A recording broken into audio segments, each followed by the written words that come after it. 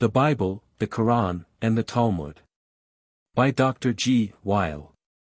Translator's Preface. Dr. Weil has stated, in his introduction to these legends, that he chiefly extracted them from original Arabic records, which are still received by Mohammedans as the inspired biographies of the ancient patriarchs and prophets. It must still farther be added that the leading ideas of these Mohammedan legends, i.e., their prominent historical narratives, and the doctrines and precepts which they either state expressly or imply, are contained in the Quran. In some instances it gives their minutest particulars. Indeed, it would seem as if these legends formed part, at least, of what the founder of the Mohammedan faith terms, the mother of the book, indicating that they preceded his Quran in order of time, and embodied the germ of that faith which he subsequently developed. This idea is suggested by the learned German compiler, and is corroborated by the fact that the legends were unknown to the Arabs before Muhammad began to preach, while in the Quran he refers to them as already familiar to his hearers. But, be this as it may, it is certain that the fact of their leading ideas being found in the Quran invests them with divine authority to the faithful Muslim. For it is a primary article of his creed that everything contained in the Quran is of Allah. On first reading these legends, it therefore occurred to the writer that they might be a valuable acquisition, as an epitome of Mohammedan theology and morals. And their peculiar character, their constant allusion to scriptural facts, with which most Bible readers strongly identify themselves, their novel, and gorgeous, and often sublime inventions. Investing them at once with the fidelity of historical detail, and the freshness and fascination of Oriental fiction, seem to fit them especially for popular instruction. If it be asked what benefit may be derived from promulgating the tenets of a professedly erroneous system, it is replied that a distinction ought to be observed between the false systems that have ceased to be believed, and those which are still maintained as divine truths by any portion of mankind. It may be questioned whether the former ought at all to be taught, although there are reasons why even the exploded mythology of the ancients should be known. But respecting the second class, to which the religion of Muhammad belongs, there should be but one opinion. Our Redeemer has committed to us, in part, the propagation of his holy faith, by which alone he declares that mankind shall attain to that holiness, peace, and glory for which they have been created. The exhibition, therefore, in the stewards of the gospel, of a false religion, in which, as in the case before us, 120 millions of our immortal race are at this moment staking their all, cannot but be important. At once to awaken within us feelings of deep and active charity for these benighted multitudes, and to furnish us with the requisite intelligence for effectually combating their grievous errors with the weapons of truth. Should the public feel any interest in this work, the translator proposes, in a future volume, to discuss the legendary principle at some length, and to show the analogy of its practical working in the Jewish, the Mohammedan, and Roman Catholic systems of religion. How do you find this book? Any thoughts about the book or the author? Any suggestion for improvement? Please take a moment to share your thoughts in a comment. If you like it, share it with your friends who might enjoy it as well. Subscribe to keep in touch. Visit CompleteAudiobooks.com for more quality content. Introduction. Muhammad has been frequently reproached with having altered and added most arbitrarily to the religious history of the Jews and Christians, two important considerations not being sufficiently borne in mind. In the first place, it is probable that Muhammad learned only late in life to write, or even to read the Arabic, and he was unquestionably ignorant of every other spoken or written language. As is sufficiently apparent from historical testimony, hence he was unable to draw from the Old and New Testaments for himself, and was entirely restricted to oral instruction from Jews and Christians. Secondly, Muhammad himself declared both the Old and New Testaments, as possessed by the Jews and Christians of his time, to have been falsified. And, consequently, his own divine mission could be expected to agree with those writings only in part.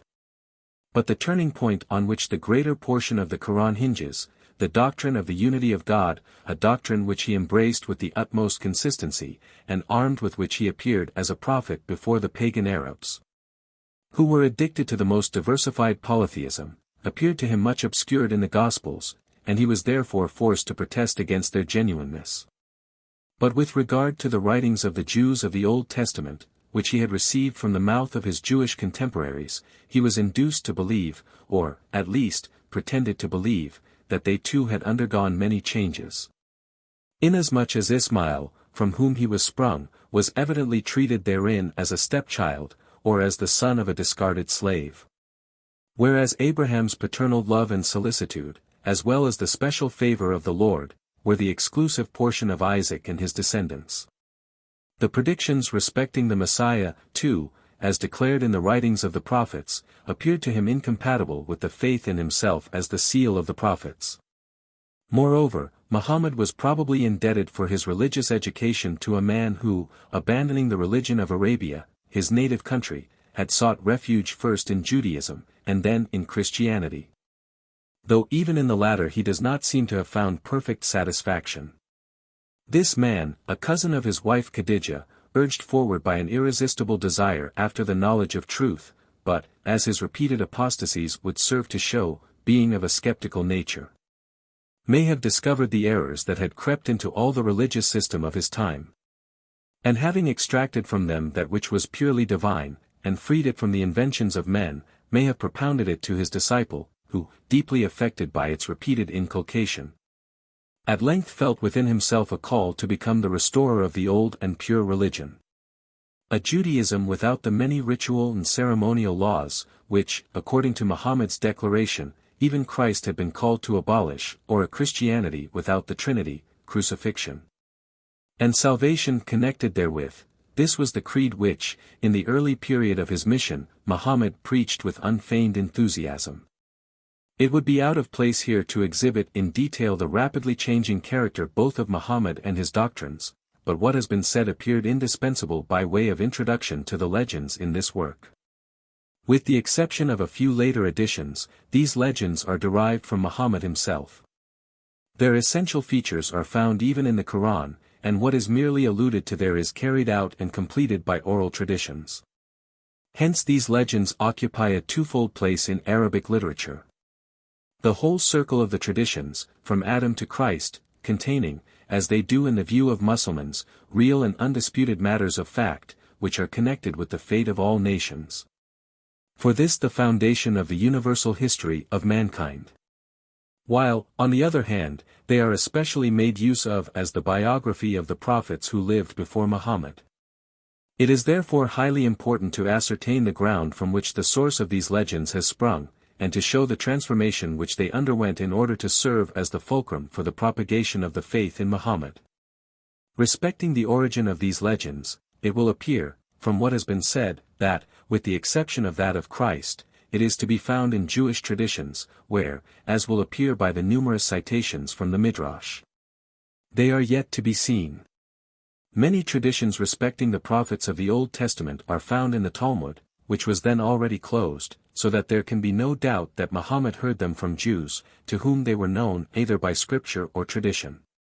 For that these legends were the common property both of Jews and Arabs cannot be presumed, inasmuch as Muhammad communicated them to the Arabs as something new, and specially revealed to himself. And inasmuch as the latter actually accused him of having received instruction from foreigners. Besides Waraka, who died soon after Muhammad's first appearance as a prophet, we know of two other individuals, who were well versed in the Jewish writings, and with whom he lived on intimate terms, viz. Abd Allah ibn Salam, a learned Jew, and Salman the Persian, who had long lived among Jews and Christians, and who, before he became a Mussulman, was successively a Magian, Jew, and Christian. The monk Bahira, too, whom, however, according to Arabic sources, he only met once, on his journey to Basra, was a baptized Jew. All these legends must have made a deep impression on a religious disposition like that of Muhammad, and have roused within him the conviction that at various times, when the depravity of the human race required it, God selected some pious individuals to restore them once more to the path of truth and goodness. And thus it might come to pass that, having no other object than to instruct his contemporaries in the nature of the deity, and to promote their moral and spiritual improvement, he might desire to close the line of the prophets with himself. But these legends the more especially furthered his object, inasmuch as in all of them the prophets are more or less misunderstood and persecuted by the infidels, but, with the aid of God, are made to triumph in the end. They were therefore intended by him to serve as a warning to his opponents, and to edify and comfort his adherents. But the legend of Abraham he must have seized and appropriated with peculiar avidity, on account of its special use as a weapon both against Jews and Christians, while, at the same time, it imparted a certain luster to all the nations of Arabia descending through Ismail from Abraham. It is difficult to find out with precision how much of this last legend was known in Arabia before Muhammad. But it is probable, that as soon as the Arabs became acquainted with the scriptures and traditions of the Jews, they employed them in tracing down to Muhammad the origin both of their race and of their temple. But that they possessed no historical information respecting it will appear from the fact that, notwithstanding their genealogical skill, they confessed themselves unable to trace Muhammad's ancestry beyond the 20th generation. It is, however, quite evident, not only that the legends of Abraham and Ismail, which related much that was favorable to the latter, concerning which the Bible was silent, but that all the others in like manner were more or less changed and amplified by Muhammad, and adapted to his own purposes. We are, however, inclined to ascribe these modifications to the men by whom he was surrounded rather than to himself. For we consider him, at least during the period of his mission, as the mere tool of certain Arabian reformers rather than an independent prophet, or, at all events, more as a dupe than a deceiver.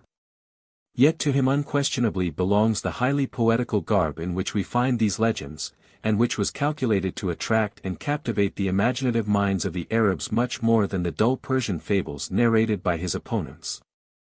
In the legend of Christ, it is not difficult to discover the views of a baptized Jew. He acknowledges in Christ the living Word, and the Spirit of God, in contradistinction to the dead letter and the empty ceremonial into which Judaism had then fallen. In the miraculous birth of Christ there is nothing incredible to him, for was not Adam, too, created by the word of the Lord? He admits all the miracles of the gospel, for had not the earlier prophets also worked miracles? Even in the ascension he finds nothing strange, for Enoch and Elias were also translated to heaven. But that a true prophet should place himself and his mother on a level with the Most High God is repugnant to his views, and he therefore rejects this doctrine as the blasphemous invention of the priests. He refuses also, in like manner, to believe the crucifixion, because it appears to him to reflect upon the justice of God, and to conflict with the history of former prophets, whom he had delivered out of every danger. 1. No man shall suffer for the sins of his neighbor, says the Koran. Hence, though Christ might have followed out his designs without the fear of death, it seemed to him impossible that the Lord should have permitted Christ, the innocent, to die in so shameful a manner for the sins of other men.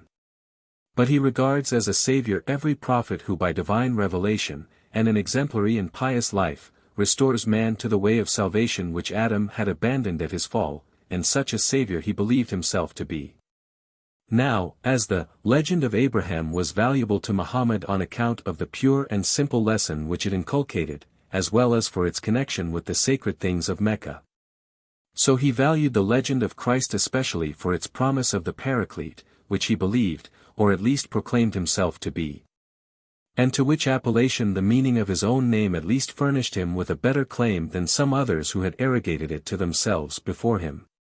Here, again, we perceive that Muhammad was probably misinformed both by Jews and Christians, though perhaps from no sordid motive. Someone, for instance, as Macavia has already observed, may have told him that Christ had spoken of a paraclete, a word which is synonymous with Ahmed, the much-praised one. At all events, in all the legends of the Mussulmans, Muhammad is declared even by the oldest prophets to be the greatest of all that were to come, although there are fewer traces of this found in the Koran.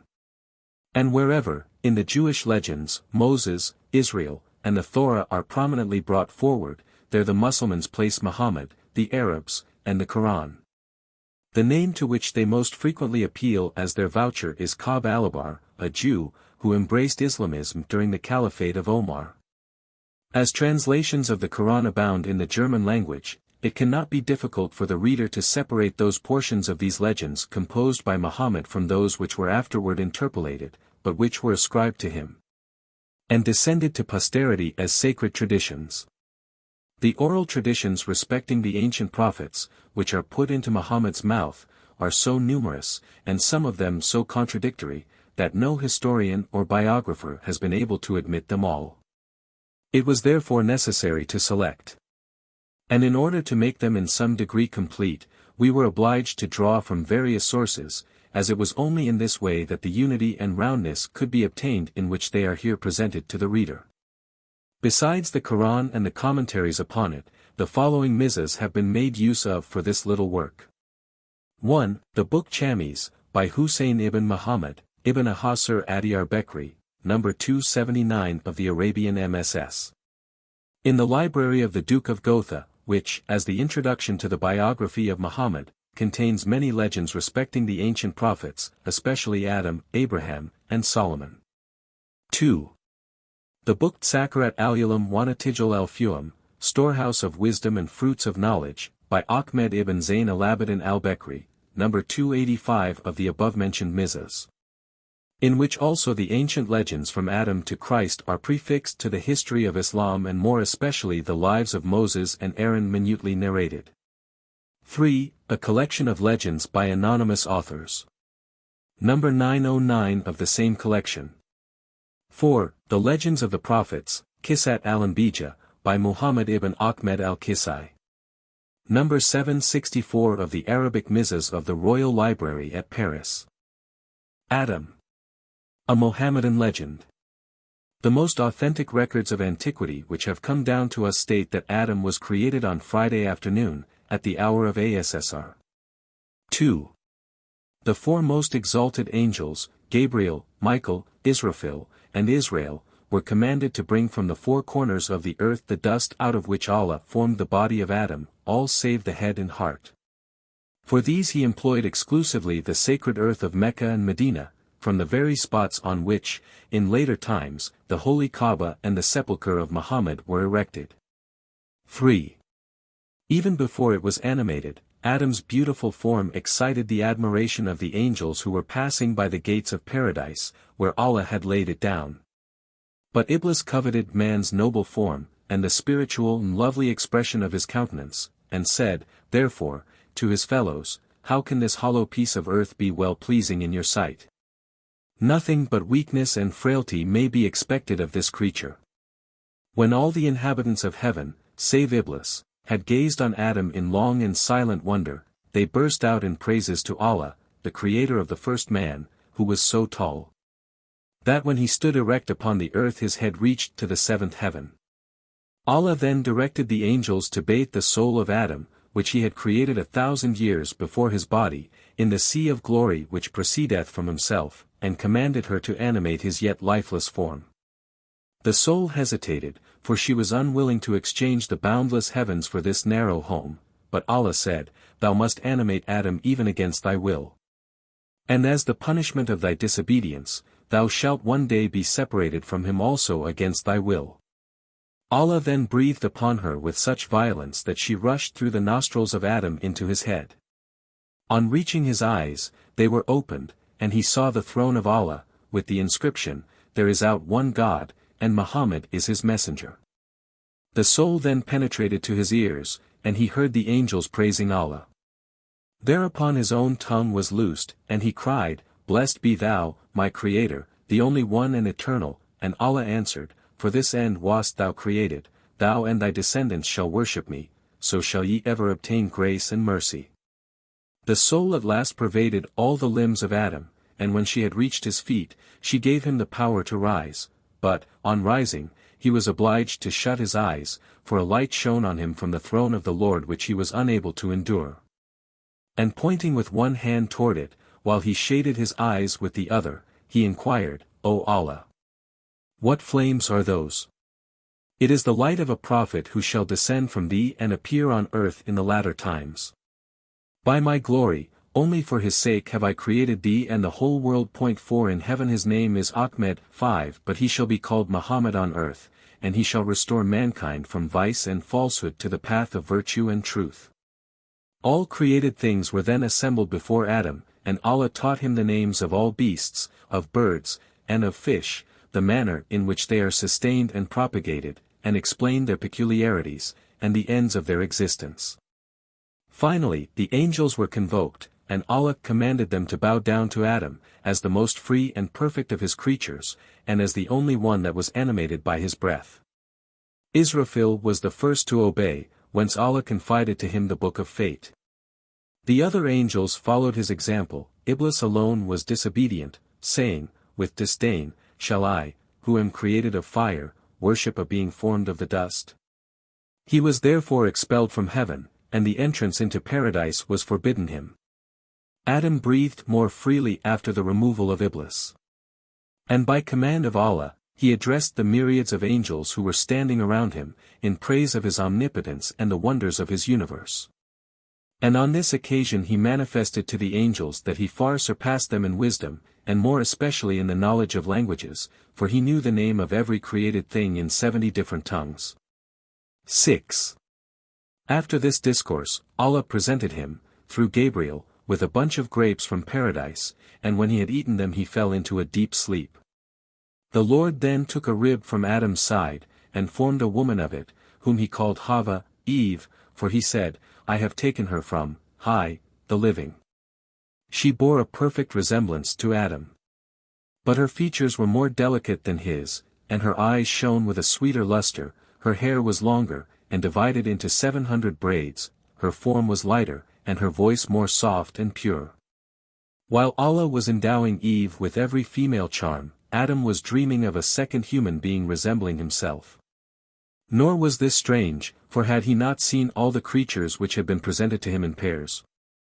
When, therefore, he awoke, and found Eve near him, he desired to embrace her, yet, although her love exceeded his own, she forbade him, and said, Allah is my Lord, it is only with his permission that I may be thine. Besides, it is not meet that a woman should be wedded without a marriage gift. Adam then prayed the angel Gabriel to intercede for him with Allah, that he might obtain Eve for his wife, and to inquire what marriage gift would be demanded. The angel soon returned, and said, Eve is thine, for Allah has created her only for thee. Love her as thyself, and treat her with indulgence and kindness. The marriage gift which he requires of thee is, that thou shouldst pray 20 times for Muhammad, his beloved, whose body shall one day be formed out of thy flesh and blood, but whose soul has dwelt in Allah's presence many thousand years before the creation of the world. 7. Ridwan, the guardian of Eden, came leading Maymun, the winged horse, and a fleet she-camel. The one he presented to Adam, the other to Eve. The angel Gabriel assisted them in mounting, and conducted them to paradise, where all the angels and animals present saluted them with the words, Hail! Ye parents of Muhammad! In the midst of paradise there stood a green silken tent, supported on golden pillars, and in the midst of it there was a throne, on which Adam seated himself with Eve, whereupon the curtains of the tent closed around them of their own accord. When Adam and Eve were afterward walking through the garden, Gabriel came and commanded them, in the name of Allah, to go and bathe in one of the 4 rivers of paradise. Allah himself then said to them, I have appointed this garden for your abode, it will shelter you from cold and heat, from hunger and thirst. Take, at your discretion, of everything that it contains, only one of its fruits shall be denied you. Beware that ye transgress not this one command, and watch against the wily rancor of Iblis. He is your enemy, because he was overthrown on your account, his cunning is infinite, and he aims at your destruction. The newly created pair attended to Allah's words, and lived a long time, some say 500 years, in paradise without approaching the forbidden tree. But Iblis also had listened to Allah, and resolving to lead man into sin, wandered constantly in the outskirts of heaven, seeking to glide unobserved into paradise. But its gates were shut, and guarded by the angel Ridwan. One day the peacock came out of the garden. He was then the finest of the birds of paradise, for his plumage shone like pearl and emerald, and his voice was so melodious that he was appointed to sing the praise of Allah daily in the main streets of heaven.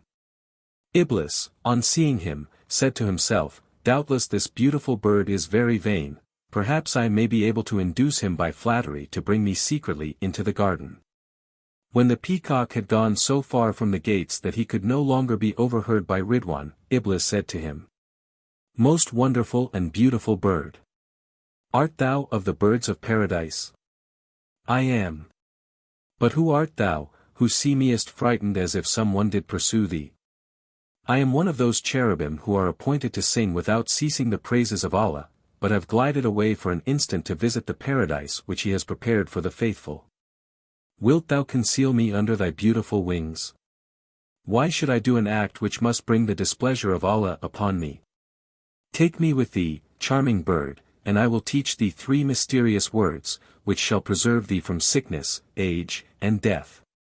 Must, then, the inhabitants of paradise die? All, without exception, who know not the 3 words which I possess. Speakest thou the truth? By Allah the Almighty! The peacock believed him, for he did not even dream that any creature would swear falsely by its maker. Yet, fearing lest Ridwan might search him too closely on his return, he steadily refused to take Iblis along with him, but promised to send out the serpent, who might more easily discover the means of introducing him unobservedly into the garden. Now the serpent was at first the queen of all beasts. Her head was like rubies, and her eyes like emerald. Her skin shone like a mirror of various hues. Her hair was soft like that of a noble virgin, and her form resembled the stately camel. Her breath was sweet like musk and amber, and all her words were songs of praise. She fed on saffron, and her resting places were on the blooming borders of the beautiful cantharus. She was created 1,000 years before Adam, and destined to be the playmate of Eve. This fair and prudent being, said the peacock to himself, must be even more desirous than I to remain in eternal youth and vigor, and will undoubtedly dare the displeasure of Ridwan at the price of the 3 invaluable words. He was right in his conjecture, for no sooner had he informed the serpent of his adventure than she exclaimed, "Can it be so? Shall I be visited by death? Shall my breath expire, my tongue be paralyzed, and my limbs become impotent? Shall my eyes and ears be closed in night? And this noble form of mine, shall it perish in the dust? Never, never. Even if Ridwan's wrath should light upon me, I will hasten to the cherub, and will lead him into paradise, so he but teach me the 3 mysterious words." The serpent ran forthwith out of the gate, and Iblis repeated to her what he had said to the peacock, confirming his words by an oath. "How can I bring thee into paradise unobserved?" inquired the serpent. "I will contract myself into so small a bulk that I shall find room in a cavity of thy teeth. But how shall I answer Ridwan if he addresses me? Fear nothing, I will utter holy names that shall render him speechless." The serpent then opened her mouth, Iblis flew into it, and, seating himself in the hollow part of her front teeth, poisoned them to all eternity. When they had passed Ridwan, who was not able to utter a sound, the serpent opened her mouth again, expecting that the cherub would resume his natural shape, but Iblis preferred to remain where he was, and to speak to Adam from the serpent's mouth. "And in her name." After some resistance, she consented, from fear of Ridwan, and from her anxiety to obtain the mysterious words. Arrived at Eve's tent, Iblis heaved a deep sigh, the first which envy had forced from any living breast. "Why art thou so cast down today, my beloved serpent?" inquired Eve, who had heard the sigh. "I am anxious for the future destiny of thee and of thy husband," replied Iblis, imitating the voice of the serpent. "How? Do we not possess in these gardens of Eden all that we can desire?" "True, and yet the best of the fruits of this garden, and the only one which can procure you perfect felicity, is denied you. Have we not fruits in abundance of every taste and color? Why should we regret this one? If thou knewest why this fruit is denied you, all the rest would afford thee no pleasure. Knowest thou the reason? I do. And it is precisely this knowledge which fills my heart with care.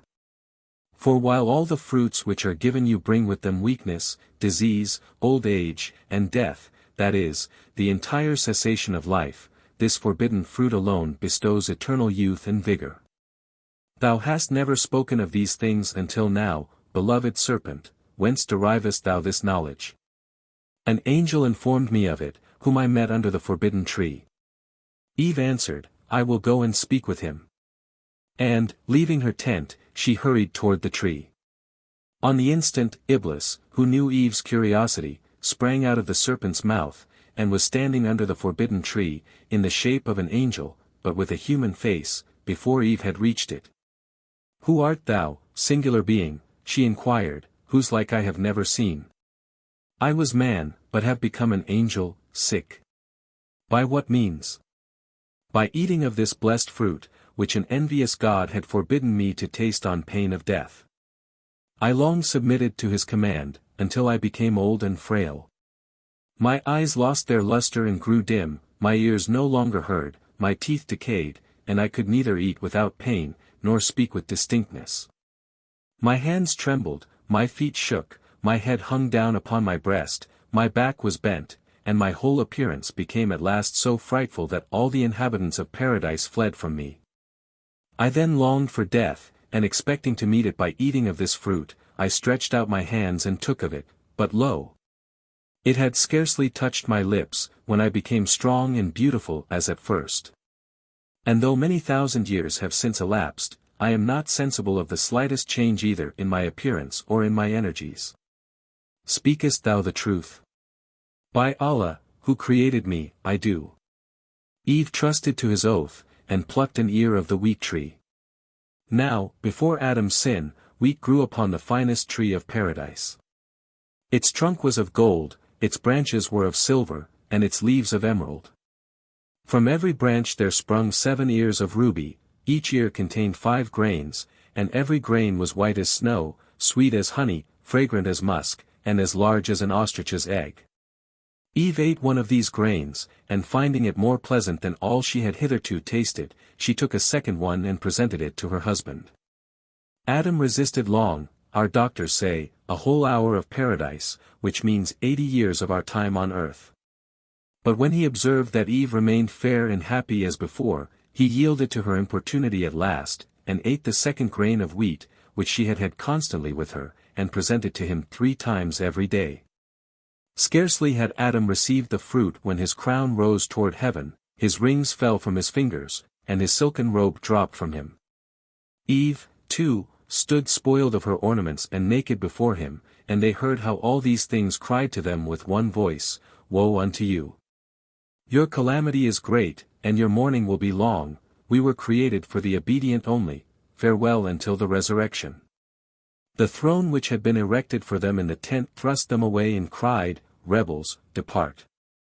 The horse Maymun, upon which Adam attempted to fly, would not suffer him to mount, and said, Hast thou thus kept the covenant of Allah?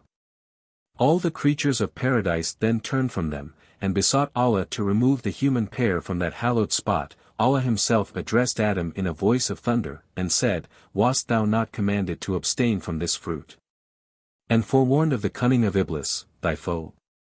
Adam attempted to flee from these upbraidings, and Eve would have followed him, but he was held fast by the branches of the tree Tau, and Eve was entangled in her own disheveled hair, while a voice from the tree exclaimed, From the wrath of Allah there is no escape, submit to his divine decree. Leave this paradise, continued Allah, in tones of wrath, both you, and the creatures which have seduced you to transgress, by the sweat of your brow alone shall you earn your bread. The earth shall henceforth be your abode, and its possessions shall fill your hearts with envy and malice. Eve shall be visited with all kinds of sickness, and bear children in pain. The peacock shall be deprived of his voice, and the serpent of her feet. The darkest caverns of the earth shall be her dwelling place, dust shall be her food, and to kill her brings 7-fold reward. But Iblis shall depart into the eternal pains of hell. Hereupon they were hurled down from paradise with such precipitancy that Adam and Eve could scarcely snatch a leaf from one of the trees wherewith to cover themselves. Adam was flung out through the gate of repentance, teaching him that he might return through contrition, Eve through the gate of mercy, the peacock and the serpent through the gate of wrath, but Iblis through that of the curse. Adam came down on the island Serendib, Eve on Jiddah, the serpent fell into the Sahara, the peacock into Persia, and Iblis dropped into the torrent Ala. When Adam touched the earth, the eagle said to the whale, with whom he had hitherto lived on friendly terms, and had whiled away many an hour in pleasant converse on the shores of the Indian Ocean, we must now part forever. For the lowest depths of the sea and the loftiest mountain tops will henceforth scarcely preserve us from the cunning and malice of men. Adam's distress in his solitude was so great that his beard began to grow, though his face had hitherto been smooth. And this new appearance increased his grief until he heard voice which said to him, "The beard is the ornament of man upon the earth, and distinguishes him from the weaker woman." Adam shed such an abundance of tears that all beasts and birds satisfied their thirst therewith. But some of them sunk into the earth, and, as they still contained some of the juices of his food in paradise, produced the most fragrant trees and spices. Eve also was desolate in Jiddah, for she did not see Adam, although he was so tall that his head touched the lowest heaven, and the songs of the angels were distinctly audible to him. She wept bitterly, and her tears, which flowed into the ocean, were changed into costly pearls, while those which fell on the earth brought forth all beautiful flowers. Adam and Eve lamented so loudly that the east wind carried Eve's voice to Adam, while the west wind bore his to Eve. She wrung her hands over her head, which women in despair are still in the habit of doing. While Adam laid his right hand on his beard, which custom is still followed by men in sorrow unto this day.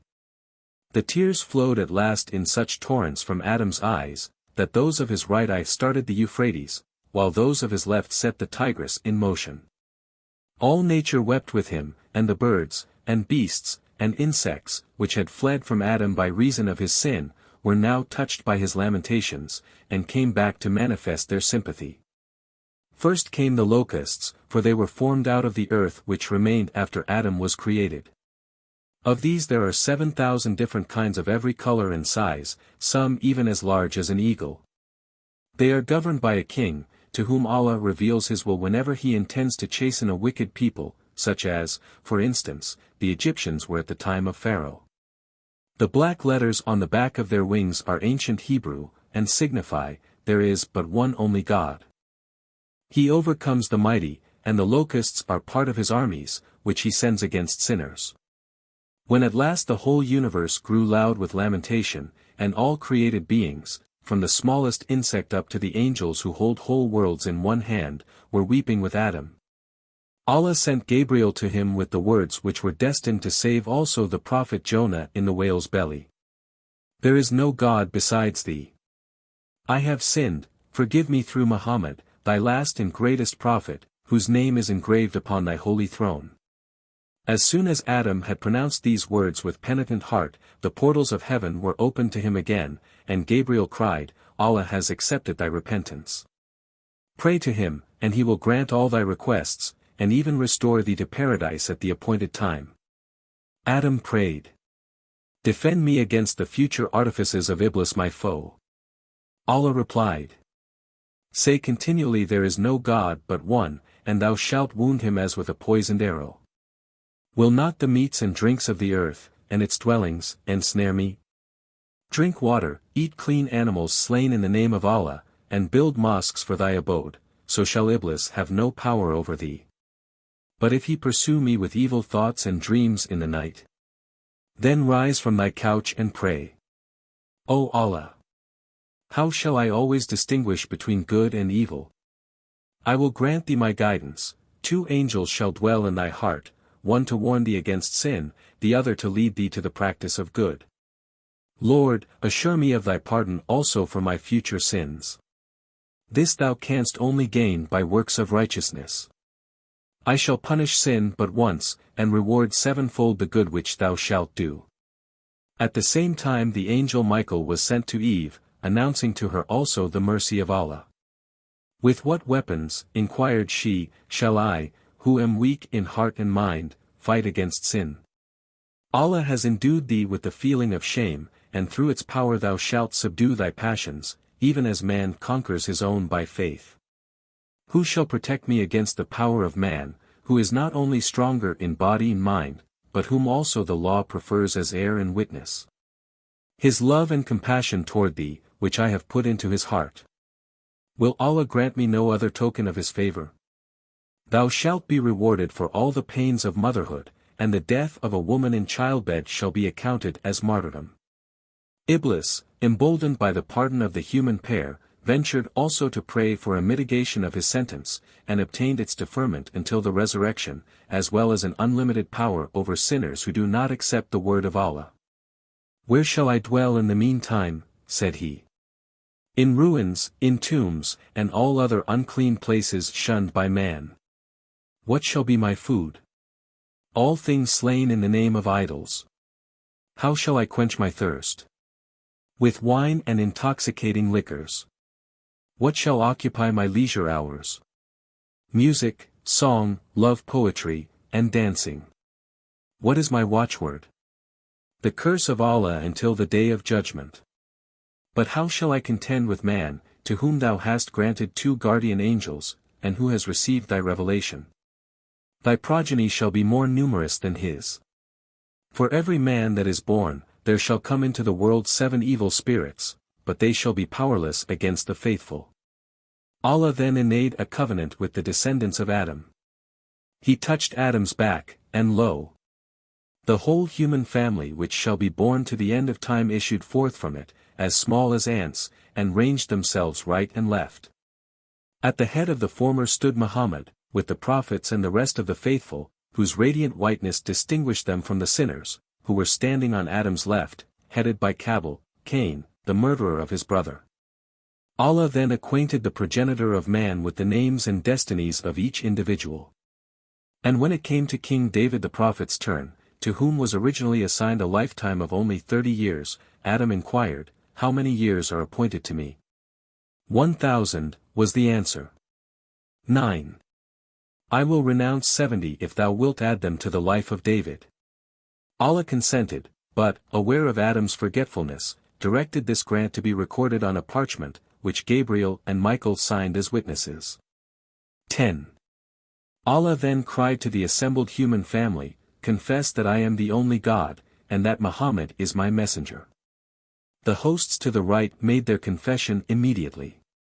But those to the left hesitated, some repeating but 1/2 of Allah's words, and others remaining entirely silent. And Allah continued, "The disobedient and impenitent shall suffer the pains of eternal fire, but the faithful shall be blessed in paradise." "So be it," responded Adam. "Who shall call every man by name in the day of the resurrection, and pronounce his sentence according as the balance of justice shall decide."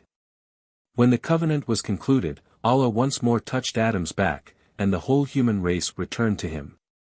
And when Allah was now about to withdraw his presence for the whole of this life from Adam, the latter uttered so loud a cry, that the whole earth shook to its foundations. The All-Merciful thereupon extended his clemency, and said, "Follow yonder cloud. It shall lead thee to the place which lies directly opposite my heavenly throne, build me a temple there, and when thou walkest around it, I shall be as near to thee as to the angels which encompass my throne."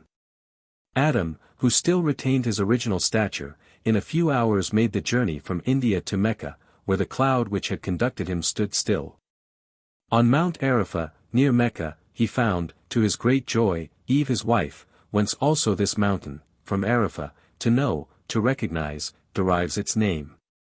They immediately began to build a temple with 4 gates, and they called the first gate the gate of Adam, the second, the gate of Abraham, the third, the gate of Ismail, and the fourth, the gate of Muhammad.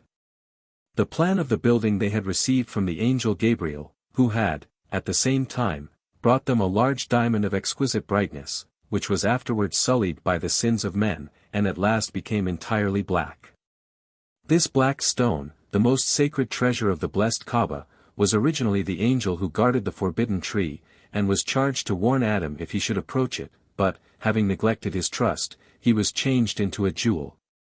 And at the day of judgment he shall resume his pristine form and return to the holy angels. Gabriel then instructed Adam in all the ceremonies of pilgrimage, precisely as they were instituted by Muhammad at a later period, nor was he permitted to behold Eve his wife until the evening of Thursday, when the holy days were ended. On the following morning Adam returned with his wife to India, and abode there during the remainder of his life. But he went every year on a pilgrimage to Mecca, until he at last lost his original size, retaining a height of only 60 yards. This diminution of his stature, according to the tradition of the learned, was caused by the excessive terror and grief which he experienced in consequence of the murder of Abel. For Eve had borne him 2 sons, whom he named Cabal and Habil, Cain and Abel, and several daughters, whom he gave in marriage to their brothers. The fairest of them he intended for Abel, but Cain was displeased, and desired to obtain her, though he had a wife already.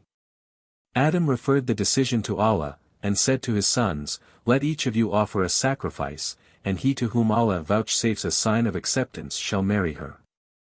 Abel offered a fatted ram, and fire came down from heaven and consumed it. But Cain brought some fruits, which remained untouched upon the altar.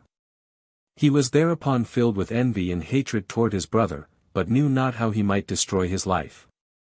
11.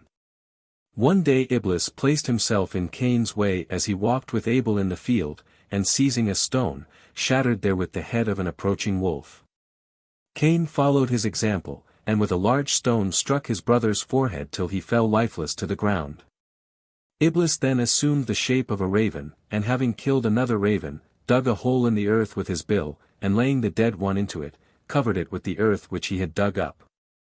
Cain did the same with his brother 12, so that Adam was long in ignorance of the fate of his son, and shrunk together through care and sorrow. It was not until he had fully learned what had befallen Abel that he resigned himself to the will of Allah, and was comforted. Now the discovery of Abel's corpse took place in this wise: since his expulsion from Eden, Adam had lived on wild herbs, fruits, and meat, when, at Allah's command, the angel Gabriel brought him the remaining grains of wheat which Eve had plucked, a yoke of oxen, the various implements of husbandry, and instructed him in plowing, sowing, and reaping. While he was one day working in the field, his plow suddenly stopped, nor were all the exertions of his cattle able to move it. Adam struck the oxen, and the eldest of them said to him, "Why dost thou strike me? Did Allah strike thee when thou wast disobedient?" Adam prayed, "O Allah! After thou hast forgiven my sin, shall every beast of the field be permitted to reprove me?" Allah heard him, and from that moment the brute creation lost the power of speech. Meanwhile, as the plough still remained immovable, Adam opened the ground, and found the still distinguishable remains of his son Abel. At the time of harvest, Gabriel came again and instructed Eve in making bread. Adam then built an oven, and Gabriel brought fire from hell, but first washed it 70 times in the sea, otherwise it would have consumed the earth with all that it contained. When the bread was baked, he said to Adam, "This shall be thy and thy children's chief nourishment."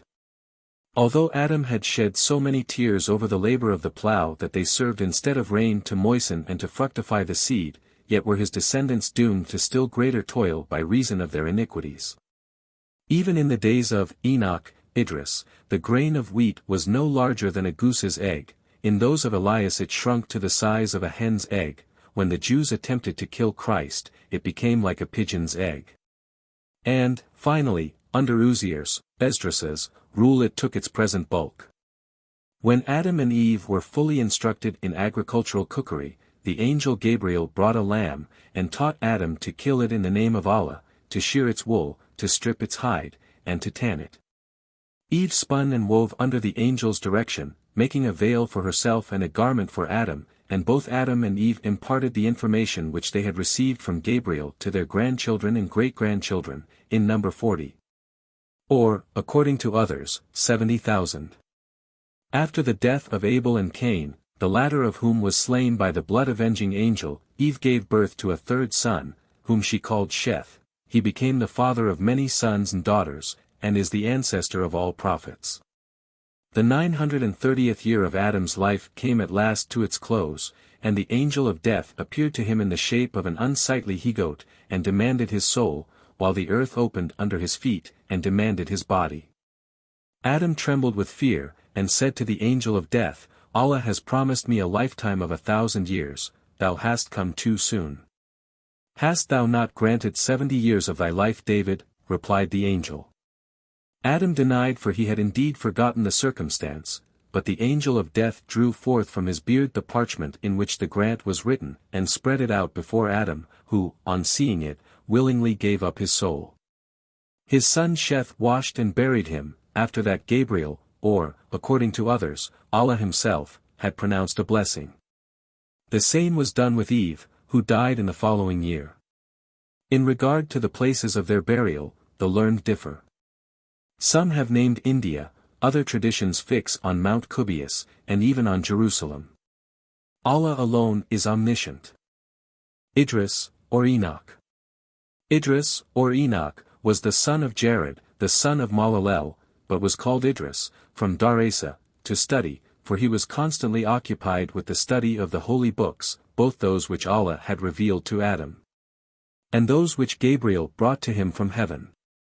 He was so virtuous and pious, that Allah anointed him to be his prophet, and sent him as a preacher to the descendants of Cain, who only employed in deeds of sin the gigantic frames and surpassing strength with which Allah had endowed them.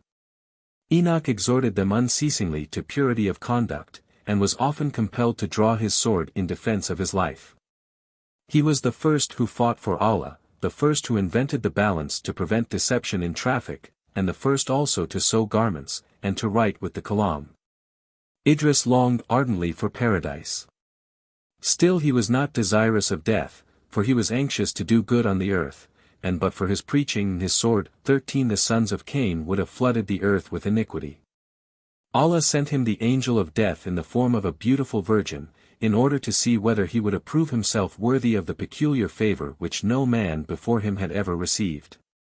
"Come with me," said the disguised angel to Idris, "and thou shalt do an acceptable work to Allah.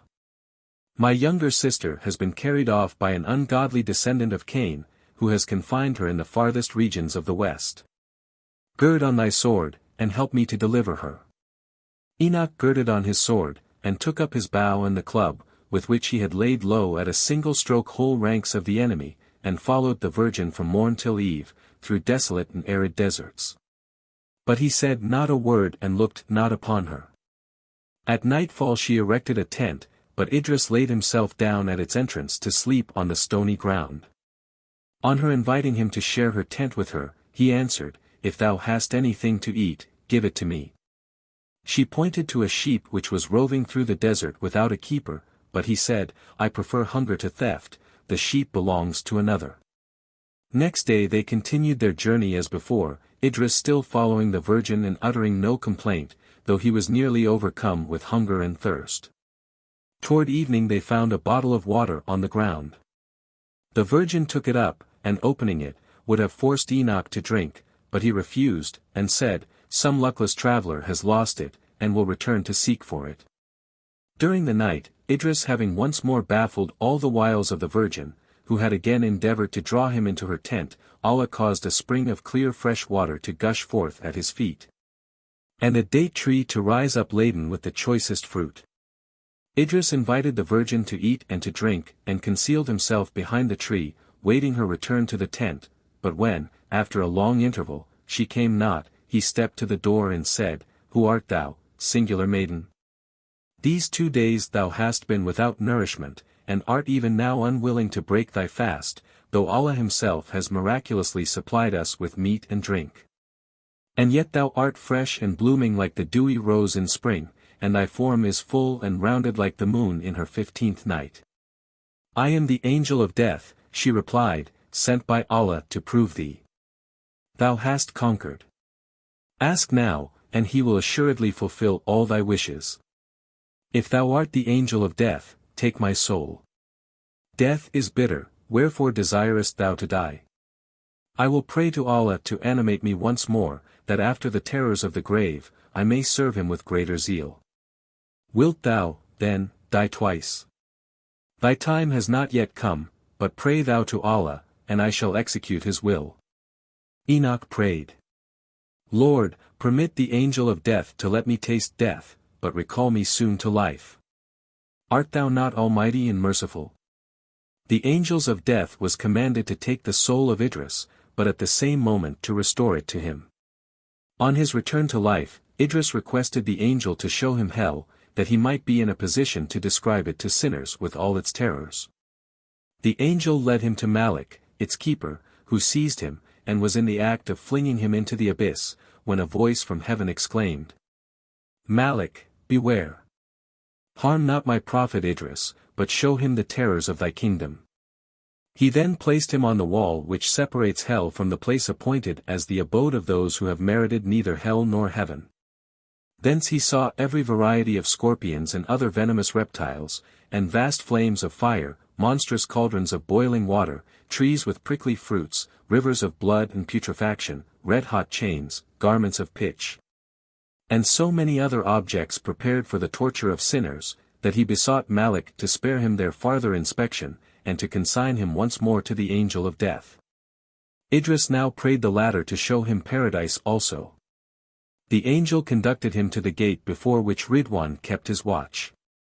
But the guardian would not suffer him to enter. Then Allah commanded the tree Tuba, which is planted in the midst of the garden, and is known to be, after Surdrat al-Muntaha, the most beautiful and tallest tree of paradise, to bend its branches over the wall. Idris seized hold of them, and was drawn in unobserved by Ridwan. The angel of death attempted to prevent it, but Allah said, "Wilt thou slay him twice?" Thus it came to pass that Idris was taken alive into paradise, and was permitted by the Most Gracious One to remain there in spite of the angel of death and of Ridwan. 14. Noah, Hud, and Salih. After the translation of Idris, the depravity of men waxed so mightily, that Allah determined to destroy them by a flood. But the prophet Noah, who had in vain attempted to restore his followers to the path of virtue, was saved, for Allah commanded him to build an ark for himself and family, and to enter it as soon as his wife should see the scalding waters streaming from the oven. 15. This was the beginning of the flood. For it was followed by incessant rains from heaven, as from well-filled leathern bottles into which a sharp instrument has been plunged, which mingling with the subterraneous waters that issued forth from all the veins of the earth, produced an inundation which none save the giant Og the son of Enoch survived. 16. The ark floated during 40 days from one end of the earth to the other, passing over the highest mountains. But when it came to Mount Abu Qubays, on whose peak Allah had concealed the black diamond of the Kaaba, that it might serve in the second building of this blessed temple, it rode 7 times round the sacred spot. At the lapse of 6 months the ark rested on Mount Judi in Mesopotamia, and Noah left it as soon as the dove which he had sent to examine the state of the earth returned with an olive leaf in its mouth. Noah blessed the dove, and Allah gave her a necklace of green feathers. But the raven which Noah had sent out before the dove, he cursed, because, instead of returning to him, it stayed to feast on a carcass which it found on the earth. 17. Wherefore the raven is no longer able to walk like other birds. But, spite of the calamities of the flood, which Allah intended to serve forever as a warning against sin, Iblis soon succeeded in banishing virtue and goodness from the human family as before. Even Noah's sons, Cham and Japhet, forgot the reverence that was due to their father, and left him uncovered when one day they found him asleep. Cham even derided him, and became on this account the father of all the black races of mankind. Japhet's descendants remained white, indeed, but it was written that none of them should attain to the dignity of a prophet. Shem, is the sole ancestor of the prophets, among whom Hud and Salih, who lived immediately after the flood, attained to high distinction. 18. Hud was sent to the nation of giants which dwelt in Edom, a province of the southern Arabia, then governed by King Shaddad, the son of Aad. When the prophet exhorted this king to the faith and fear of Allah, he inquired, "What shall be the reward of my obedience?" "My Lord," replied the prophet, "will give thee in the life to come, gardens of eternal verdure, and palaces of gold and jewels." But the king answered, "I stand not in need of thy promises, for I can even in this world build me gardens and pleasure houses of gold, and costly pearls, and jewels."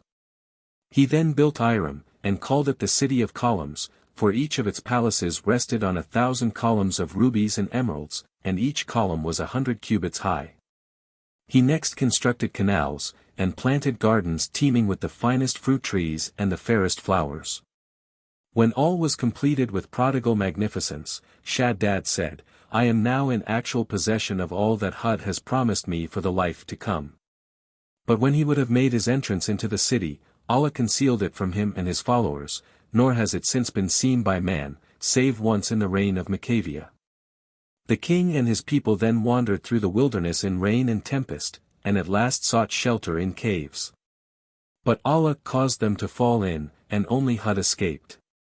The destruction of this tribe induced their kinsmen, the Thamudites, who numbered 70,000 warriors, to choose the region between Syria and Hejaz as their abode, for they also feared to be destroyed, and hoped to secure themselves against the wrath of Allah by building their houses in the rocks.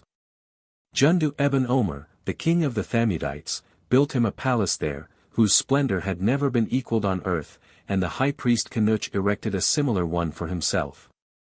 But their most costly and most perfect building was the temple.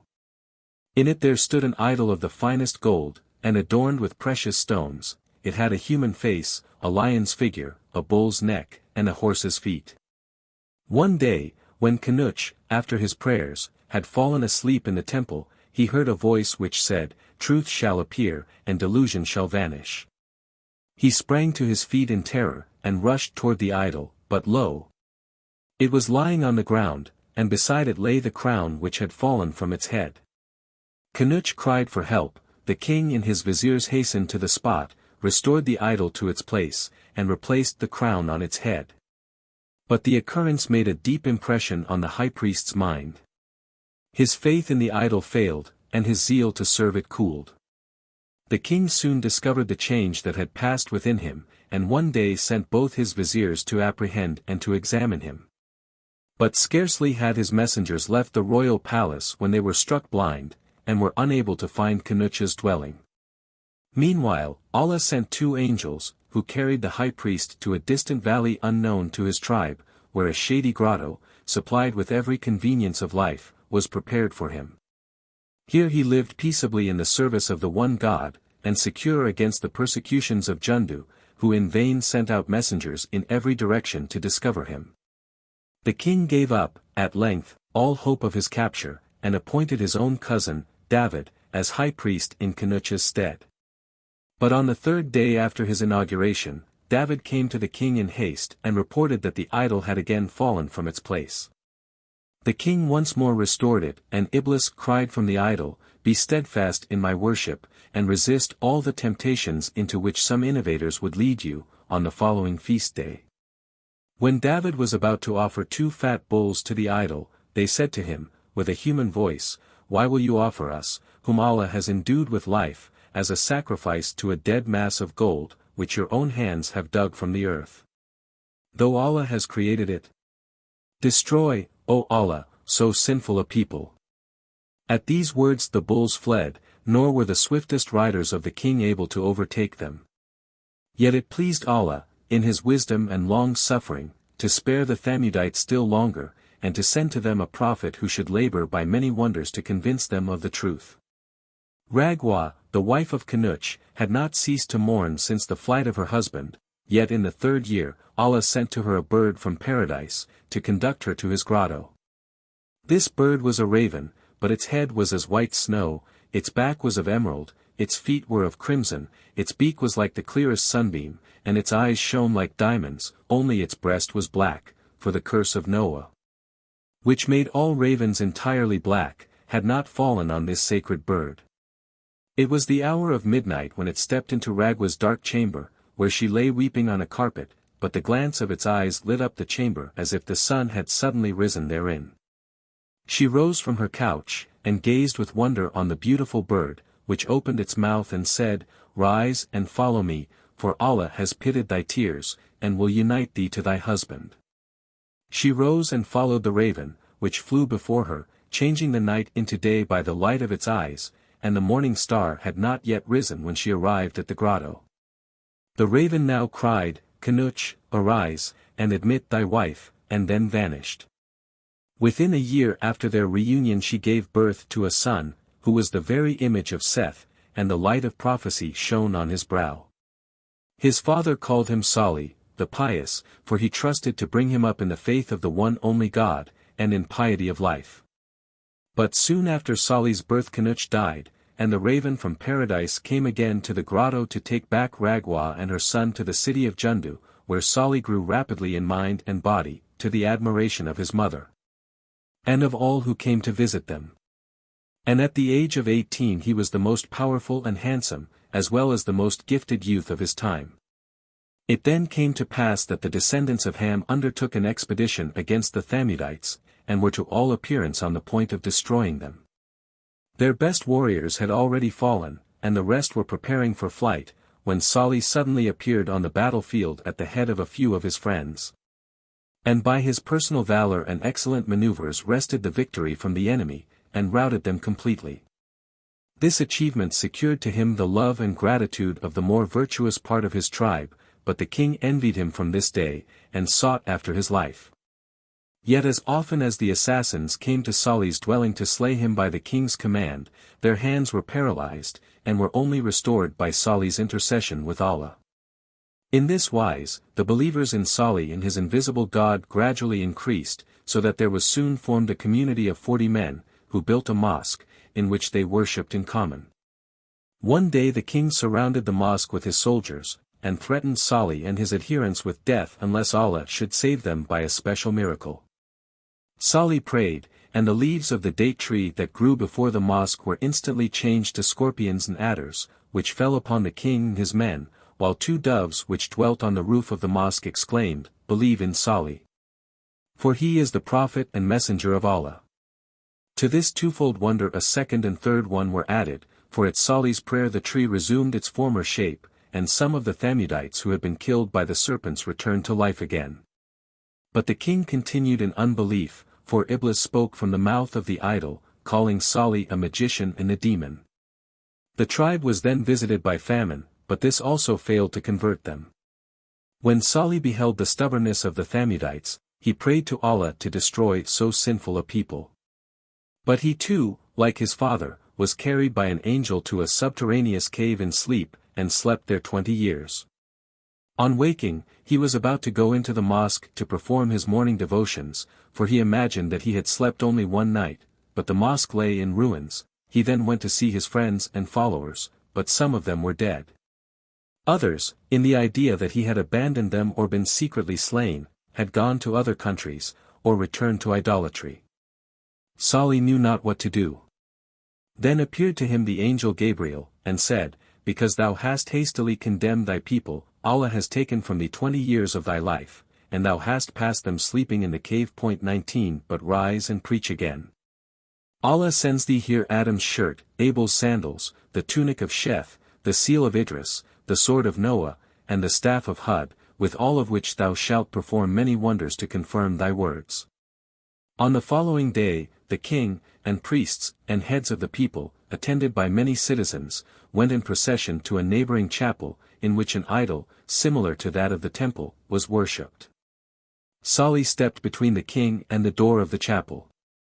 And when the king asked him who he was, for Salih's appearance had so changed during the 20 years which he had spent in the cavern that the king did not recognize him, he answered, "I am Salih, the messenger of the one only God, who 20 years ago, preached to thee, and showed thee many clear proofs of the truth of my mission.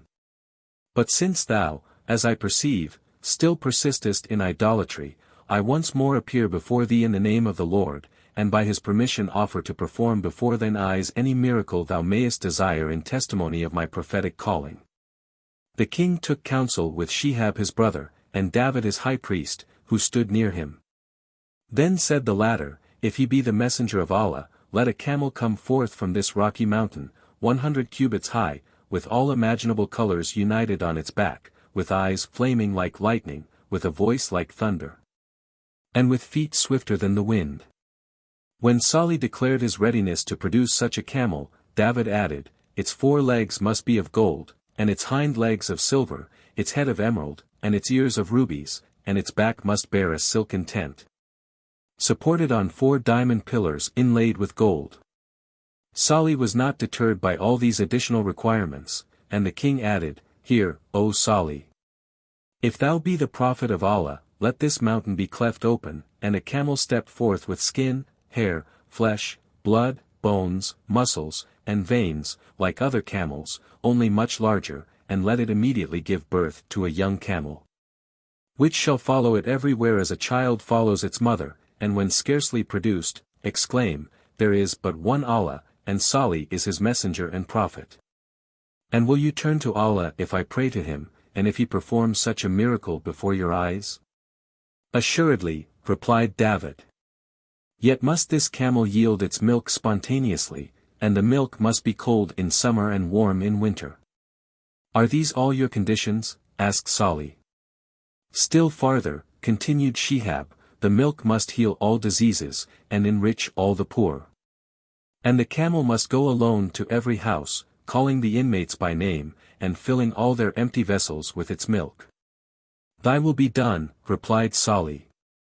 Yet I must also stipulate that no one shall harm the camel, or drive it from its pasture, or ride on it, or use it for any labor. On their swearing to him to treat the camel as a holy thing, Salih prayed, O God, who hast created Adam out of the earth, and formed Eve from a rib, and to whom the hardest things are easy, let these rocks bring forth a camel such as their king has described, for the conversion of the Thamudites. Scarcely had Salih concluded his prayer, when the earth opened at his feet, and there gushed forth a fountain of fresh water fragrant with musk. The tent which had been erected for Adam in paradise descended from heaven. And there upon the rocky wall which supported the eastern side of the temple groaned like a woman in travail. A flight of birds descended, and filling their beaks with the water of the fountain, sprinkled it over the rock, and lo! There was seen the head of the camel, which was gradually followed by the rest of its body. When it stood upon the earth, it was exactly as it had been described by the king, and it cried out immediately, There is no God but Allah, Salih is his messenger and prophet. The angel Gabriel then came down and touched the camel with his flaming sword, and it gave birth to a young camel which resembled it entirely, and repeated the confession that had been required. The camel then went to the dwellings of the people, calling them by name, and filling every empty vessel with its milk. On its way all animals bowed before it, and all the trees bent their branches to it in reverence. The king could no longer shut his heart to such proofs of God's almightiness and Salih's mission. He fell on the prophet's neck, kissed him, and said, I confess there is but one God, and that thou art his messenger. But the brother of the king, as well as David, and all the priesthood, called it only sorcery and delusion, and invented all kinds of calumnies and falsehoods to retain the people in unbelief and idolatry. Meanwhile, since the camel, by constantly yielding its milk and praising Allah as often as it went down to the water, made daily new converts, the chiefs of the infidels resolved to kill it. But when many days had passed before they ventured to approach it, Shihab issued a proclamation, that whosoever should kill the mountain camel should have his daughter Ranjan to wife. Kadbar, a young man who had long loved this maiden, distinguished as she was for grace and beauty, but without daring to woo her, being only a man of the people, armed himself with a huge sword, and, attended by David and some other priests, fell upon the camel from behind while it was descending to the waters, and wounded it in its hoof. At that moment all nature uttered a frightful shriek of woe. The little camel ran moaning to the highest pinnacle of the mountain, and cried, May the curse of Allah light upon thee, thou sinful people. Salih and the king, who had not quitted him since his conversion, went into the city, demanding the punishment of Kadbar and his accomplices. But Shihab, who had in the meantime usurped the throne, threatened them with instant death. Salih, flying, had only time to say that Allah would wait their repentance only 3 days longer, and on the expiration of the 3rd day would annihilate them like their brethren the Adites. His threat was fulfilled, for they were irreclaimable. Already on the next day the people grew as yellow as the seared leaves of autumn, and wherever the wounded camel trod, there issued fountains of blood from the earth. On the 2nd day their faces became red as blood. But on the 3rd they turned black as coal, and on the same day, toward nightfall, they saw the camel hovering in the air on crimson wings, whereupon some of the angels hurled down whole mountains of fire, while others opened the subterraneous vaults of fire which are connected with hell, so that the earth vomited forth firebrands in the shape of camels. At sunset, all the Thamudites were a heap of ashes. Only Salih and King Jundu escaped, and wandered in company to Palestine, where they ended their days as hermits. Abraham. Soon after the death of Salih, the prophet Abraham was born at Susa, or, according to others, at Babylon. He was a contemporary of the mighty king, Nimrod, and his birth falls into the year 1081 after the flood, which happened in 2242 from the fall. He was welcomed at his birth by the angel Gabriel, who immediately wrapped him in a white robe. Nimrod, on the night in which Abraham was born, it was between the night of Thursday and Friday morning, heard a voice in his dream which cried aloud, "Woe to them that shall not confess the God of Abraham, the truth has come to light." Delusion vanishes. He also dreamed that the idol which he worshipped had fallen down, and convened, therefore, on the following morning, all his priests and sorcerers, communicating to them his dream. Yet no one knew how to interpret it, or to give any account of Abraham. Nimrod had already once in a dream seen a star which eclipsed the light of the sun and moon, and had, therefore, been warned by his sorcerers of a boy who threatened to deprive him of his throne, and to annihilate the people's faith in him. For Nimrod caused himself to be worshipped as God. Yet, seeing that since that dream he had commanded every newborn male to be slain at its birth, he did not think there was any need for farther apprehension. Abraham alone was saved of the children who were born at that time by a miracle of heaven, for his mother had remained so slender during her whole pregnancy that no one had thought of it, and when her hour came she fled to a cave beyond the city, where, aided by the angel Gabriel, she was secretly delivered. In this cave Abraham remained concealed during 15 months, and his mother visited him sometimes to nurse him. But he had no need of her food, for Allah commanded water to flow from one of Abraham's fingers, milk from another, honey from the third, the juice of dates from the fourth, and butter from the fifth. On stepping, for the first time, beyond the cave, and seeing a beautiful star, Abraham said, "This is my God, which has given me meat and drink in the cave." Yet anon the moon rose in full splendor, exceeding the light of the star, and he said, "This is not God, I will worship the moon." But when, toward morning, the moon waxed more and more pale, and the sun rose, he acknowledged the latter as a divinity, until he also disappeared from the horizon. He then asked his mother, "Who is my God?" and she replied, "It is I." "And who is thy God?" he inquired farther. "Thy father." "And who is my father's God?" "Nimrod." "And Nimrod's God?" She then struck him on the face, and said, "Be silent." He was silent, but thought within himself, "I acknowledge no other God than him who has created heaven and earth, and all that is in them." When he was a little older, his father, Azar, who was a maker of idols, sent him out to sell them. But Abraham cried, "Who will buy what can only do him harm, and bring no good?" so that no one bought of him.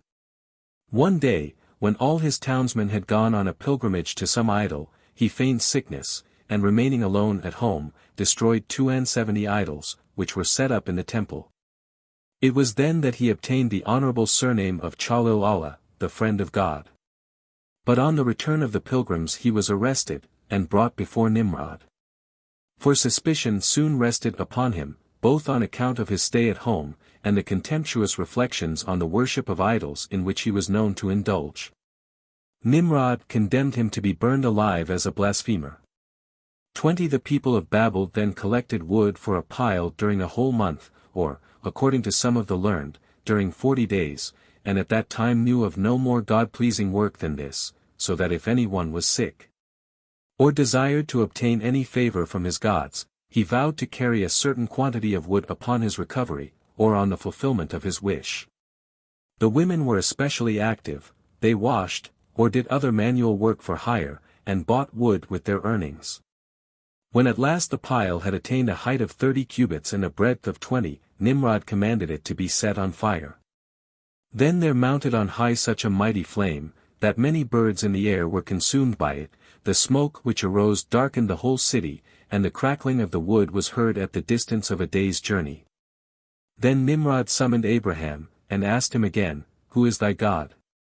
"He that has power to kill and to make alive again," Abraham replied. He thereupon conjured up a man from the grave who had died many years ago, and commanded him to bring a white cock, a black raven, a green pigeon, and a speckled peacock. When he had brought these birds, Abraham cut them into 1,000 pieces, and flung them in 4 different directions, retaining only the 4 heads in his hands. Over these he said a prayer, then called each bird by name, and behold, the little pieces came flying toward him, and, combining as they had been, united themselves to their heads. The birds lived as before, but he who had been raised from the dead at Abraham's command, descended again into the grave. Nimrod then caused 2 malefactors to be brought from prison, and commanded one of them to be executed, but pardoned the other, saying, I also am God, for I too have the disposal of life and death. However childish this remark was, for he only had the power of remitting the sentence of a living man, not of restoring the dead to life. Abraham did not object, but, in order to silence him at once, said, Allah causes the sun to rise in the east. If thou be Allah, let it for once rise in the west. But, instead of replying, Nimrod commanded his servants to fling Abraham into the fire, by means of an engine which Satan himself had suggested to him. At the same instant, the heaven with all its angels, and the earth with all its creatures, cried as with one voice, God of Abraham. Thy friend, who alone worships thee on earth, is being thrown into the fire, permit us to rescue him. The angel that presideth over the reservoirs was about to extinguish the flames by a deluge from on high, and he that keepeth the winds to scatter them by a tempest to all parts of the world, but Allah, blessed be his name, said, I permit every one of you to whom Abraham shall cry for protection to assist him, yet if he turn only to me, then let me by my own immediate aid rescue him from death. 21 Then cried Abraham from the midst of the pile, There is no God besides thee, thou art supreme, and unto thee alone belong praise and glory.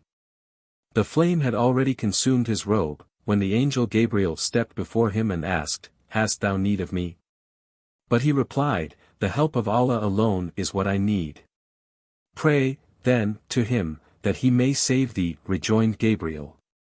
He knows my condition, answered Abraham. All the creatures of the earth now attempted to quench the fire, the lizard alone blew upon it, and, as a punishment, became dumb from that hour. At Allah's command, Gabriel now cried to the fire, Become cool, and do Abraham no harm. To these last words Abraham was indebted for his escape. For at the sound of Gabriel's voice it grew so chill around him that he was well nigh freezing, and the cold had therefore to be diminished again. The fire then remained as it was, burning on as before, but it had miraculously lost all its warmth. And this was not only so with Abraham's pile, but with all fires lighted on that day throughout the whole world. Allah then caused a fountain of fresh water to spring up in the midst of the fire, and roses and other flowers to rise out of the earth at the spot where Abraham was lying. He likewise sent him a silken robe from paradise, and an angel in human shape, who kept him company during 7 days, for so long he remained in the fire. These 7 days Abraham, in later times, frequently called the most precious of his life. His miraculous preservation in the pile became the cause of his marriage with Radha, the daughter of Nimrod, for on the 7th day after Abraham was cast into the fire, she prayed her father for permission to see him. Nimrod endeavored to dissuade her from it, and said, What canst thou see of him? He has long ere now been changed into ashes. Yet she ceased not to entreat him, until he suffered her to go near the pile. There she beheld Abraham, through the fire, sitting quite comfortable in the midst of a blooming garden. Amazed, she called out, O Abraham, does not the fire consume thee? He replied, Whoever keeps Allah in his heart, and the words, In the name of Allah the All-Merciful, on his tongue, over him has fire no power. Whereupon she begged his permission to approach him. But he said, Confess that there is but one only God, who has chosen me to be his messenger. As soon as she had made this confession of her faith, the flames parted before her, so that she was able to reach Abraham unharmed. But when she returned to her father, and told him in what condition she had found the prophet, and sought to convert him to his faith, he tormented and tortured her so cruelly, that Allah commanded an angel to deliver her from his hands, and conduct her to Abraham, who had meanwhile left the city of Babel. Still Nimrod was far from being reclaimed, he even resolved to build a lofty tower, wherewith, if possible, to scale the heavens, and to search therein for the God of Abraham. The tower rose to a height of 5,000 cubits. But as heaven was still far off, and the workmen were unable to proceed farther with the building, Nimrod caught 2 eagles and kept them upon the tower, feeding them constantly with flesh. He then left them to fast for several days, and when they were ravenous with hunger, he fastened to their feet a light, closed palanquin, with one window above and another below, and seated himself in it with one of his huntsmen. The latter took a long spear, to which a bit of flesh was attached, and thrust it through the upper window, so that the famishing eagles flew instantly upward, bearing the palanquin aloft. When they had flown toward heaven during a whole day, Nimrod heard a voice, which cried to him, "Godless man, whither goest thou?" Nimrod seized the bow of his huntsman, and discharged an arrow, which forthwith fell back through the window stained with blood, and this abandoned man believed that he had wounded the God of Abraham. But as he was now so far from the earth that it appeared to him no larger than an egg, he ordered the spear to be held downward, and the eagles and the palanquin descended. Respecting the blood which was seen on Nimrod's arrow, the learned are not agreed as to whence it came. Many contend it was the blood of a fish which the clouds had carried with them from the sea, and adduce this circumstance as the reason why fish need not be slaughtered. 22 others supposed that Nimrod's arrow had struck a bird which was flying still higher than the eagles. When Nimrod, in the swell of triumph, once more reached the pinnacle of his tower, Allah caused it to fall in with such frightful noise, that all people were beside themselves from terror, and every one spoke in a different tongue. Since that period the languages of men vary, and, on account of the confusion arising from this circumstance, the capital of Nimrod was called Babel, the confusion. As soon, however, as Nimrod had recovered himself, he pursued Abraham with an army which covered the space of 12 square miles. Allah then sent Gabriel unto Abraham to ask him by what creature he should send him deliverance. Abraham chose the fly, and Allah said, "Verily, if he had not chosen the fly, an insect would have come to his aid, 70 of which are lighter than the wing of a fly." The exalted Allah then summoned the king of flies, and commanded him to march with his host against Nimrod. He then collected all the flies and gnats of the whole earth, and with them attacked Nimrod's men with such violence, that they were soon obliged to take to flight, for they consumed their skin, and bones, and flesh, and picked the eyes out of their heads. Nimrod himself fled, and locked himself up in a thickly walled tower. But one of the flies rushed in with him, and flew round his face during 7 days, without his being able to catch it, the fly returning again and again to his lip, and sucking it so long that it began to swell. It then flew up into his nose, and the more he endeavored to get it out, the more deeply it pressed into it, until it came to the brain, which it began to devour. Then there remained no other means of relief to him than to run his head against the wall, or to have some one strike his forehead with a hammer. But the fly grew continually larger until the 40th day, when his head burst open, and the insect, which had grown to the size of a pigeon, flew out, and said to the dying Nimrod, who even now would not come to repentance, "Thus does Allah. Whenever he pleases, permit the feeblest of his creatures to destroy the man who will not believe in him and in his messenger." The tower, in which Nimrod was, then tumbled in upon him, and he must roll about under its ruins until the day of the resurrection.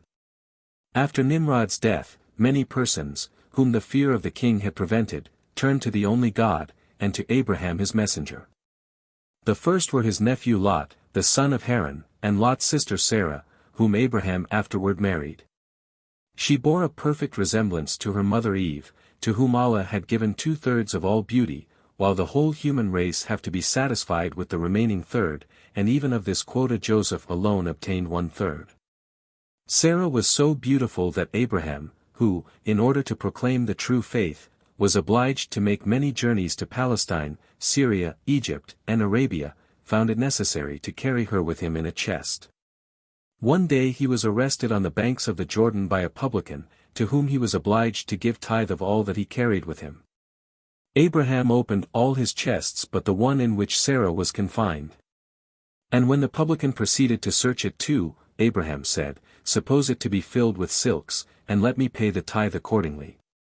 But the officer commanded him to open it. Abraham begged him again to pass it unopened, and offered to give tithe as if it were filled with gold and jewels. Still the other insisted on his seeing the contents of the chest.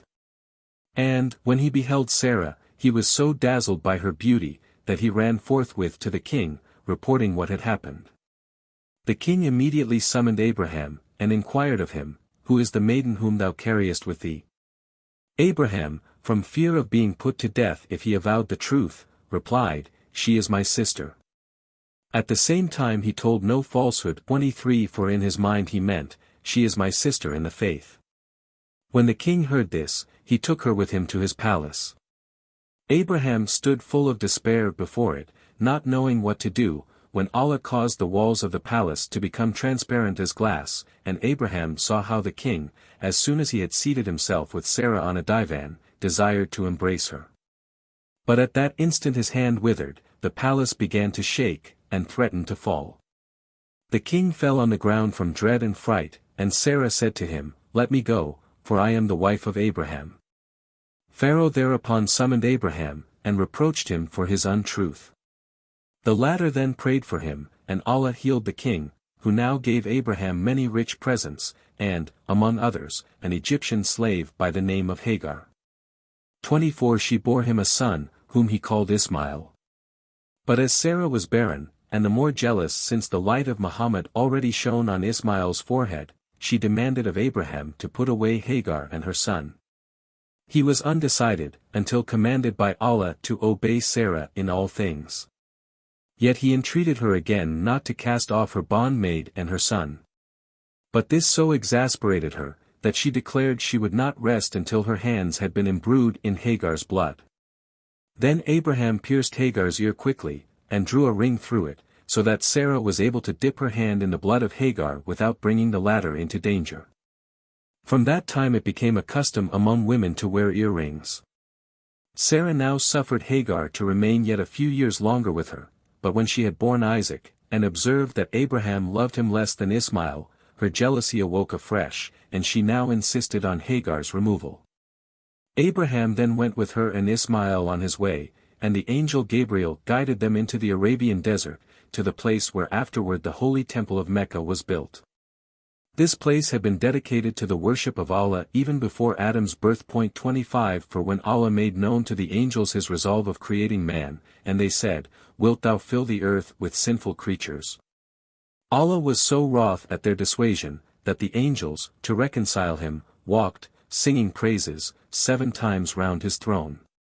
Allah pardoned them, but said, "Build me forthwith, in a direct line downward to the earth, a temple, which the sinners may one day encompass, that they also may obtain mercy, even as ye have now encircled my throne, and been forgiven."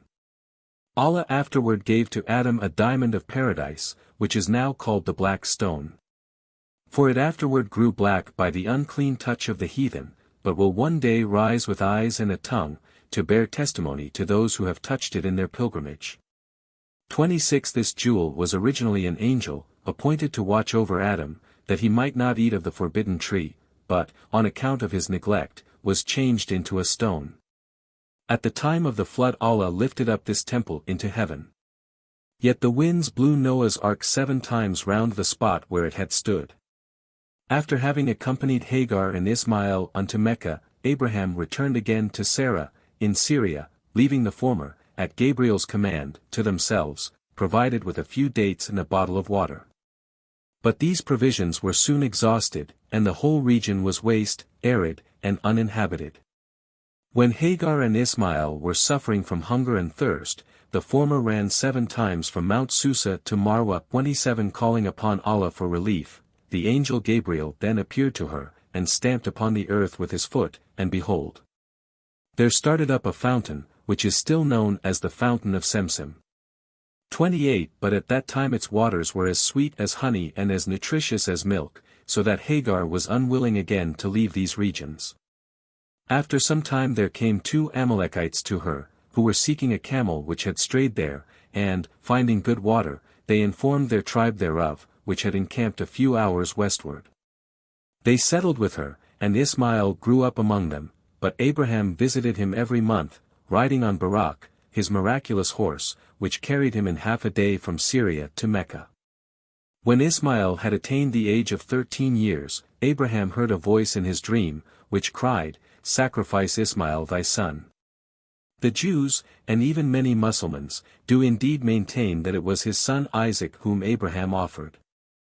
But the true believers reject this opinion, inasmuch as Muhammad called himself the son of two men who had been set apart as sacrifices, meaning thereby Ismail and his own father, Abd Allah, whom his grandfather, Abdul Muttalib, intended to offer in fulfillment of a vow, but, by the decision of a priestess, redeemed with 100 camels. When Abraham awoke, he was in doubt whether he should regard his dream as a divine command or as the instigation of Satan. But, when the same dream was yet twice repeated, he dared not to hesitate any longer, and therefore took a knife and a rope, and said to Ismail, "Follow me." When Iblis saw this, he thought within himself, "An act so well pleasing to Allah I must seek to prevent," and he assumed the form of a man, and, going to Hagar, said to her, "Knowest thou whither Abraham has gone with thy son?" Hagar answered, "He has gone into the forest to cut wood." "It is false," replied Iblis, "he intends to slaughter thy son." "How is this possible?" rejoined Hagar, "does he not love him as much as I?" "Yea," continued Iblis, "but he believes that Allah has commanded it." "If it be so," rejoined Hagar, "let him do what he believes pleasing to Allah." When Iblis could effect nothing with Hagar, he betook himself to Ismail, and said, "Knowest thou for what end this wood which thou hast gathered is to serve?" Ismail replied, "It is for our use at home." "No," rejoined Iblis. "Thy father designs to offer thee as a sacrifice, because he dreamed that Allah had commanded him." "Well," replied Ismail, "if it be so, let him fulfill on me the will of Allah." Iblis then turned to Abraham himself, and said, "Sheikh, whither goest thou?" "To cut wood." "For what purpose?" Abraham was silent. But Iblis continued, "I know thou designest to offer up thy son, because Iblis has suggested it to thee in a dream." But at these words Abraham recognized Iblis, and flinging at him 7 pebbles, a ceremony since observed by every pilgrim, he said, "Get thee gone, enemy of Allah, I will act according to the will of my Lord." Satan went away enraged, but stepped yet twice more in a different form into Abraham's way, seeking to stagger his resolve. Abraham discovered him each time, and each time flung at him 7 pebbles. 29. When they came to Mina, upon the spot where Ismail was to be offered, the latter said to Abraham, "Father, bind me tightly, that I may not resist, and thrust back thy robe, that it may not be sprinkled with my blood, lest my mother mourn at the sight of it. Sharpen thy knife well, that it may kill me quickly and easily, for, after all, death is hard. When thou reachest home again, greet my mother, and take this robe to her as a memento." Abraham obeyed weepingly the will of his son, and was just on the point of slaying him, when the portals of heaven were opened, and the angels looked on and cried, "Well does this man deserve to be called the friend of Allah."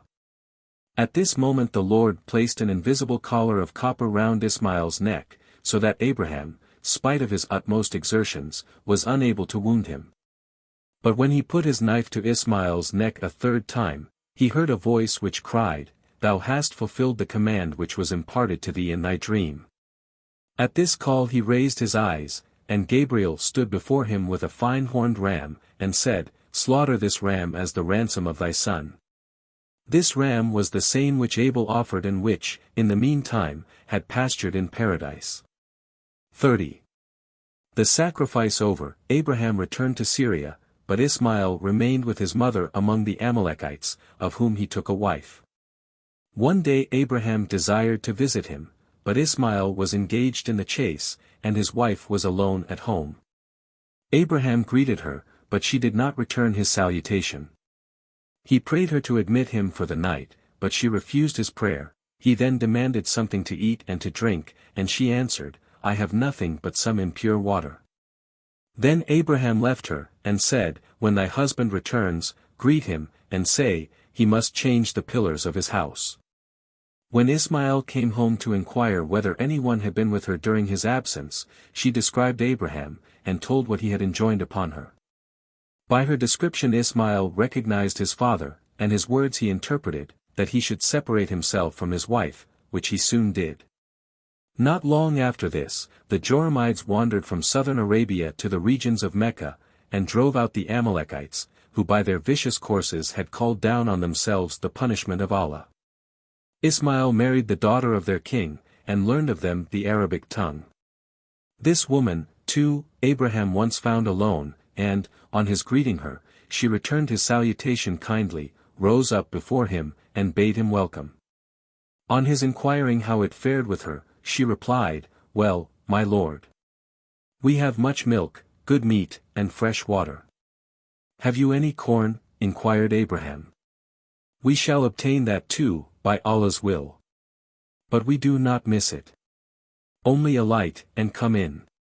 "Allah bless you," said Abraham, "but I cannot tarry," for he had given a promise to Sarah not to enter Hagar's house. "Suffer me, at least, to wash thy feet," said the wife of Ismail, "for thou art indeed covered with dust." Abraham then placed first his right foot, 31, and then his left, upon a stone which lay before Ismail's house, and suffered himself to be washed.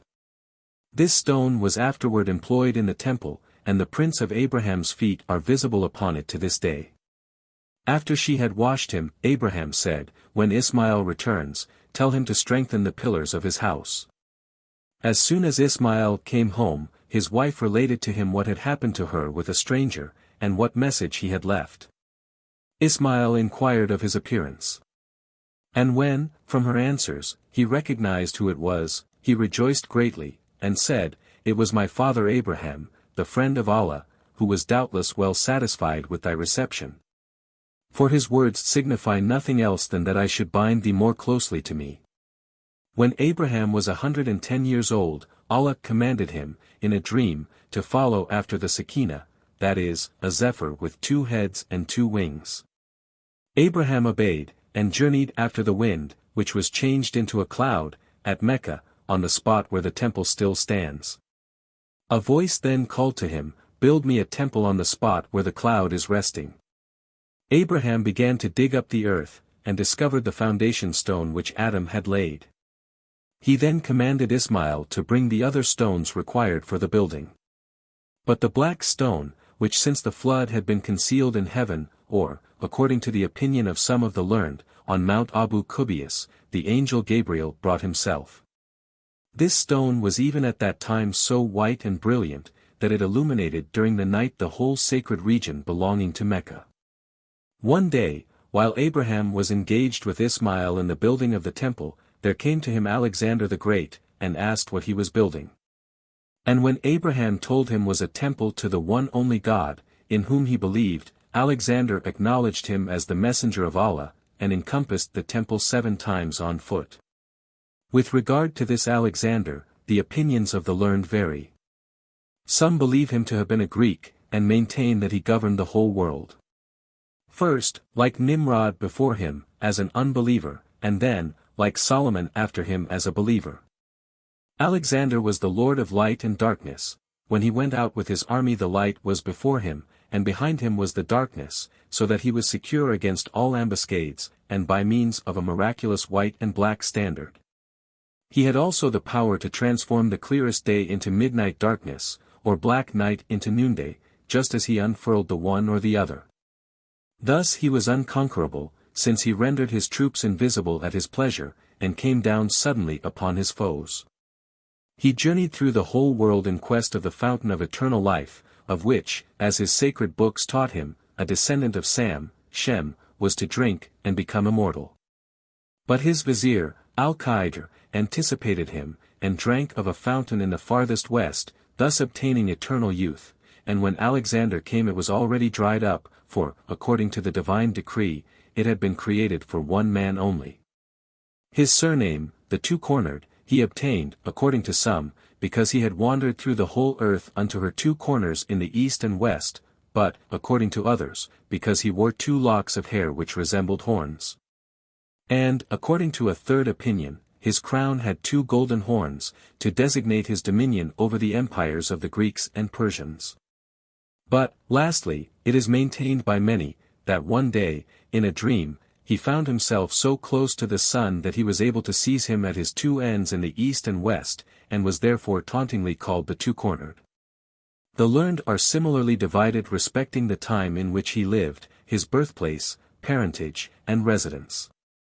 Most of them, however, believe that there were two sovereigns of this name among the kings of antiquity. The elder of these, who is spoken of in the Koran, was a descendant of Ham, and contemporary of Abraham, and journeyed with Al-Qaeda through the whole earth in search of the fountain of eternal life, and was commissioned by Allah to shut up behind an indestructible wall the wild nations of Jajug and Majug, lest they should have extirpated all the other inhabitants of the world.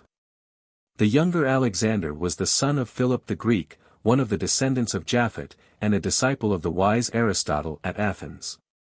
But let us return to Abraham, who, after his interview with Alexander and Al-Qaeda, continued the building of the temple until it had attained a height of 9, a breadth of 30, and a depth of 22 cubits.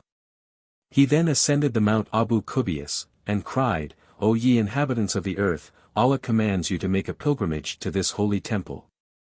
Let his commandment be obeyed.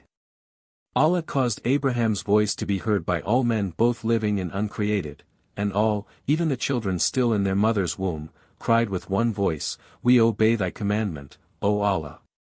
Abraham, together with the pilgrims, then performed those ceremonies which are yet observed to this day, appointed Ismail as the lord of the Kaaba, and returned to his son Isaac in Palestine.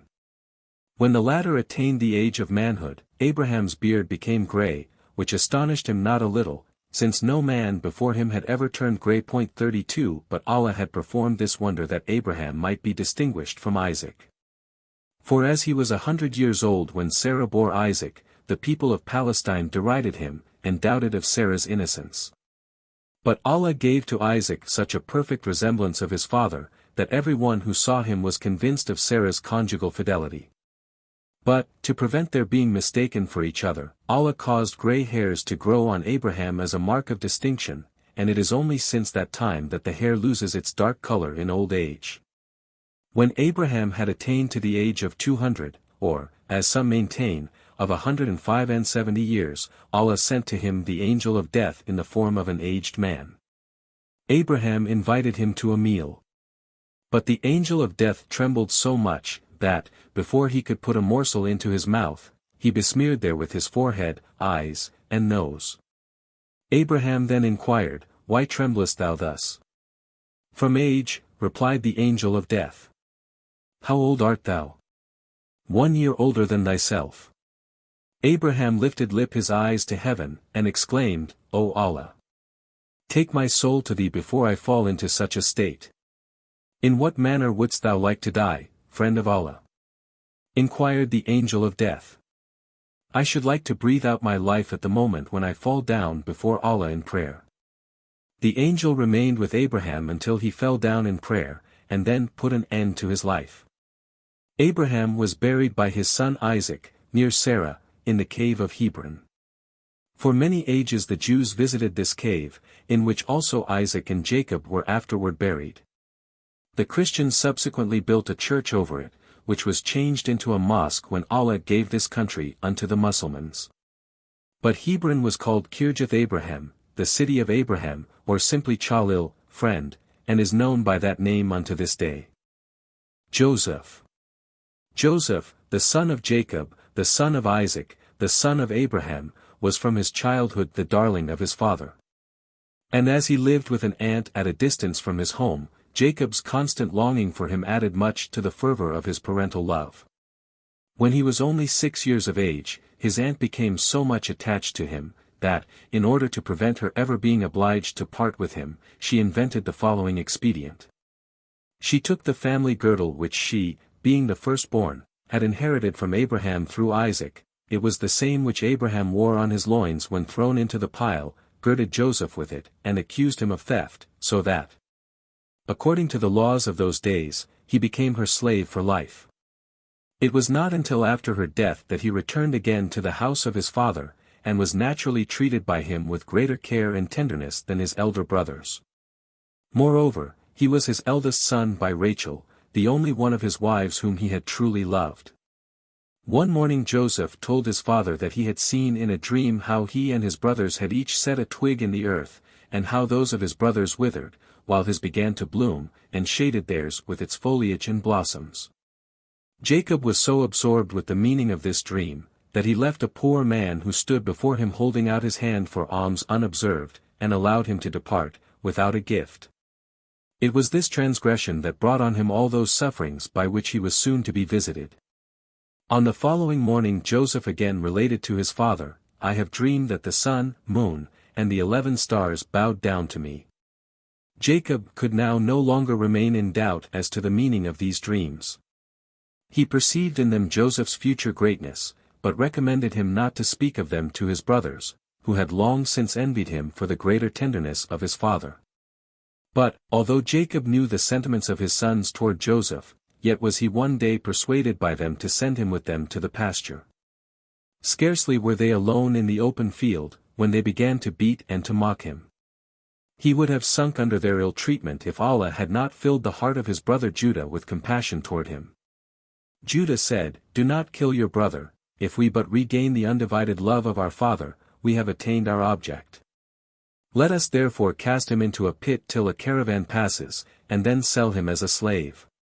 Judah's advice was taken, and Joseph, stripped of his garments, was cast into a pit, where he must have been drowned had not Allah caused the angel Gabriel to place a large stone under his feet. Gabriel at the same time was instructed to illumine the pit by a jewel, and to cry, "Joseph, the time will come when thou shalt call thy brothers to account, without their suspecting it." The brothers then left the pit, but before returning home they slaughtered a lamb, and besmeared Joseph's upper garment with its blood, which cannot be distinguished from that of man. They then said to their father, "While we were engaged in our occupations, there came a wolf and tore Joseph, who had remained with the stores, and, on seeking him afterward, we found this upper garment, which we recognized as his." "How," said Jacob, "shall I believe that a wolf has devoured my son, while there is not a single rent in this garment?" For the brothers had forgotten likewise to damage the garment. "Besides," he added, "there has no wolf been seen in these regions for many years. We imagined, indeed, that thou wouldst not give credence to our words," said one of his sons. "But let us search for the wolf," he continued, turning to his brothers, "in order to convince our father of the truth of our statement." They then provided themselves with all kinds of implements of the chase, and scoured the whole region round about, until they at last found a large wolf, which they caught alive, and accused it before Jacob as Joseph's murderer. But Allah opened the mouth of the wolf, and he said, "Believe not, O son of Isaac, the accusation of thy envious sons. I am a wolf from a foreign country, and have long been wandering about to seek my young one, which one morning I missed on waking. How should I, who am mourning the loss of a wild beast, bereave the prophet of Allah of his son?" Jacob then delivered the wolf from the hands of his sons, and sent them away again, so as not to have their faces before his eyes. Only Benjamin, his youngest son, he kept with him. The 10 brothers thereupon returned to the pit in which they had left Joseph, and arrived at the very moment when he was freed by some Bedouins, who, on their march from Madjan to Egypt, had sought to draw water from this pit but had brought up Joseph instead, who clung to their bucket. "This youth," said Judah to the leader of the caravan, ere Joseph could utter a word, "is our slave, whom we have confined in this pit on account of his disobedience. If you will take him with you to Egypt and sell him there, you may buy him from us at a moderate rate." The leader of the caravan was greatly rejoiced at this offer, for he knew well that so beautiful a youth would bring him much gain. He bought him, therefore, for a few drams, and Joseph did not break silence, for he feared that his brothers might put him to death if he contradicted them. Trusting in Allah, he journeyed quietly with the Bedouins until he was passing the grave of his mother. There, his grief overpowered him, and, casting himself on the ground, he wept and prayed.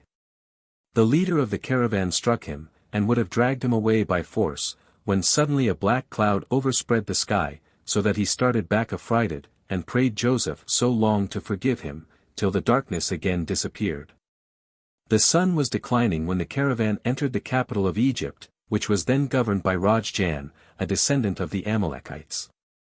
But Joseph's face shone brighter than the noonday sun, and the singular light which it diffused attracted all the maidens and matrons to their windows and terraces. On the following day he was exposed for sale before the royal palace. The richest women of the city sent their husbands and guardians to buy him, but they were outbidden by Potiphar, the treasurer of the king, who was childless, and designed to adopt Joseph as his son. Zuleika, the wife of Potiphar, received Joseph kindly, and gave him new robes. She likewise appointed him a separate summer house for his abode, because he refused to eat with the Egyptians, preferring to live on herbs and fruits. Joseph lived 6 years as Potiphar's gardener, and, although Zuleika loved him passionately since his first entrance into her house, she conquered her feelings, and was satisfied to regard him from her kiosk as he performed his labors in the garden. But in the 7th year Zuleika became lovesick, her cheeks grew pale, her gaze was lifeless, her form was bent, and her whole body consumed away. When no physician was able to heal her, her nurse said one day, "Zuleika, confess that it is not thy body, but thy soul, which suffers in secret. Sorrow is preying on thy health. Confide in thy nurse, who has fed thee with her own substance, and fostered thee since thy infancy like a mother. My advice may, perhaps, be useful." Zuleika then threw herself into the arms of her aged friend, and avowed her love to Joseph, and her fruitless endeavors during 6 years to conquer it. "Be of good cheer," said the matron to Zuleika. "Thou hast done more than others of thy sex, and art therefore excusable. Be thyself again, eat, drink, dress to advantage, take thy bath, that thy former beauty return, then shall Joseph's love surely exceed thy own. Besides, is he not thy slave? And from mere habit of obedience he will gratify all thy wishes." Zuleika followed her advice. In a short time she was as blooming and healthful as before. For she thought that only a favorable opportunity was needed to crown her wishes with success. But Joseph resisted all her allurements. And when she at length found that all her efforts to lead him astray were in vain, she accused him before her husband Potiphar, who threw him into prison. But Allah, who knew his innocence, changed the dark cell in which he was confined to a bright and cheerful abode. He also commanded a fountain to spring up in the midst thereof, and a tree rose at his door, which gave him shade and pleasant fruit. Joseph, who was soon universally known and feared for his wisdom and the skill which he possessed to interpret dreams, had not been long in prison when the following circumstance occurred.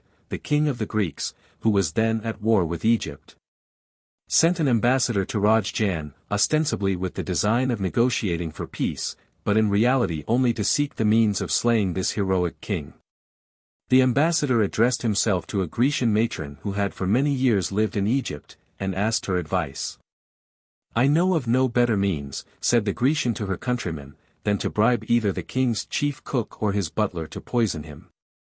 The ambassador made the acquaintance of them both, but, finding the chief cook the most tractable, he cultivated a closer intimacy with him, until he succeeded at last, by means of a few talents of gold, in determining him to poison the king. As soon as he supposed that he had secured the object of his mission, he prepared for his departure, but previously visited his countrywoman, with the intention of communicating to her the chief cook's promise. But, as she was not alone, he could merely say that he had every reason to be gratified with his success. These words of the ambassador soon reached the king's ears.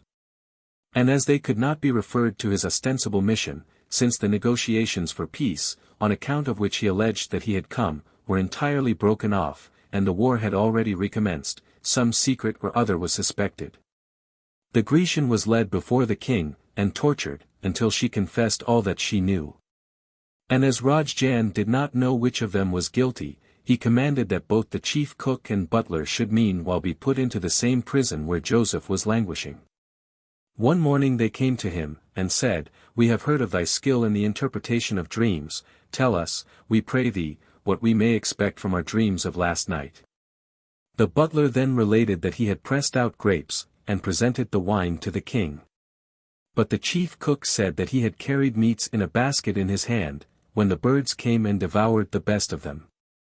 Joseph exhorted them first of all to faith in one God, and then foretold the butler's restoration to his former office, but to the chief cook he predicted the gallows. As soon as he finished his speech, both of them burst out in laughter, and derided him, for they had not dreamed at all, and merely meant to put his skill to the test.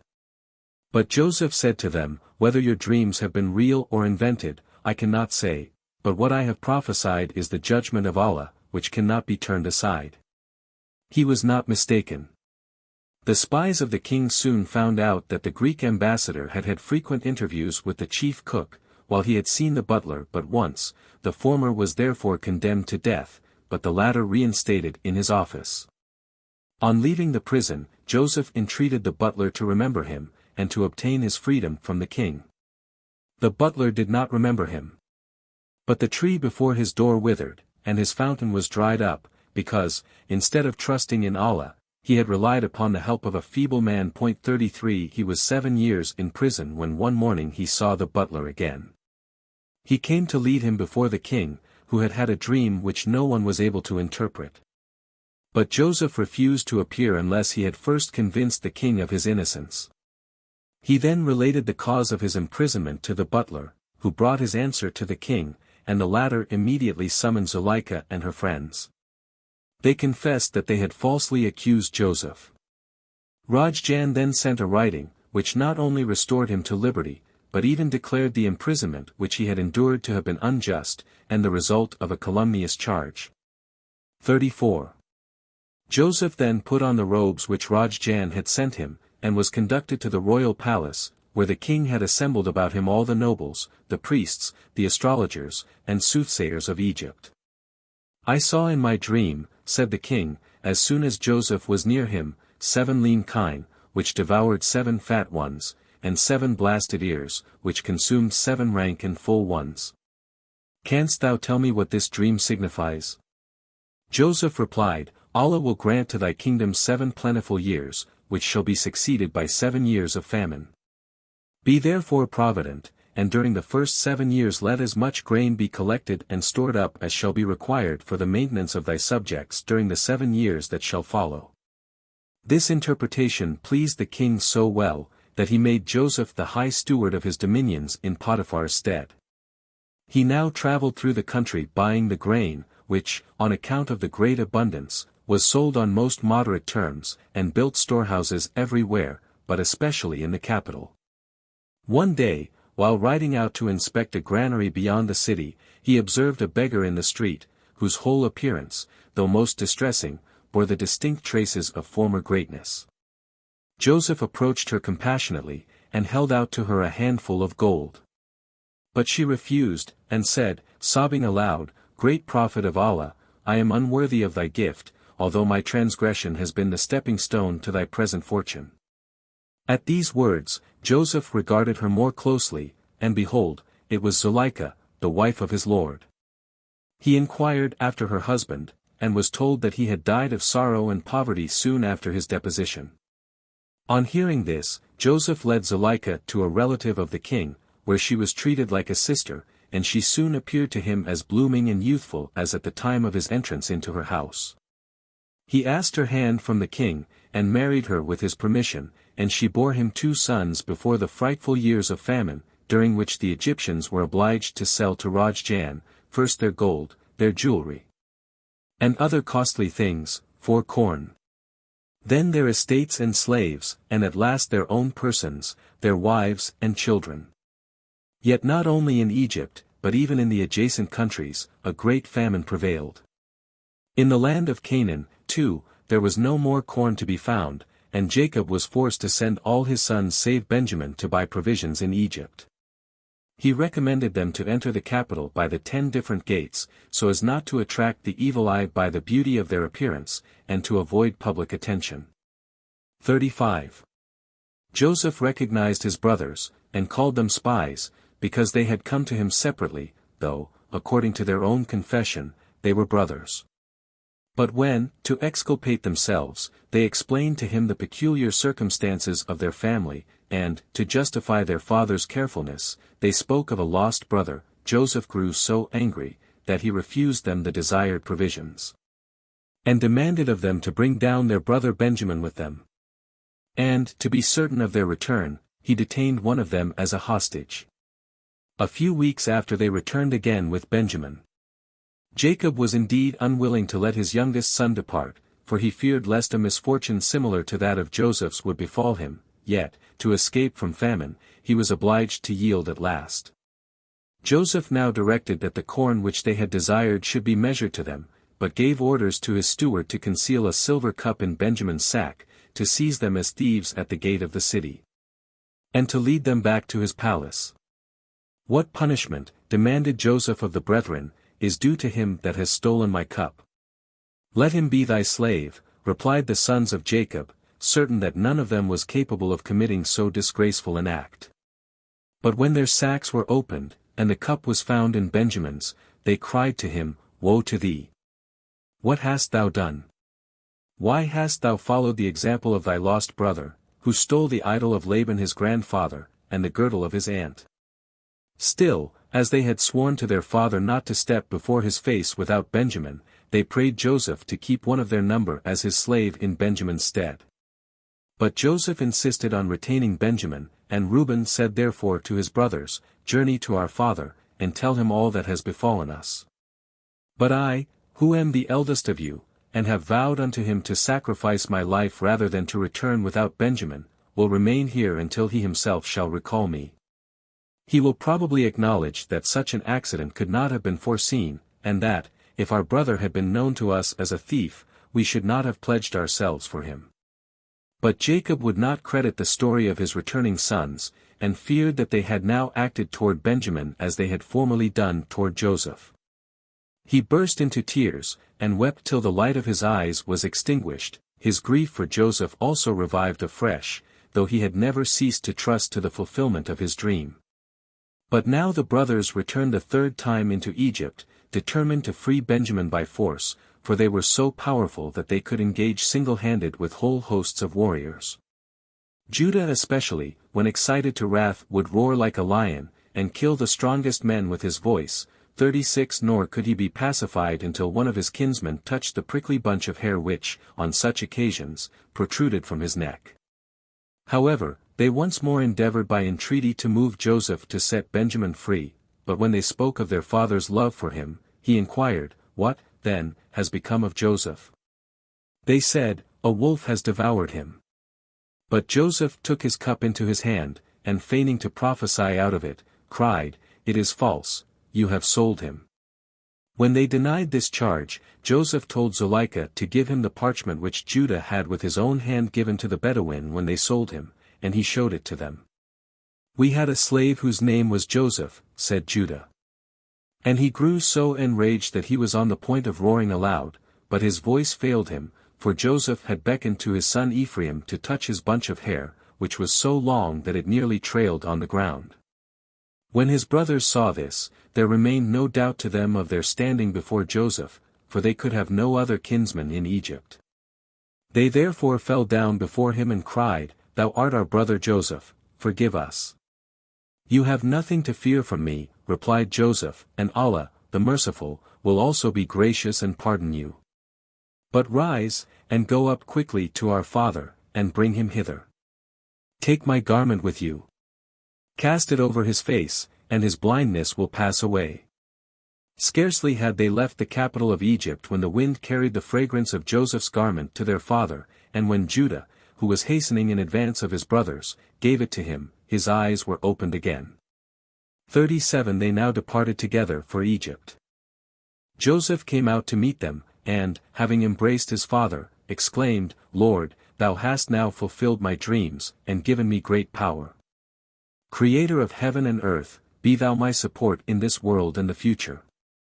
Let me die the death of a Moslem, and be gathered to the rest of the pious. Neither Jacob nor Joseph left Egypt any more. And both ordained in their testaments that they should be buried in Canaan by the side of Abraham, which was also done. May the peace of Allah be with them.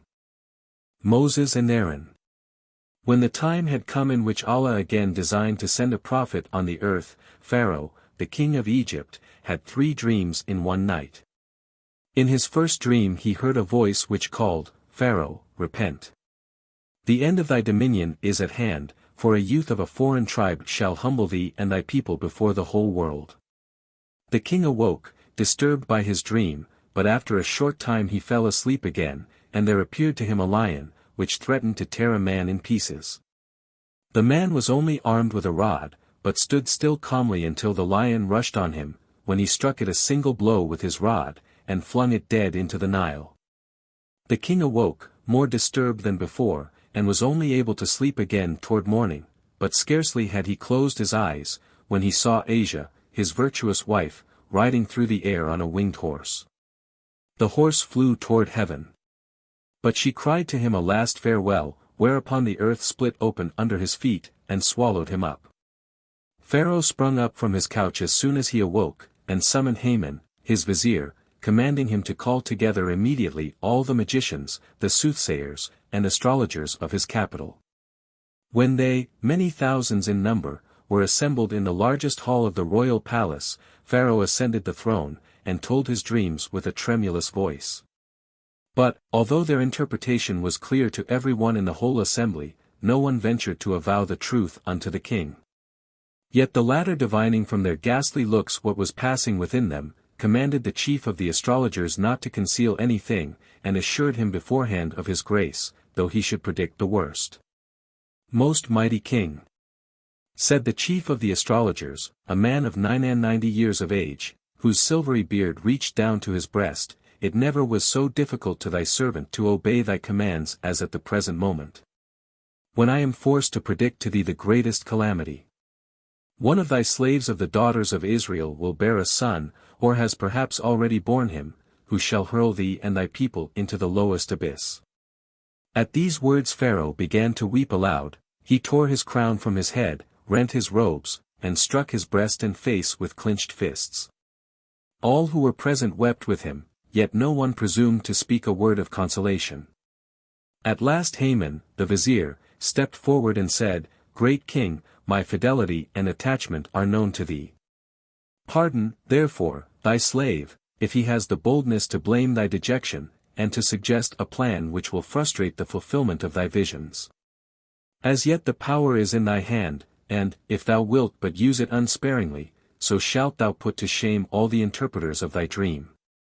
Let all the children that are born this year, and all women that are with child, be immediately put to death, and thou mayest defy the apprehended peril." 38 Pharaoh followed this cruel counsel.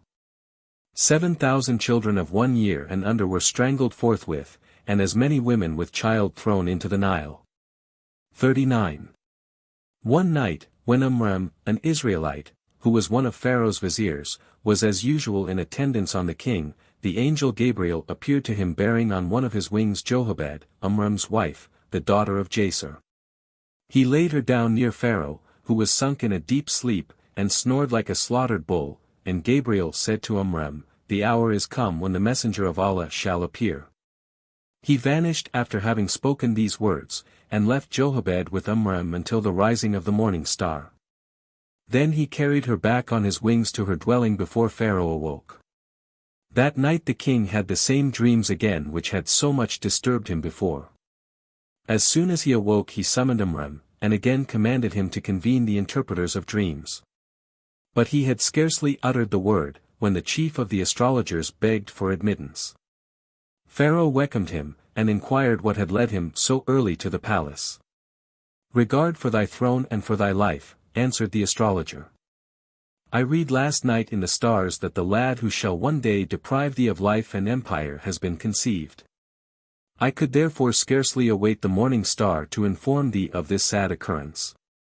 Possibly thou mayest succeed in discovering the man who, notwithstanding thy prohibition and thy sage precautions, has found means of frustrating thy design." Pharaoh was the rather disposed to credit the astrologer, since the repetition of his dream indicated the same. He therefore reproached Amram for not having adopted better measures, which might have rendered impossible the transgression of his commands. But Amram said, "Pardon thy servant if he venture to doubt the infallibility of this master's interpretation, but the measures which I have adopted, and executed under my own inspection, are of that sort, that on this occasion it is quite incomprehensible to me. Yesterday, as soon as I had left the royal palace, I betook myself to the other side of the river, and, summoning all the men of Israel, threatened with death him who should under any pretext whatever remain behind. Nevertheless, to make sure that, if any one had remained concealed in his dwelling, he should still be separated from his wife, I commanded all women to be shut up in another quarter of the city, which, like the camp of the men, I surrounded with troops, so that no one was able to go in or out. Meanwhile, I will so act as if I were persuaded of this astrologer's statement. If thou desire it, I will strangle the women, or subject them to several regulations, we shall discover the guilty one, and destroy her. But Allah infused compassion toward the women of Israel into Pharaoh's heart, and he contented himself with having them more rigidly guarded. But these measures, according to the decision of Allah, proved abortive. For, as Amram was not permitted to move out of the royal palace, Haman did not in the least suspect Jochebed, and made her an exception from the common rule, as she was the vizier's wife. Within a 12-month from that time Jochebed gave birth to a man-child, whom she called Musa, Moses. She was delivered without a pain. 40. But the sorrow of her heart was the greater when she cast her eyes on the little child, whose face beamed like the moon in her splendor, and thought of his death, which was drawing nigh. Yet Moses rose, and said, Fear nothing, my mother. The God of Abraham is with us. In the night when Moses was born the idols in all the temples of Egypt were dashed down. Pharaoh heard a voice in his dream, which called to him, Turn to the only God, the Creator of heaven and earth, or thy destruction is inevitable. In the morning the astrologer appeared again, and announced to Pharaoh the birth of the lad who would one day be his destruction. Haman now commanded all the dwellings of the Israelitish women to be searched afresh, and made no exception even with Jochebed's, fearing lest some other woman might have concealed her child therein. Jochebed had gone out when Haman entered her house, but had previously hid her child in the oven, and laid much wood before it. Finding nothing in the whole house, Haman commanded the wood in the oven to be lighted, and went away, saying, If there be a child concealed there, it will be consumed. When Jochebed returned, and saw the blazing fire, she uttered a frightful cry of woe, but Moses called to her, Be calm, my mother, Allah has given the fire no power over me. But as the vizier frequently repeated his visits, and Jochebed feared lest he might one day have the wood removed instead of lighting the oven, she resolved to entrust her child to the Nile rather than to expose it to the danger of being discovered by Haman.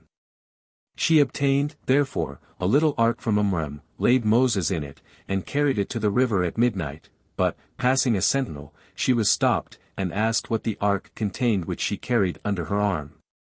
At that instant the earth opened under the sentinel's feet, and engulfed him up to his neck, and there came a voice out of the earth, which said, Let this woman depart unharmed. Nor let thy tongue betray what thy eyes have seen, or thou art a child of death. The soldier shut his eyes in token of obedience, for his neck was already so compressed that he could not speak, and as soon as Jochebed had passed on, the earth vomited him forth again. When she arrived at the place on the shore where she designed to conceal the ark among the rushes, she beheld a huge black serpent. It was Iblis, who placed himself in her way in this form, with the intention of staggering her resolve. Affrighted, she started back from the vile reptile, but Moses called to her from the ark, Be without fear, my mother, pass on, my presence shall chase away this serpent. At these words Iblis vanished. Jochebed, then opening the ark once more, pressed Moses to her heart, closed it, and, weeping and sobbing, laid it among the reeds, in hopes that some compassionate Egyptian woman would come and take it up. But as she departed, she heard a voice from heaven exclaim, Be not cast down, O wife of Amram. We will bring back thy son to thee, he is the elected messenger of Allah.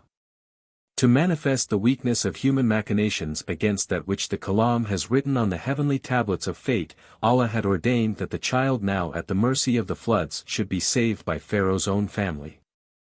He commanded, therefore, as soon as Jochebed had left the Nile, that the angel who was set over the waters should float the ark in which Moses lay into the canal which united Pharaoh's palace with the river. For, on account of his leprous daughters, to whom his physicians had prescribed bathing in the Nile, he had constructed a canal, by which the water of the river was guided into a large basin in the midst of the palace gardens. The eldest of the 7 princesses first discovered the little ark, and carried it to the bank to open it. On her removing the lid, there beamed a light upon her which her eyes were not able to endure. She cast a veil over Moses, but at that instant her own face, which hitherto had been covered with scars and sores of all the most hideous colors imaginable, shone like the moon in its brightness and purity, and her sisters exclaimed in amazement. By what means hast thou been so suddenly freed from leprosy? 41. By the miraculous power of this child, replied the eldest. The glance which beamed upon me when I beheld it unveiled has chased away the impurity of my body, as the rising sun scatters the gloom of night. The 6 sisters, one after the other, now lifted the veil from Moses's face, and they too became fair as if they had been formed of the finest silver. The eldest then took the ark on her head, and carried it to her mother Asia, relating to her in how miraculous a manner both she and her sisters had been healed. Asia took Moses from the ark, and brought him to Pharaoh, followed by the 7 princesses. Pharaoh started involuntarily when Asia entered his chamber, and his heart was filled with dark presentiments. Besides, it was not customary for his women to come to him uninvited. But his face regained its cheerfulness when he beheld the 7 princesses, whose beauty now surpassed all their contemporaries. Who are these maidens? He inquired of Asia. Are they slaves whom some tributary prince has sent to me? They are thy daughters, and here upon my arm is the physician who has cured them of their leprosy. She then narrated to the king how the princesses had found Moses, and how they had recovered from their distemper on beholding him. Pharaoh was transported with joy, and for the first time in his life embraced his beloved daughters. But after a little while his features were overcast again, and he said to Asia, This child must not live, who knows whether his mother be not an Israelite, and he the child of whom both my dreams, as well as my astrologers, have foreboded me so much evil?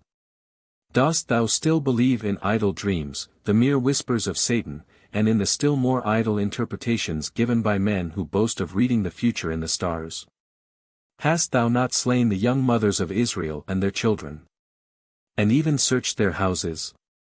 Besides, will it not always be in thy power to destroy this fragile being? Meanwhile, take it to the palace, in gratitude for the miraculous cure of thy daughters. The 7 princesses seconded the prayers of Asia, until Pharaoh relented, permitting the child to be brought up in the royal palace. Scarcely had he pronounced the words of grace when Asia hastened back to her apartments with the child, and sent for an Egyptian nurse. But Moses thrust her away, for it was not the will of the highest that he should receive nourishment from a worshipper of idols. 42 Asia commanded another nurse to be brought, but her also, as well as a third one, Moses would not embrace. On the following morning the queen made known that any woman, who would engage to nurse a strange child for a handsome remuneration, should repair to the royal palace. After this the entire court of the castle was filled with women and maidens, many of whom had come from curiosity only. Among the latter was Kotham, Miriam, the sister of Moses. When she heard that the child had been found in an ark floating on the water, and that it still refused to take nourishment, she ran quickly and told her mother. Jochebed hastened to the palace, and was announced to Asia as a nurse, for the severe regulations against the Israelitish women were now removed. Moses scarcely beheld his mother, when he stretched out his arms toward her, and as he embraced her immediately, she was engaged as a nurse for the space of 2 years. After the expiration of that time, Asia sent her away with many rich presents, but kept Moses with her, intending to adopt him as her son, since she had no male descendants. Pharaoh himself became daily more attached to the child, and often spent whole hours together in playing with him. One day, Moses was then in his 4th year, while Pharaoh was playing with him, he took the crown from the king's head, and throwing it on the ground, thrust it away with his foot. The king's suspicion was roused afresh. Enraged, he ran to Asia, reproaching her for having persuaded him to let Moses live, and manifested once more a desire to put him to death. 43 But Asia laughed at him for permitting the naughtiness of a child to excite in him such gloomy thoughts. Well, then, said Pharaoh, let us see whether the child has acted thoughtlessly or with reflection. Let a bowl with burning coals and one with coin be brought. If he sees the former, he shall live, but if he stretch out his hand to the latter, he has betrayed himself. Asia was forced to obey, and her eyes hung in painful suspense on Moses's hand, as if her own life had been at stake. Endowed with manly understanding, Moses was on the point of taking a handful of the shining coin, when Allah, watching over his life, sent an angel, who, against the child's will, directed his hand into the burning coals. And even put one to his mouth. Pharaoh was again reassured, and entreated Asia for forgiveness, but Moses had burned his tongue, and was a stammerer from that day. 44. When Moses was 6 years old, Pharaoh one day teased him so much, that in his anger he pushed with his foot so violently against the throne on which Pharaoh sat, that it was overthrown. Pharaoh fell on the earth, and bled profusely from his mouth and nose. He sprang to his feet, and drew his sword against Moses to thrust him through. Asia and the 7 princesses were present, yet all their endeavors to calm him were in vain. Then there flew a white cock toward the king, and cried, "Pharaoh, if thou spill the blood of this child, thy daughters shall be more leprous than before." Pharaoh cast a glance on the princesses. And as from dread and fright their faces were already suffused with a ghastly yellow, he desisted again from his bloody design. Thus Moses grew up in Pharaoh's house, amid every variety of danger, which God, however, warded off in a miraculous manner. One morning, he was then already in his 18th year, he was performing his ablutions in the Nile, and prayed to Allah. An Egyptian priest saw him, and observed that he prayed unlike the other Egyptians, who always turned their faces toward Pharaoh's palace, while the eyes of Moses were directed on high. "Whom worshippest thou?" inquired the priest, in great astonishment. Moses, having finished his prayer, replied, "My Lord, thy father Pharaoh. May Allah curse thee, and all those who worship the king as God. Thou shalt atone with thy life for this imprecation. I will forthwith go to thy father, and accuse thee before him." Then Moses prayed, "Lord of the waters, who hast destroyed by the floods the whole human race, save Noah and Og, let them even now overflow their banks, to engulf this blasphemous priest." He had scarcely pronounced these words, when there arose such waves in the Nile as only the fiercest tempest excites in the mighty ocean. One of them rolled over the shore, and swept away the priest into the stream. When he saw his life in danger, he cried out, "Mercy! O Moses, have mercy! I swear that I will conceal what I have heard from thee. But if thou break thine oath, let my tongue be cut out of my mouth." Moses saved the priest, and went his way, but when he came to the royal palace he was summoned before Pharaoh, beside whom sat the priest, who had evidently betrayed him. "Whom worshippest thou?" inquired Pharaoh. "My lord," replied Moses, "who gives me meat and drink, who clothes me, and supplies all my wants." Moses thereby intended the only God, the Creator and Preserver of the world, unto whom we are indebted for all things. But Pharaoh, according to the will of Allah, referred this reply to himself, and commanded that the priest, as a calumniator, should have his tongue cut out, and be hanged before the palace.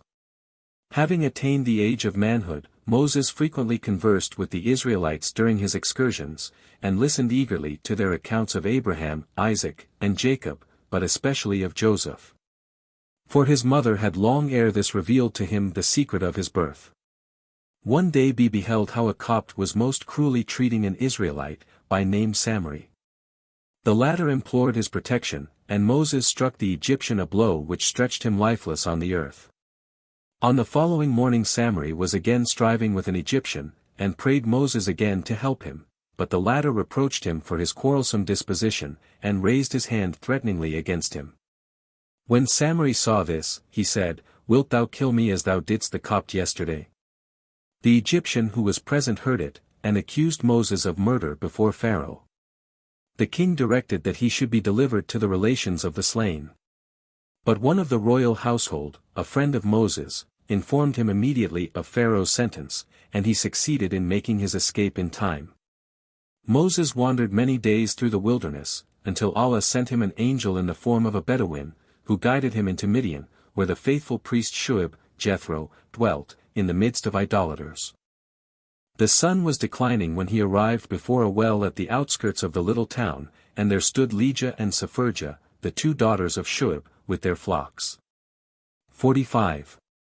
Why do you not water your cattle, inquired Moses, since the night will soon overtake you? We do not venture to do so, replied Lijah, until the other shepherds, who hate us and our father, have first watered theirs. Then Moses himself led their cattle to the well, and said, If any of the shepherds has aught against you, I myself wilt see to the matter. The maidens yielded. Nor did any of the shepherds, who assembled around, dare to oppose Moses, for his holy appearance filled them with awe. When Shuib, astonished at the unusually early return of his daughters, heard from them that a stranger had watered their cattle, he sent Sepherja to the well to invite him to his house. But Moses, although suffering with hunger, did not touch the refreshments that were set before him, and when Shuib inquired why he rejected his hospitality, he replied, I am not of those who accept a reward for any good deed that they have done. In like manner, I, replied Shuib, am not of those who show hospitality only to their benefactors. My house is open to every stranger, and as such, not as the protector of my daughters, thou mayest accept my invitation. Moses then ate till he was satisfied, and related during his repast what had befallen him in Egypt. As thou mayest not return to thy home, said Shuib, when he had come to the conclusion of his narrative, remain with me as my shepherd, and, after serving me 8 or 10 years faithfully, I will give thee my daughter Sepherja to wife. Moses accepted this offer, and pledged himself to 8 years' service, but added that he should cheerfully remain 2 years longer, if he had nothing to complain of, and he abode 10 years with him. On the morning following his arrival, he accompanied the daughters of Shuib to the pasture. But as he had fled from Egypt without a staff, Sepherja brought to him the miraculous rod of her father, which had served for the support and defense of the prophets before him. 46 Adam had brought it with him from paradise. After his death it passed into the hands of Sheth, after that it went to Idris, then to Noah, Salih, and Abraham. Moses was 30 years old when he entered the service of Shuib, and 38 on his marriage with Sepherja. In his 40th year he determined to return to Egypt in order to inquire after his relatives and brethren in the faith. It was a cold and stormy day when he drew near to Mount Thursday, on which a bright fire was blazing, and he said to his wife, Rest here in the valley, I will see what this flame signifies, and bring thee a few brands on my return. But when Moses came near the fire, he heard a voice out of the midst of the burning and yet unconsumed bush exclaim, Take off thy shoes, for thou art in the presence of thy Lord, who manifests himself to thee as the light.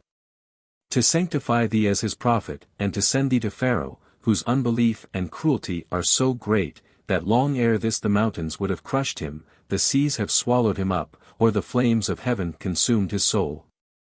If I had not determined to give in his person a proof of my omnipotence unto the whole world. Moses fell down and said, Lord, I have slain an Egyptian, and Pharaoh will put me to death if I appear before him. Besides, my tongue has been paralyzed since my infancy, so that I am not able to speak before kings. Fear not, son of Amram, replied the voice from the fire. If thy Lord had not watched over thee, thou wouldst have been changed into dust even before thy birth.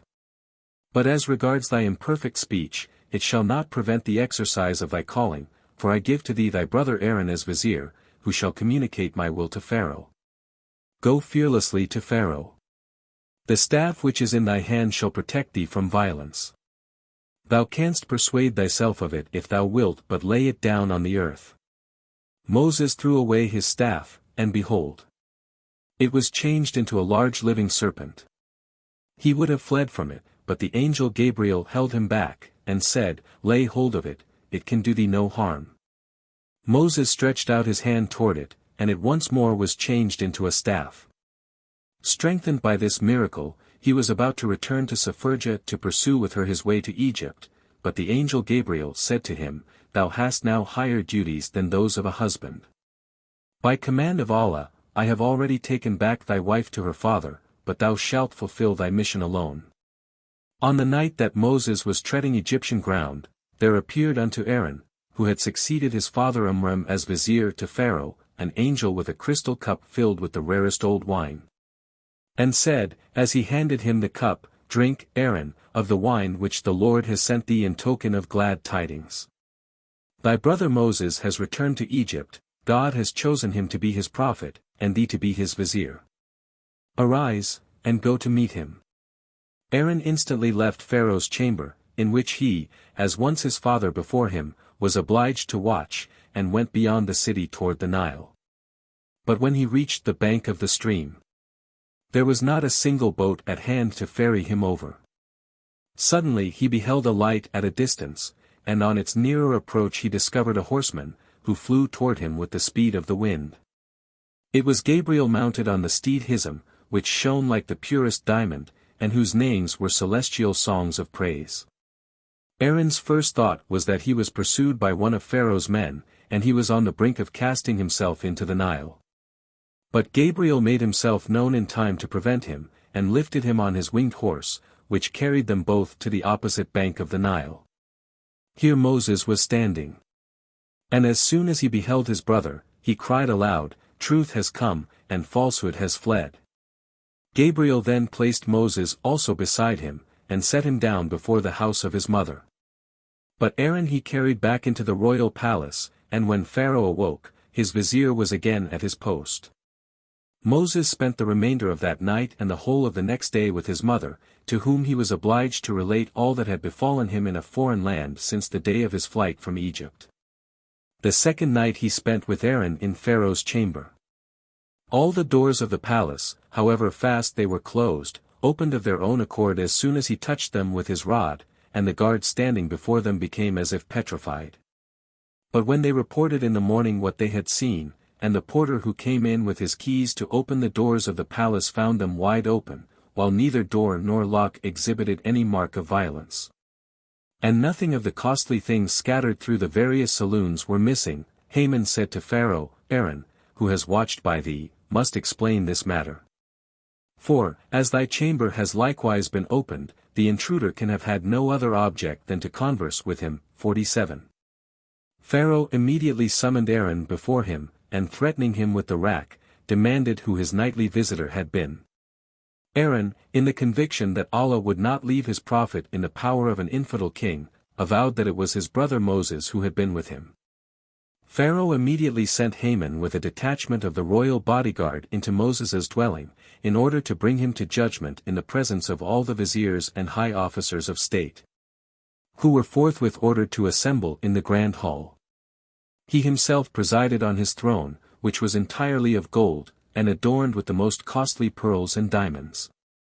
When Moses stepped into the judgment hall, Pharaoh swooned away, for he recognized in him the child that had been saved by his daughters, and now feared him the more, inasmuch as he knew that he was Aaron's brother, and consequently an Israelite.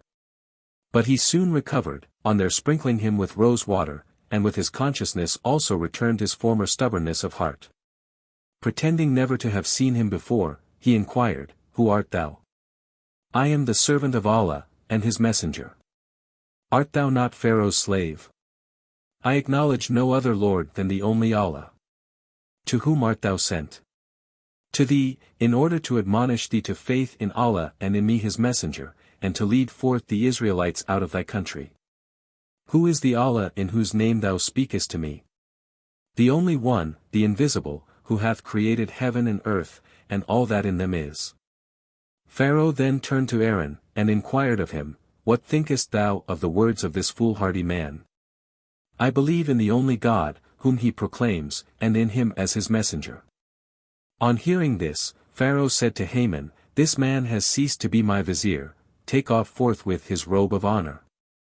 Haman then took his purple robe from him, and he stood ashamed, for the upper part of his body was uncovered.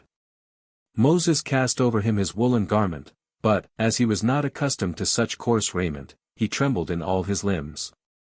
At that moment the ceiling of the hall was opened, and Gabriel flung a robe round Aaron glittering with so many diamonds that all who were present were dazzled, as if the lightning had flashed through the darkest night. Pharaoh admired this robe, which had not a single seam, and inquired of his treasurer what might be its value. "Such a garment," replied the troubled treasurer, "is priceless, for the meanest of the jewels is worth 10 whole years' revenue of Egypt." Such diamonds I have never beheld in any bazaar, nor are the like to be found among all the treasures that have been amassed in this palace from the earliest times. None but sorcerers can obtain possession of such jewels by satanic arts. Ye are then sorcerers, said Pharaoh to Moses and Aaron. Be it so. I esteem sorcerers highly, and will make you the heads of this fraternity, if ye will swear not to use your art to my prejudice. The Lord of the distant east and west, rejoined Moses, has sent me as a prophet unto thee, in order to convert thee. We are no sorcerers. And wherewithal wilt thou prove thy mission? Moses flung his staff on the ground, and instantly it was changed into a serpent as huge as the largest camel. He glanced at Pharaoh with fire-darting eyes, and raised Pharaoh's throne aloft to the ceiling, and opening his jaws, cried, If it pleased Allah, I could not only swallow up thy throne, with thee and all that are here present, but even thy palace and all that it contains, without any one perceiving the slightest change in me. Pharaoh leaped from his throne, and adjured Moses, by Asia his wife, to whom he was indebted for life and education, to protect him against this monster. At the mention of Asia's name, Moses felt compassion toward Pharaoh, and called the serpent to him. The serpent placed the throne in its proper position, and stepped like a tender lamb before Moses. He put his hand into his jaws, and seized him by his tongue, whereupon he once more became a staff. But scarcely was this peril warded off from Pharaoh, when his heart again opened to the whispers of Satan, and instead of lending his ear to Moses, he demanded of the viziers to counsel him what he should do. Let the heads of these two rebels be cut off, said Haman, and fear nothing from them, for all that they represent as divine wonders is nothing but idle delusion. Do not follow this counsel, mighty king. Cried Hiskill, the treasurer, think of the contemporaries of Noah, and the nations of Aad and the Mud. They also believed Noah, Hud, and Salih, the prophets whom Allah had sent to be demons and deceivers, until the wrath of Allah fell on them, destroying them and their possessions by fire and water. But now uprose Haman's predecessor, a hoary man of 120 years of age, and said, Permit me also, O King of Kings, before I descend to the grave, to impart to thee my opinion. What king can boast of having so many magicians in his kingdom as thou? I therefore hold it to be the wisest plan that thou fix on a day in which they all may assemble together, and have a meeting with Moses and Aaron. If these are nothing but sorcerers, the Egyptian masters of this art will not be a whit inferior to them, and then thou art still at liberty to do with them according to thy high will.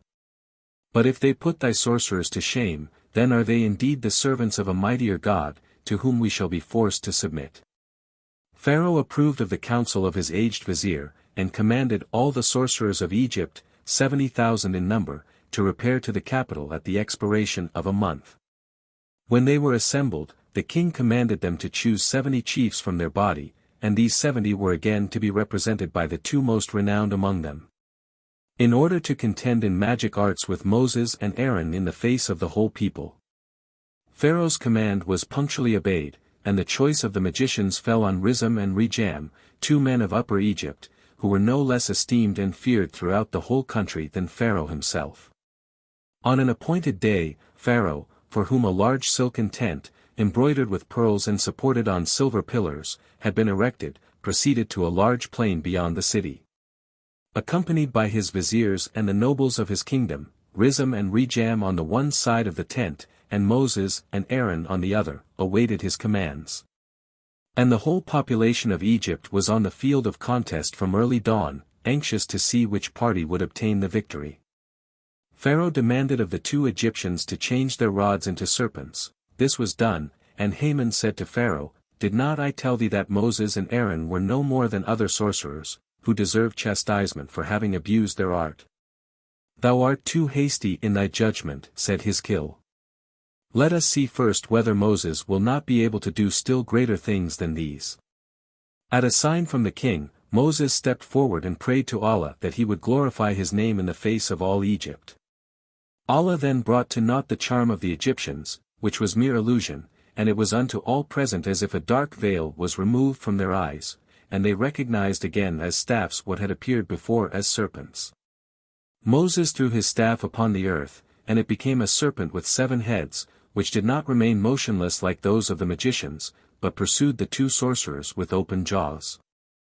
They threw themselves to the earth, and exclaimed, "We believe in the Lord of the world, the God of Moses and Aaron."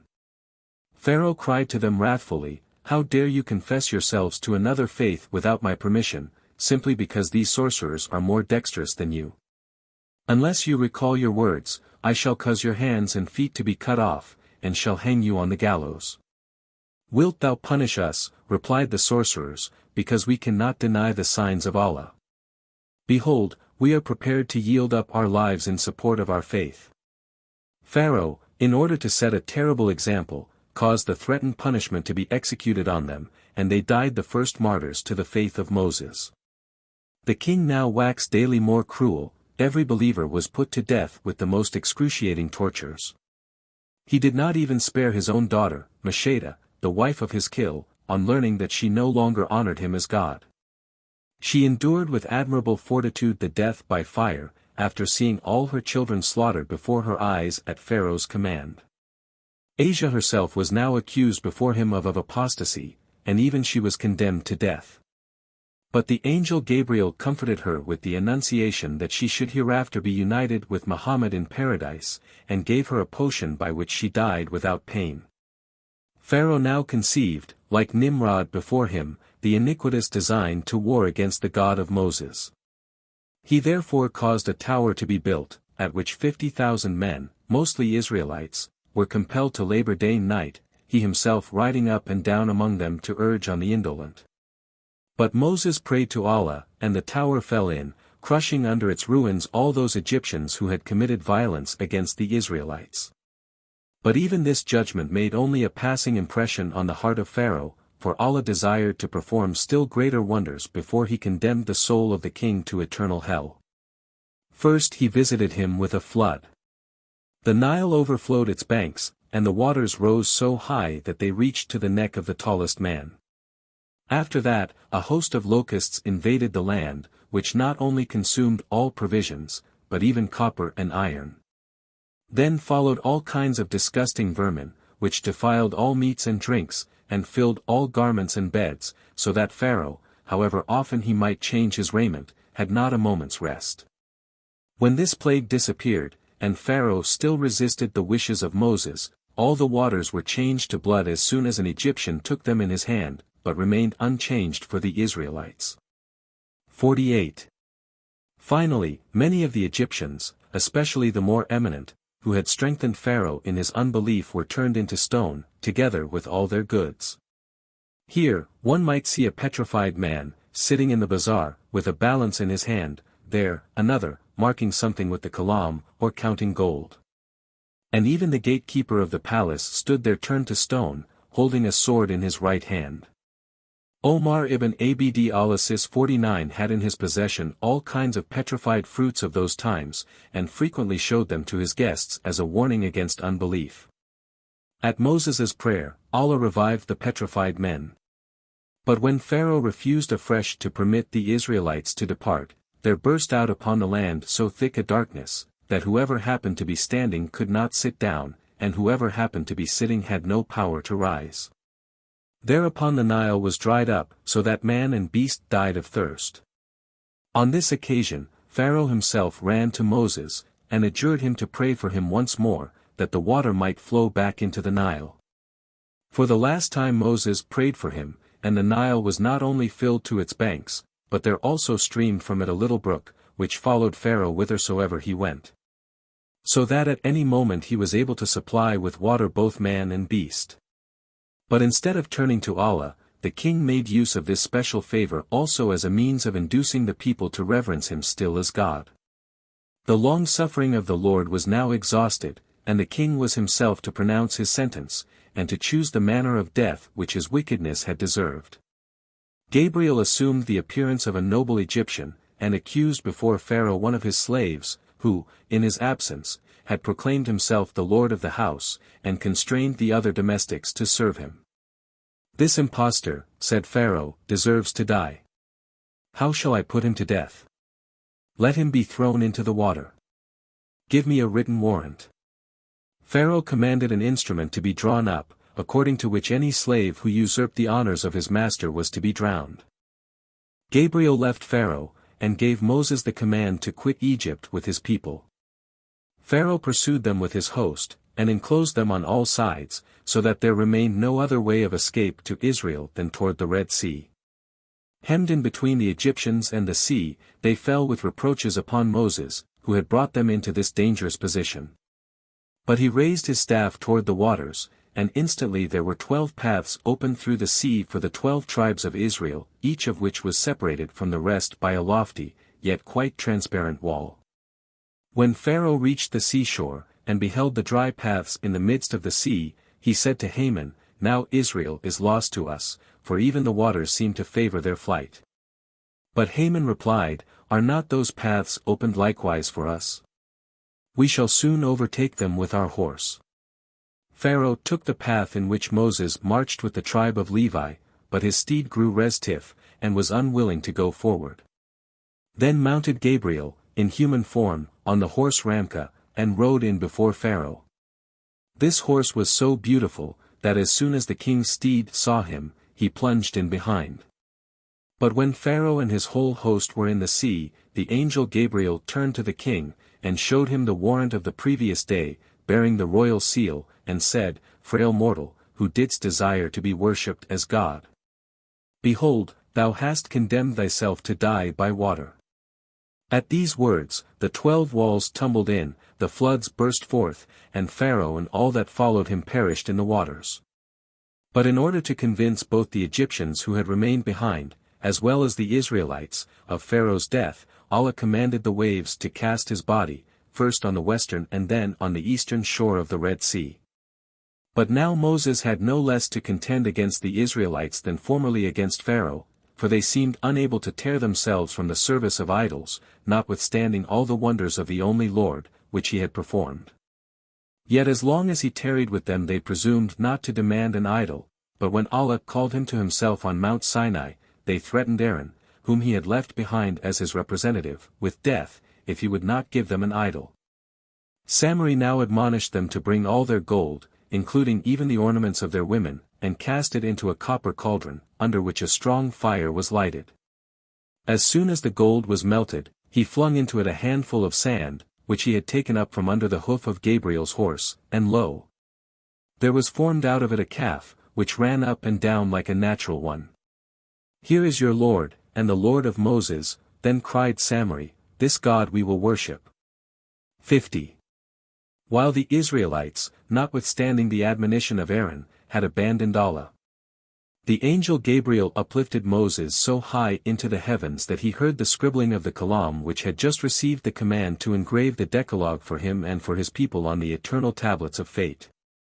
But the higher Moses rose, the stronger grew his desire to behold Allah himself in his glory. Then commanded Allah all the angels to surround Moses, and to commence a song of praise. Moses swooned away, for he was wanting in strength both to behold these hosts of shining forms as well as to hear their thrilling voices. But when he came to himself again, he confessed that he had asked a sinful thing, and repented. He then prayed to Allah that he would make his people the most excellent of the earth. But Allah replied, "The Kalam has already marked down as such the people of Muhammad, because they shall fight for the true faith until it cover the whole earth." Lord, continued Moses, reward tenfold the good deeds of my people, and visit sin but once, let also each good intention, though not carried into effect, obtain a recompense, but pass by each evil thought unpunished. These are privileges, replied Allah, accorded to those only who believe in Muhammad, in whose name even Adam prayed to me. Admonish, therefore, thy people to faith in him, for he shall rise first on the day of the resurrection from his grave, and enter into paradise at the head of all the prophets. He also shall obtain the grace of revealing to his people the commandment of the 5 daily prayers and the fast of Ramadan. 51. When Moses returned again to his own people, and found them worshipping before the golden calf, he fell upon Aaron, caught him by the beard, and was on the point of strangling him, when Aaron swore that he was innocent, and pointed out Samari as the prime mover of this idolatry. Moses then summoned Samari, and would have put him to death instantly, but Allah directed that he should be sent into banishment. Ever since that time he roams like a wild beast throughout the world. Every one shuns him, and purifies the ground on which his feet have stood, and he himself, whenever he approaches men, exclaims, "Touch me not." Yet, before Moses expelled him from the camp of the Israelites at Allah's command, he caused the calf to be broken into pieces, and having ground it to dust, forced Samari to defile it. It was then put into water, and given the Israelites to drink. After Samari's removal, Moses prayed Allah to have mercy on his people.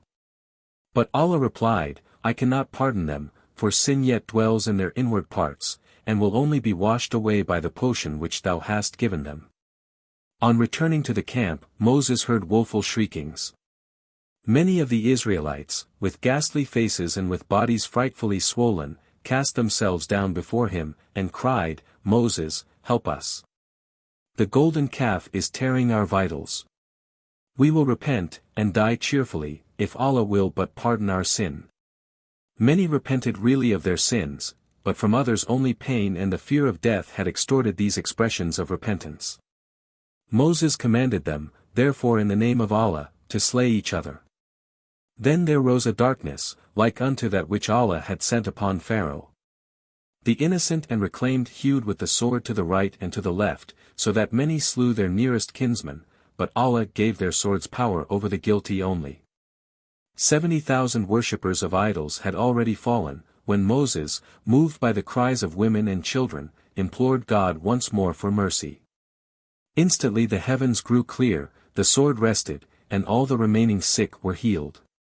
On the following day Moses read unto them the law, and admonished them to obey scrupulously its prescriptions. But many of the people exclaimed, "We shall not submit to such a code." The laws especially obnoxious to them were those which regulated the revenge of blood and punished the pettiest theft with the loss of the hand. At that instant, Mount Sinai became vaulted over their heads, excluding the very light of heaven from them, and there cried a voice from the rocks, "Sons of Israel! Allah has redeemed you from Egypt merely to be the bearers of his laws. If you refuse this burden, we shall fall in upon you, and thus you shall be compelled to support a weightier mass until the day of the resurrection." With one voice they then exclaimed, "We are ready to submit to the law, and to accept it as the rule of our life." When Moses had instructed them fully in the law, and expounded what was pure and what impure, what lawful and what unlawful, he gave the signal to march for the conquest of the promised land of Palestine. But, notwithstanding all the wonders of Allah, who fed them with manna and quails in the wilderness, and caused 12 fresh fountains to spring out of the rocky ground wherever they encamped, they were still faint-hearted, and would not depart until they had obtained better information respecting the country and its inhabitants through spies. Moses was obliged to yield, and sent a man out of every tribe into Palestine. The spies, on their return, related, "We have seen the land which we are to subdue by the sword, it is good and fruitful. The strongest camel is scarcely able to carry one single bunch of grapes, a single ear yields sufficient corn to satisfy a whole family, and the shell of a pomegranate can easily contain 5 armed men. But the inhabitants of that country and their cities are of a size proportionate to the products of their soil. We have seen men the smallest of whom was 600 cubits high. They stared at our dwarfish appearance, and derided us. Their houses naturally correspond with their size, and the walls which surround their cities are so high that an eagle is scarcely able to soar to the summit thereof." When the spies had finished their report, they dropped down dead. Only 2 of them, Joshua, the son of Nun, and Caleb, who had kept silence, remained alive. But the Israelites murmured against Moses, and said, "We shall never fight against such a gigantic people. If thou hast a mind to do so, march alone with thy God against them." Thereupon Moses announced to them, in the name of Allah, that by reason of their distrust in the help of him who had divided the sea for their safety, they were doomed to wander 40 years through the wilderness. He then took leave of them, and journeyed, preaching the true faith through the whole earth from east to west, and from north to south. When Moses was one day boasting of his wisdom to his servant Joshua, who accompanied him, Allah said, "Go to the Persian Gulf, where the seas of the Greeks and the Persians commingle. And thou shalt there find one of my pious servants who surpasses thee in wisdom. How shall I recognize this wise man? Take with thee a fish in a basket, it will show thee where my servant lives. Moses now departed with Joshua toward the country which Allah had pointed out, and constantly carried with him a fish in a basket. On one occasion he laid himself down, quite exhausted, on the seashore, and fell asleep. It was late when he awoke, and he hurried on to reach the desired inn, but Joshua had, in his haste, neglected to take the fish with him, and Moses forgot to remind him of it. It was not until the next morning that they missed their fish, and were on the point of returning to the spot where they had rested on the preceding day. But, on reaching the seashore, they beheld a fish gliding quite erect on the surface of the water, instead of swimming therein, as fish are wont to do. They soon recognized it as theirs, and therefore went after it along the shore. After having, for a few hours, followed their guide, it suddenly dived below. They stood still, and thought, here the God-fearing man whom we are seeking must dwell. And soon they descried a cave, over whose entrance was written, in the name of Allah, the All-Merciful and All-Gracious. On stepping in, they found a man who appeared in all the bloom and vigor of a youth of 17, but with a snow-white beard flowing even to his feet. It was the prophet Idris, who, though gifted with eternal youth, was withal endowed with the finest ornament of hoary age. After mutual salutation, Moses said, Accept me as thy disciple, and permit me to accompany thee in thy wanderings through the world, that I may admire the wisdom which Allah has bestowed on thee. Thou canst not comprehend it, and wilt therefore not remain long with me. If Allah pleases, thou shalt find me both obedient and patient. Reject me not. Thou mayest follow me, yet must thou ask me no question until I shall, of my own accord, explain my actions. When Moses had submitted to this condition, Al-Chidr took him to the shore of the sea, where a vessel was lying at anchor. He took an axe and struck out 2 planks of the vessel, so that it sank immediately. What dost thou? Cried Moses, the men that are in it will now perish. Did I not say, replied Al-Chidr, thou wilt not long continue patiently with me? Pardon me, said Moses, I had forgotten my promise. Al-Chidr then journeyed farther with him, until they met a beautiful boy, who was playing with shells on the seashore. Al-Chidr drew his knife, and cut the throat of the child. Moses cried, Why murderest thou an innocent child, who can in no wise have deserved death? Thou hast committed a great crime. Did I not tell thee, replied Al-Chidr, thou canst not travel long in my company? Pardon me yet this once, replied Moses, and if I inquire again, then mayest thou reject me. They now traveled long to and fro, until they arrived, weary and hungry, in a large city. Yet no one would lodge them, nor give them meat or drink without money. Suddenly Al-Chidr beheld how the walls of a beautiful inn, out of which they had just been driven, threatened to fall in. He then stepped before them, and supported them until they stood upright again, and when he had strengthened them, he went his way. Then said Moses to him, Thou hast now performed a work which would have occupied many masons during several days. Why hast thou not at least demanded a reward, that we might have bought some provisions? Now we must separate, said Al-Chidr, yet, ere we part, I will explain to thee the motives of my conduct. The vessel which I have damaged, but which may be easily repaired, belonged to poor men, and formed their only source of maintenance. At the time I struck it, many ships of a certain tyrant were cruising in those seas, capturing every serviceable craft. By me, therefore, these poor sailors have saved their only property. The child whom I have slain is the son of pious parents, but he himself, I perceived it in his face, was of a depraved nature, and would in the end, have led his parents into evil. I have therefore preferred to slay him. Allah will give them pious children in his stead. As for the wall of the inn which I have raised up and strengthened, it belongs to 2 orphans whose father was a pious man. Beneath the wall there is a treasure hid, which the present owner would have claimed if it had fallen. I have therefore repaired it, that the treasure may be left secure until the children shall have grown up. Thou sayest, then, continued Al-Chidr, that in all this I have not followed blind passion, but have acted according to the will of my Lord. 52. Moses prayed Al-Chidr once more to pardon him, but did not venture to ask permission to remain with him. During the last 30 years Moses had passed through the southern, eastern, and western parts of the earth, and there were yet left to him 10 years for wandering in the north, which, notwithstanding the ferocity of the nations of that region, and the rigidity of its climate, he visited in every direction until he came to the great iron wall which Alexander had erected to protect the inhabitants against the predatory incursions of the nations of Jajuj and Majuj.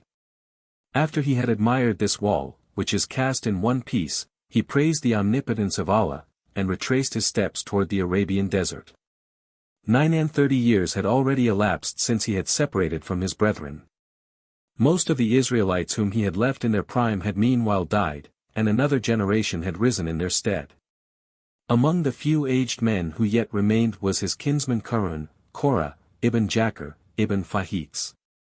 He had learned from Moses' sister, Koltham, Miriam, who was his wife, the science of alchemy, so that he was able to convert the meanest metal into gold. He was so rich that he built lofty walls of gold round his gardens, and required 40 mules to carry the keys of his treasures when he traveled. 53 By means of his wealth he had succeeded in acquiring a truly regal influence during Moses' absence. But when, at Moses' return, his importance diminished, he resolved on his destruction. He therefore visited a maiden whom Moses had banished from the camp on account of her abandoned courses, and promised to marry her if she would declare before the elders of the congregation that Moses had expelled her only because she had refused to listen to his proposals. She promised Korah to act entirely after his will. But when she arrived before the elders with the intention of calumniating Moses, she was not able to prefer her charge. Allah put different words into her mouth. She acknowledged her guilt, and confessed that Korah had induced her, by innumerable promises, to bring a false accusation against Moses. Moses prayed to Allah for protection against the malignity of his kinsman, and lo! The earth opened under the feet of Korah, and devoured him, with all his associates and goods. As the 40th year was hastening to its close, Moses marched with the Israelites toward the frontier of Palestine. But when Jalab ibn Sapham, the king of Baca, received intelligence of the approach of the Israelites, who had already, in their march, conquered many cities, he called to him Beliam the sorcerer, the son of Bauer, in hopes to be enabled, by his counsel and aid, to withstand the Israelites. But an angel appeared to Beliam in the night, and forbade him to accept the invitation of Jalab. When, therefore, the messengers of the king returned to Baca without Beliam, Jalab purchased the most costly jewels, and sent them secretly by other messengers to Beliam's wife, to whom the sorcerer was so much attached as to be quite under her control. Beliam's wife accepted the presents, and persuaded her husband to undertake the journey. The king, accompanied by his viziers, rode out some distance to meet him, and appointed one of the most beautiful houses of the city for his abode. According to the custom of the country, the guest was provided 3 days from the royal tables, and the viziers visited him from time to time, without speaking, however, of the object for which he had been called to Baca. It was not until the 4th day that he was summoned to the king, and entreated to curse the people of Israel. But Allah paralyzed the tongue of Beliam, so that, notwithstanding his hatred toward the people, he was not able to utter a word of imprecation. When the king saw this, he prayed him at least to assist with his counsel against the invading nation. The best means against the Israelites, said Beliam, who are so terrible only through the assistance of Allah, is to lead them into sin. Their God then forsakes them, and they are unable to resist any foe. Send, therefore, the most beautiful women and maidens of the capital to meet them with provisions, that they may yield to sin, and then thou shalt easily overcome them. The king adopted this counsel, but Moses was apprised thereof by the angel Gabriel, and caused the first Israelite who was led into sin to be put to death, and as a warning, commanded his head to be carried on a spear throughout the camp. He then instantly led on the attack. Baca was taken, and the king, with Beliam and his sons, were the first to perish in the fight. Soon after the conquest of Baca, Gabriel appeared, and commanded Moses, together with Aaron and his sons, to follow him to a lofty mountain which lay near the city. On reaching the pinnacle of the mountain they beheld a finely wrought cave, in the midst of which there stood a coffin, with the inscription, "I am destined for him whom I fit." Moses desired to lay himself first into it, but his feet protruded.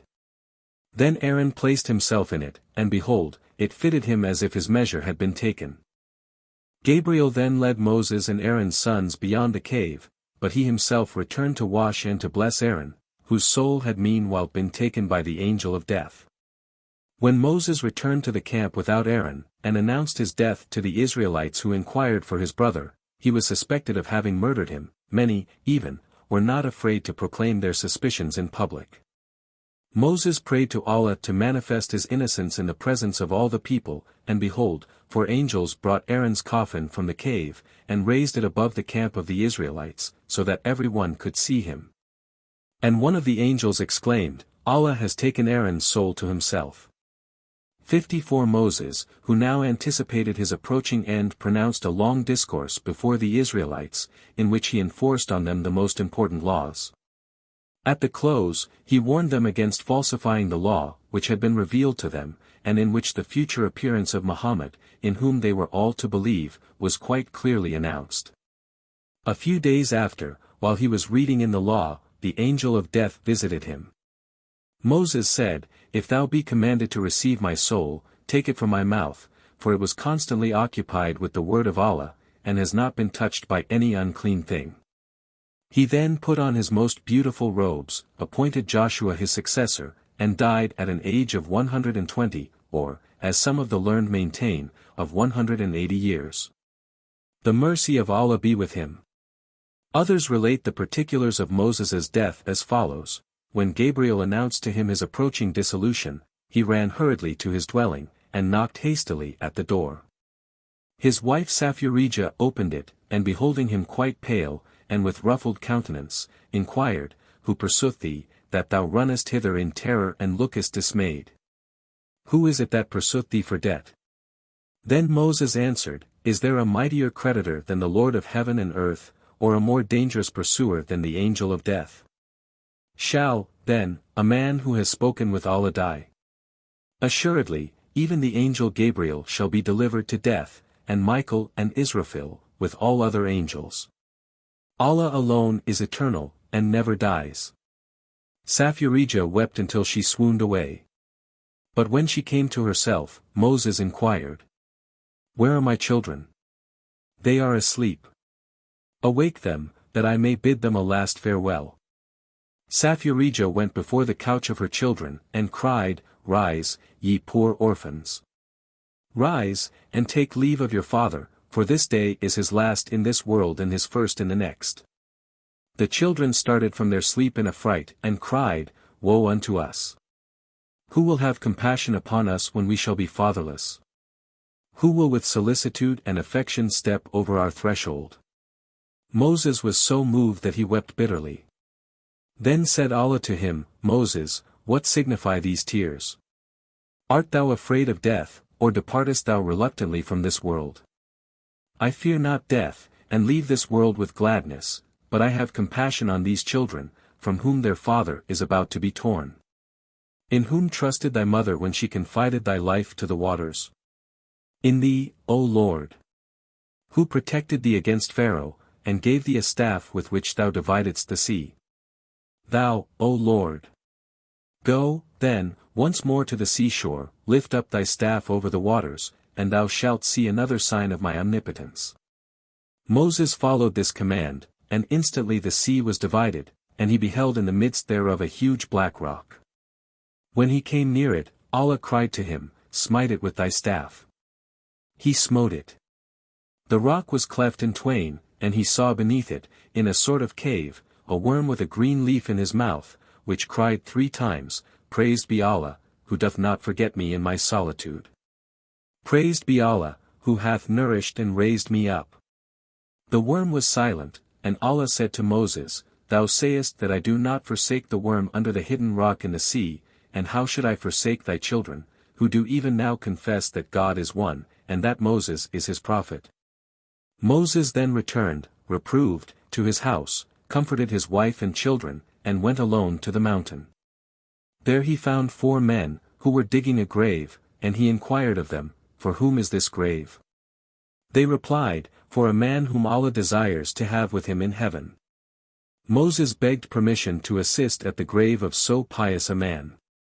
When the work was done, he inquired, "Have you taken the measure of the dead?"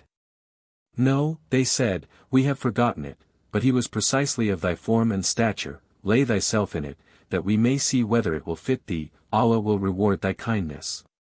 But when Moses had laid himself down within it, the angel of death stepped before him, and said, "Peace be upon thee, Moses. Allah bless thee, and have pity upon thee. Who art thou?" "I am the angel of death. Prophet of Allah, and come to receive thy soul. How wilt thou take it?" "Out of thy mouth." "Thou canst not, for my mouth hath spoken with God. I will draw it out of thine eyes." "Thou mayest not do so, for they have seen the light of the Lord." "Well, then, I will take it out of thine ears." "This also thou mayest not do, for they have heard the word of Allah." "I will take it from thy hands." "How darest thou? Have they not borne the diamond tablets on which the law was engraved?" Allah then commanded the angel of death to ask of Ridwan, the guardian of paradise, an apple of Eden, and to present it to Moses. Moses took the apple from the hand of the angel of death to inhale its fragrance, and at that instant his noble soul rose through his nostrils to heaven. But his body remained in this grave, which no one knew save Gabriel, Michael, Israfil, and Azrael, who had dug it, and whom Moses had taken for men. Samuel, Saul, and David. The Israelites lived under Joshua, who was, however, not a prophet, but merely a virtuous prince and valiant chief, conformably to the laws revealed by Moses.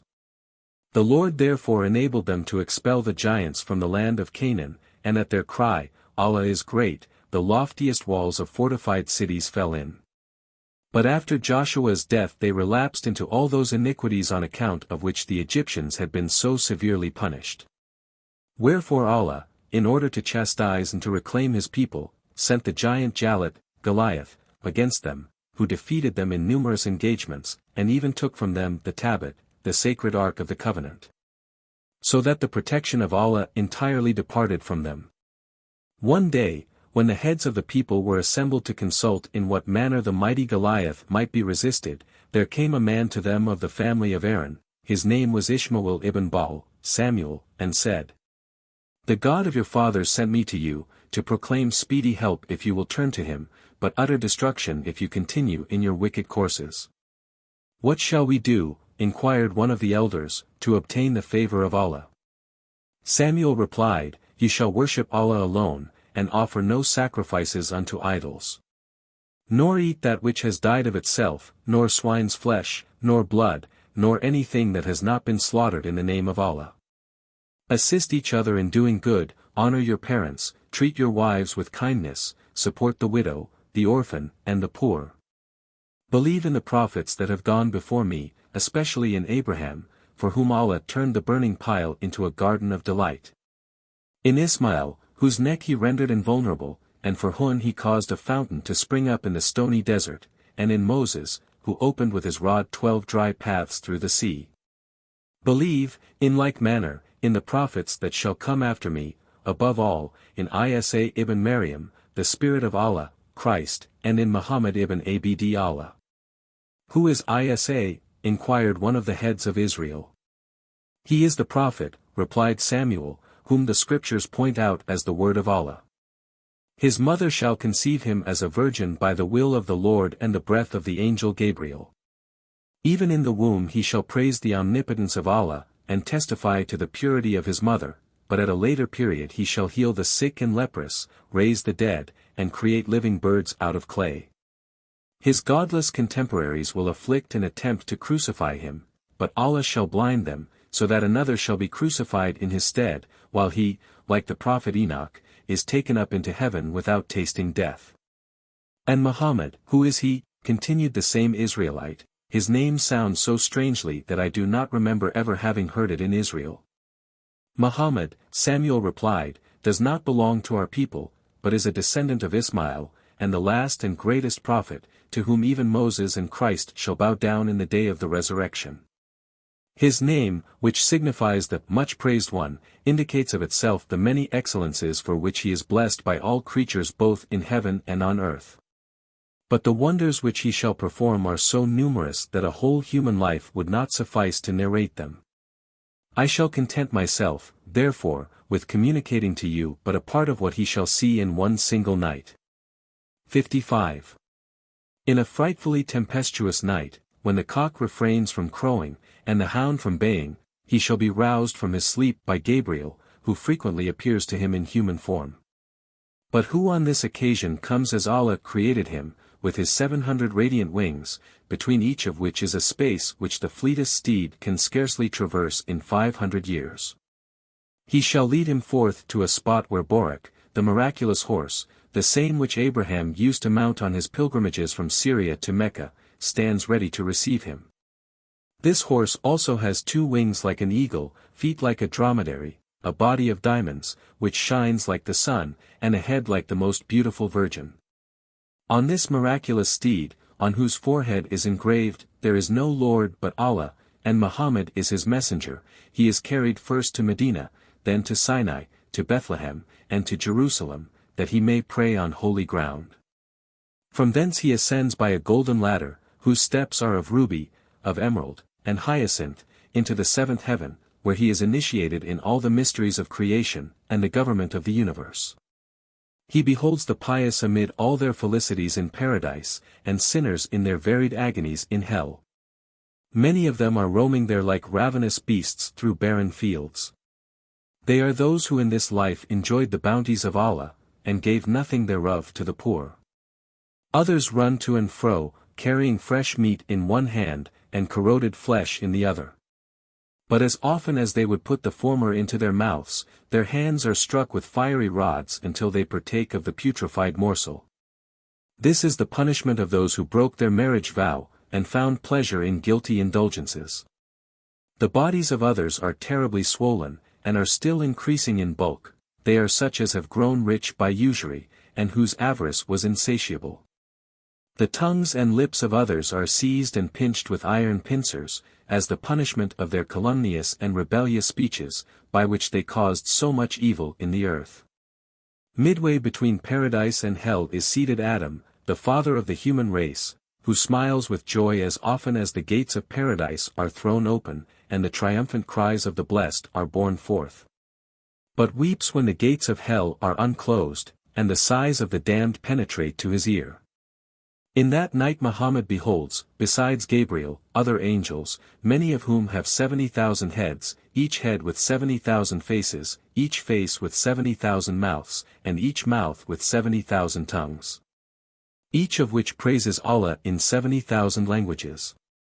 He sees, too, the angel of reconciliation, who is half fire and half ice, the angel who watches with scowling visage and flaming eyes the treasuries of fire, the angel of death, holding in his hand a huge tablet, inscribed with names, of which he effaces hundreds every instant, the angel who keeps the floods, and measures out with an immense balance the waters appointed unto every river and every fountain. And him, finally, who supports the throne of Allah on his shoulders, and is holding a trumpet in his mouth, whose blast shall one day wake the sleepers from the grave. He is at last conducted through many oceans of light, into the vicinity of the holy throne itself, which is so vast, that the rest of the universe appears by its side like the scales of a coat of armor in the boundless desert. That which shall be revealed to him there, continued Samuel, is as yet concealed from me, but this I know, he shall gaze on the glory of Allah at the distance of a bowshot. Shall then descend to earth by the ladder, and return on Borak to Mecca as rapidly as he came. To accomplish this vast journey, including his stay in Medina, Bethlehem, Jerusalem, and in heaven, he requires so little time, that a water vase, which he overturns in rising from his couch, will not have emptied its contents at his return. The assembled Israelites listened attentively to Samuel, and when he had finished, they exclaimed with one voice, "We believe in Allah, and in his prophets which were and are to come. Only pray that he may deliver us from the tyranny of Goliath." Samuel prayed and fasted till at length Allah sent an angel, who commanded him to go out of the city, and to proclaim the first man who should meet him king over Israel. since in his reign the Israelites should regain their independence from foreign bondage. Samuel did as he was commanded, and met Talmud, Saul, the son of Bishur, the son of Onan, the son of Benjamin, who was a husbandman of lofty stature, but not otherwise remarkable, though Allah had put much wisdom into his heart. He was wandering about in search of a heifer which had broken away from her plough and run at large. Samuel assisted him in her recovery, and then took Saul home with him, anointed him with oil, and presented him to the heads of Israel as their king and divinely commissioned deliverer. But they refused to accept as their king a common peasant, who hitherto had not distinguished himself in any wise, and they demanded a miracle. Allah, replied Samuel, will, in token of his ratifying this kingly election, restore to you the Ark of the Covenant. From that day the Philistines were visited with the most painful and disgusting leprosy, whose origin no physician could discover, and which no physician could cure. But as the plague fell most heavily on that city where the Ark of the Covenant, which had been carried in triumph from one place to another, happened to be, no one would retain it any longer. And it was at last left standing in a wagon in the open field. Allah then commanded 2 invisible angels to carry it back into the midst of the camp of Israel, who thereupon no longer hesitated to do fealty unto Saul as their king. As soon as he was elected, Saul mustered the host of Israel, and marched against the Philistines at the head of 70,000 men. During their march through the wilderness, they were one day in want of water, so that a universal murmuring arose against Samuel and Saul. Samuel, who was following after the Ark of the Covenant, prayed to the Lord, and there sprung from out the rocky ground a fountain of water, which was as fresh as snow, as sweet as honey, and as white as milk. But when the soldiers came rushing toward it, Samuel cried, You have grievously sinned against your king and against your God by reason of discontent and rebellion. Forbear to touch this water, that by abstinence you may atone for your sin. But Samuel's words met with no regard.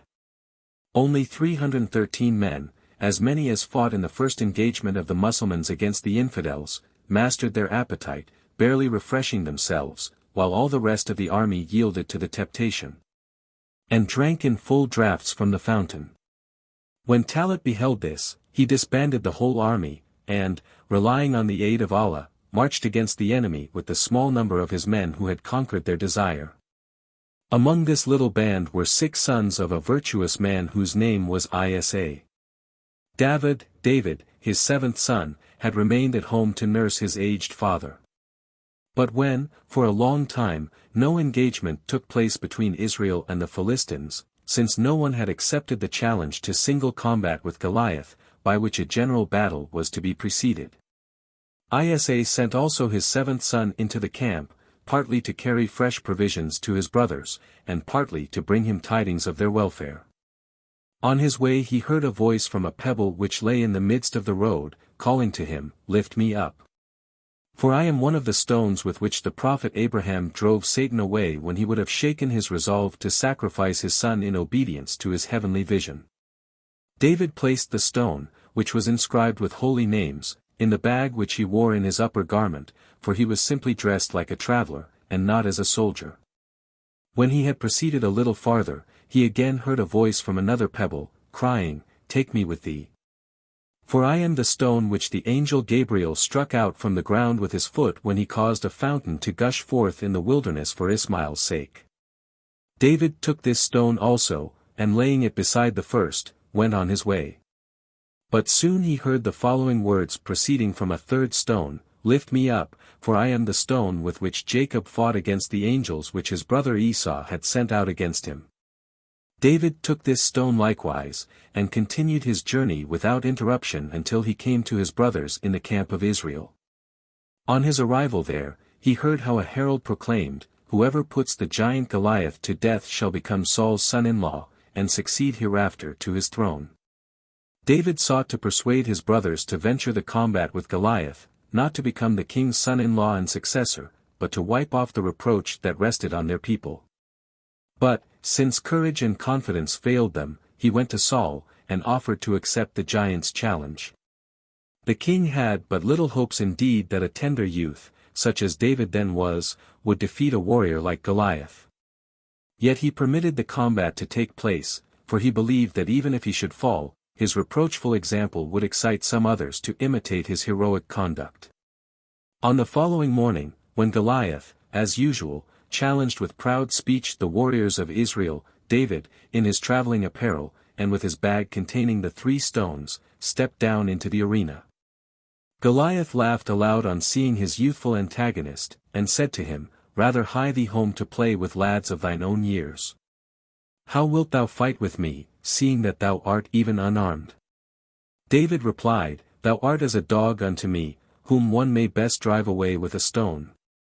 And before Goliath was yet able to draw his sword from its scabbard, he took the 3 stones from his bag, pierced the giant with one of them so that he instantly fell lifeless on the ground, and drove with the second the right wing of the Philistines into flight, and their left wing with the third. But Saul was jealous of David, whom all Israel extolled as their greatest hero, and refused to give him his daughter until he brought the heads of 100 giants as the marriage gift. But the greater David's achievements were, the more rancorous grew the envy of Saul, so that he even sought treacherously to slay him. David defeated all his plans. But he never revenged himself, and Saul's hatred waxed greater by reason of this very magnanimity. One day he visited his daughter in David's absence, and threatened to put her to death unless she gave him a promise, and confirmed it by the most sacred oaths, that she would deliver her husband unto him during the night. When the latter returned home, his wife met him in alarm, and related what had happened between her and her father. David said to her, "Be faithful to thine oath, and open the door of my chamber to thy father as soon as I shall be asleep. Allah will protect me even in my sleep, and give me the means of rendering Saul's sword harmless, even as Abraham's weapon was impotent against Ismail, who yielded his neck to the slaughter." He then went into his forge, and prepared a coat of mail, which covered the whole upper part of his body from his neck downward. This coat was as fine as a hair, and, clinging to him like silk, resisted every kind of weapon. For David had been endowed, as a special favor from Allah, with the power of melting iron without fire, and of fashioning it like wax for every conceivable purpose, with no instrument but his hand. To him we are indebted for the ringed coat of mail, for up to his time armor consisted of simple iron plates. David was wrapped in the most peaceful slumber, when Saul, guided by his daughter, entered his chamber. And it was not until his father-in-law haggled the impenetrable mail with his sword as with a saw, bearing on it with all his strength, that David awoke, tore the sword from his hand, and broke it in pieces as if it had been a morsel of bread. But after this occurrence, he thought it no longer advisable to tarry with Saul, and therefore retired to the mountains, with a few of his friends and adherents. Saul made use of this pretext to have him suspected of the people, and at last, accusing him of treason, marched against him at the head of 1,000 soldiers. But David was so endeared to the inhabitants of the mountain, and knew its hiding places so well, that it was impossible for Saul to take him. One night, while Saul was asleep, David left a cave which was quite near to the king's encampment, and took the signet ring from his finger, together with his arms and the standard which were lying by his side.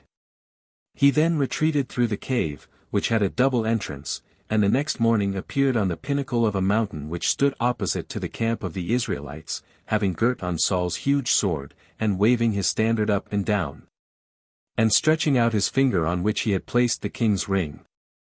Saul, who could not understand how a thief could have penetrated into the midst of his well-guarded camp, recognized David and the articles which had been taken from him. This new proof of his dexterity and magnanimous disposition overcame at last the king's envy and displeasure. He therefore dispatched a messenger, who in the royal name begged forgiveness for all the grievances he had inflicted, and invited David to return to his home. David was overjoyed at a reconciliation with his father-in-law, and they now lived together in peace and harmony until Saul was slain, in a disastrous engagement with the Philistines. After Saul's death David was unanimously elected king of Israel, and by the help of Allah he soon reconquered the Philistines, and extended the boundaries of his kingdom far and wide. But David was not only a brave warrior and a wise king, but likewise a great prophet. Allah revealed to him 70 psalms, and endowed him with a voice such as no mortal possessed before him. In height and depth, in power and melody combined, no human voice had ever equaled it.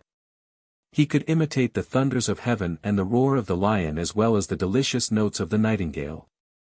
Nor was there any other musician or singer in Israel as long as David lived, because no one who had once heard him could take pleasure in any other performance. Every third day he prayed with the congregation, and sung the psalms in a chapel which was hewn out of the mountain rocks. Then not only all men assembled to hear him, but even beasts and birds came from afar, attracted by his wonderful song. One day, as he was on his return from prayer, he heard two of his subjects contending which of the two was the greater prophet, Abraham or himself. "Was not Abraham," said the one, "saved from the burning pile? Has not David," replied the other, "slain the giant Jalet? But what has David achieved," resumed the first, "that might be compared with Abraham's readiness to sacrifice his son?" As soon as David came home, he fell down before Allah and prayed, "Lord, who hast proved on the pile Abraham's fidelity and obedience, grant unto me too an opportunity show unto my people that my love to thee withstands every temptation." David's prayer was heard. When, 3 days afterward, he ascended his pulpit, he perceived a bird of such beautiful plumage that it attracted his whole attention, and he followed it with his eyes to every corner of the chapel, and to the trees and shrubs beyond. He sung fewer psalms than he was wont to do. His voice failed him as often as he lost sight of this graceful bird, and grew soft and playful in the most solemn parts of the worship whenever it reappeared. At the close of the prayers, which, to the astonishment of the whole assembly, were concluded on this occasion several hours sooner than usual, he followed the bird, which flew from tree to tree, until he found himself, at sunset, on the margin of a little lake. The bird disappeared in the lake, but David soon forgot it, for in its stead there rose up a female form, whose beauty dazzled him like the clearest midday sun. He inquired her name. It was Sajah, the daughter of Josu, the wife of Uriah ibn Haman, who was with the army. David departed, and on his return commanded the chief of his troops to appoint Uriah to the most dangerous post in the vanguard of the army. His command was executed, and soon afterward the death of Uriah was reported. David then wooed his widow, and married her at the expiration of the prescribed time. On the day after his marriage, there appeared, at Allah's command, Gabriel and Michael in human form before David, and Gabriel said, "The man whom thou sayest here before thee is the owner of 99 sheep, while I possess an only one. Nevertheless, he pursues me without ceasing, and demands that I should give up my only sheep to him." "Thy demand is unreasonable," said David, "and betrays an unbelieving heart and a rude disposition." But Gabriel interrupted him, saying, "Many a noble and accomplished believer permits himself more unjust things than this." David now perceived this to be an allusion to his conduct toward Uriah. And, filled with wrath, he grasped his sword 56 and would have plunged it into Gabriel, but Michael gave a loud laugh of scorn. And when Gabriel and himself had ascended above David's head on their angels' wings, he said to David, "Thou hast pronounced thine own sentence, and called thine act that of a barbarous infidel. Allah will therefore bestow upon thy son a portion of the power which he had originally intended for thee. Thy guilt is so much the greater, since thou prayedst that thou mightst be led into temptation without having the power of resisting it." At these words the angels vanished through the ceiling, but David felt the whole burden of his sin. He tore the crown from his head, and the royal purple from his body, and wandered through the wilderness wrapped in simple woolen garments, and pining with remorse, weeping so bitterly that his skin fell from his face. And that the angels in heaven had compassion on him, and implored for him the mercy of Allah. But it was not until he had spent 3 full years in penitence and contrition that he heard a voice from heaven, which announced to him that the all-compassionate Allah had at length opened the gate of mercy. Pacified and strengthened by these words of consolation, David soon recovered his physical powers and his blooming appearance, so that on his return to Palestine no one observed in him the slightest change. But, during the king's long absence, many of the rabble, whom he had banished, gathered round his son Absalom, and made him king over Israel. He was therefore compelled, as Absalom would not renounce the throne, to make war against him. But no engagement took place. For when the prince was about to join his forces, Allah commanded the angel of death to take him from his horse and hang him on a tree by his long hair, that to all future time rebellious sons might take warning by his fate. Absalom remained hanging there until one of David's chieftains passed by and slew him with the sword. But, although David soon came to be esteemed and beloved by his people as before, yet, mindful of what had taken place with the two angels, he ventured not again to execute judgment.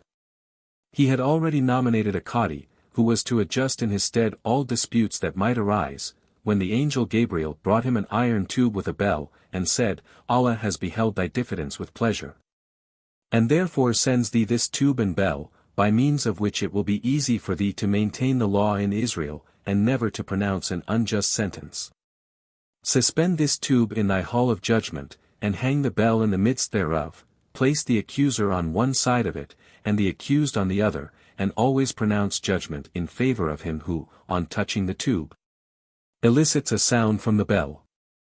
David was greatly delighted at this gift, by means of which he who was in the right was sure to triumph, so that soon no one dared to commit any injustice, since he was certain to be detected by the bell. One day, however, there came two men before the judgment seat, one of whom maintained that he had given a pearl into the keeping of the other, who now refused to restore it. The defendant, on the other hand, swore that he had already given it back. As usual, David compelled them both, one after the other, to touch the tube. But the bell uttered no sound, so that he did not know which of the two spake truth, and was inclined to doubt the farther virtue of the bell. But when he had repeatedly directed both to touch the tube, he observed that as often as the accused was to pass the ordeal, he gave his staff to be holden by his antagonist. David now took the staff in his own hand, and sent the accused once more to touch the tube, when instantly the bell began to ring aloud. David then caused the staff to be inspected, and behold, it was hollow, and the pearl in question was concealed within it.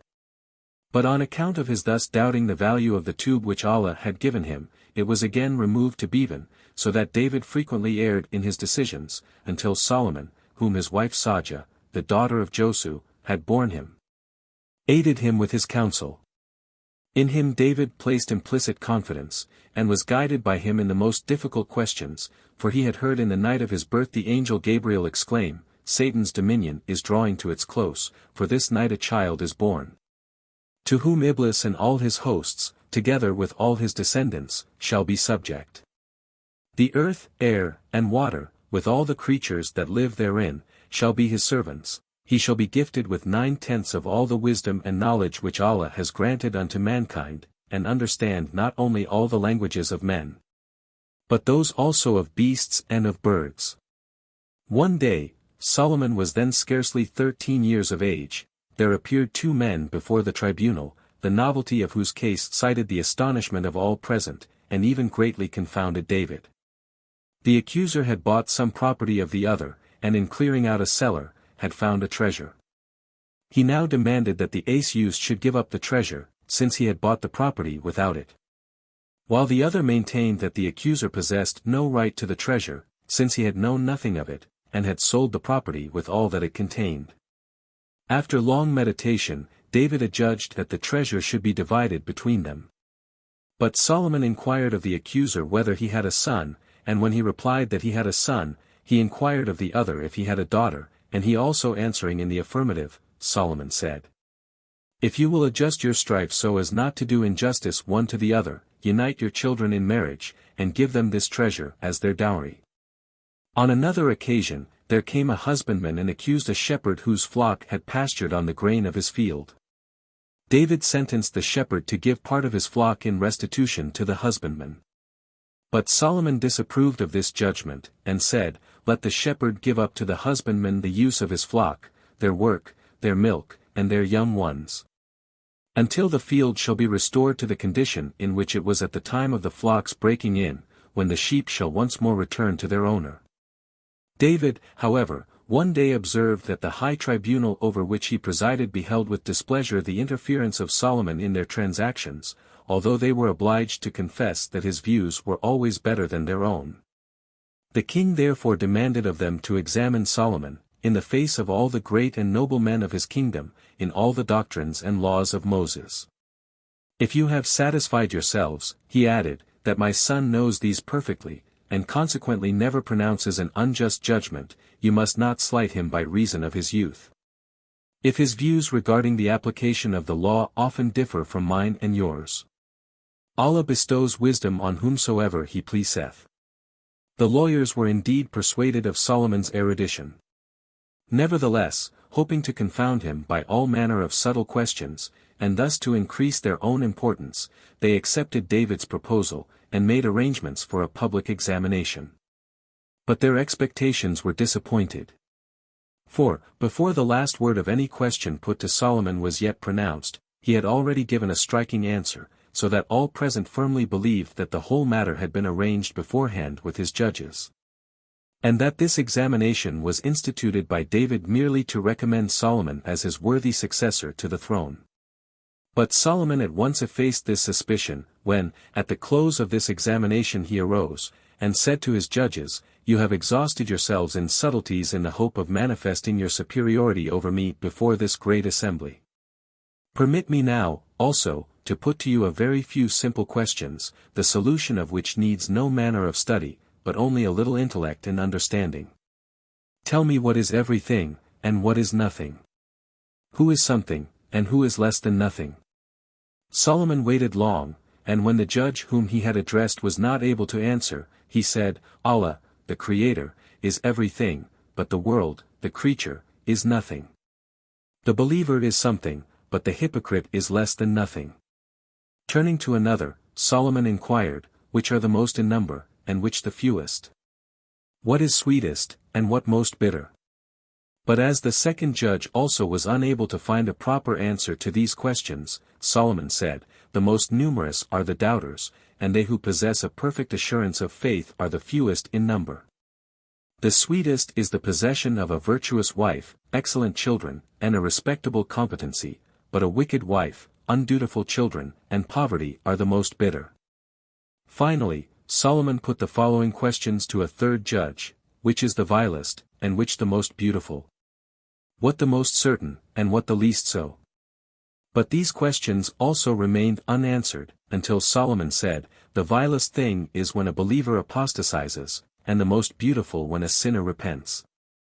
The most certain thing is death and the last judgment, and the most uncertain, life and the fate of the soul after the resurrection. You perceive, he then continued, it is not the oldest and most learned that are always the wisest. True wisdom is neither of years nor of learned books, but only of Allah, the All-Wise.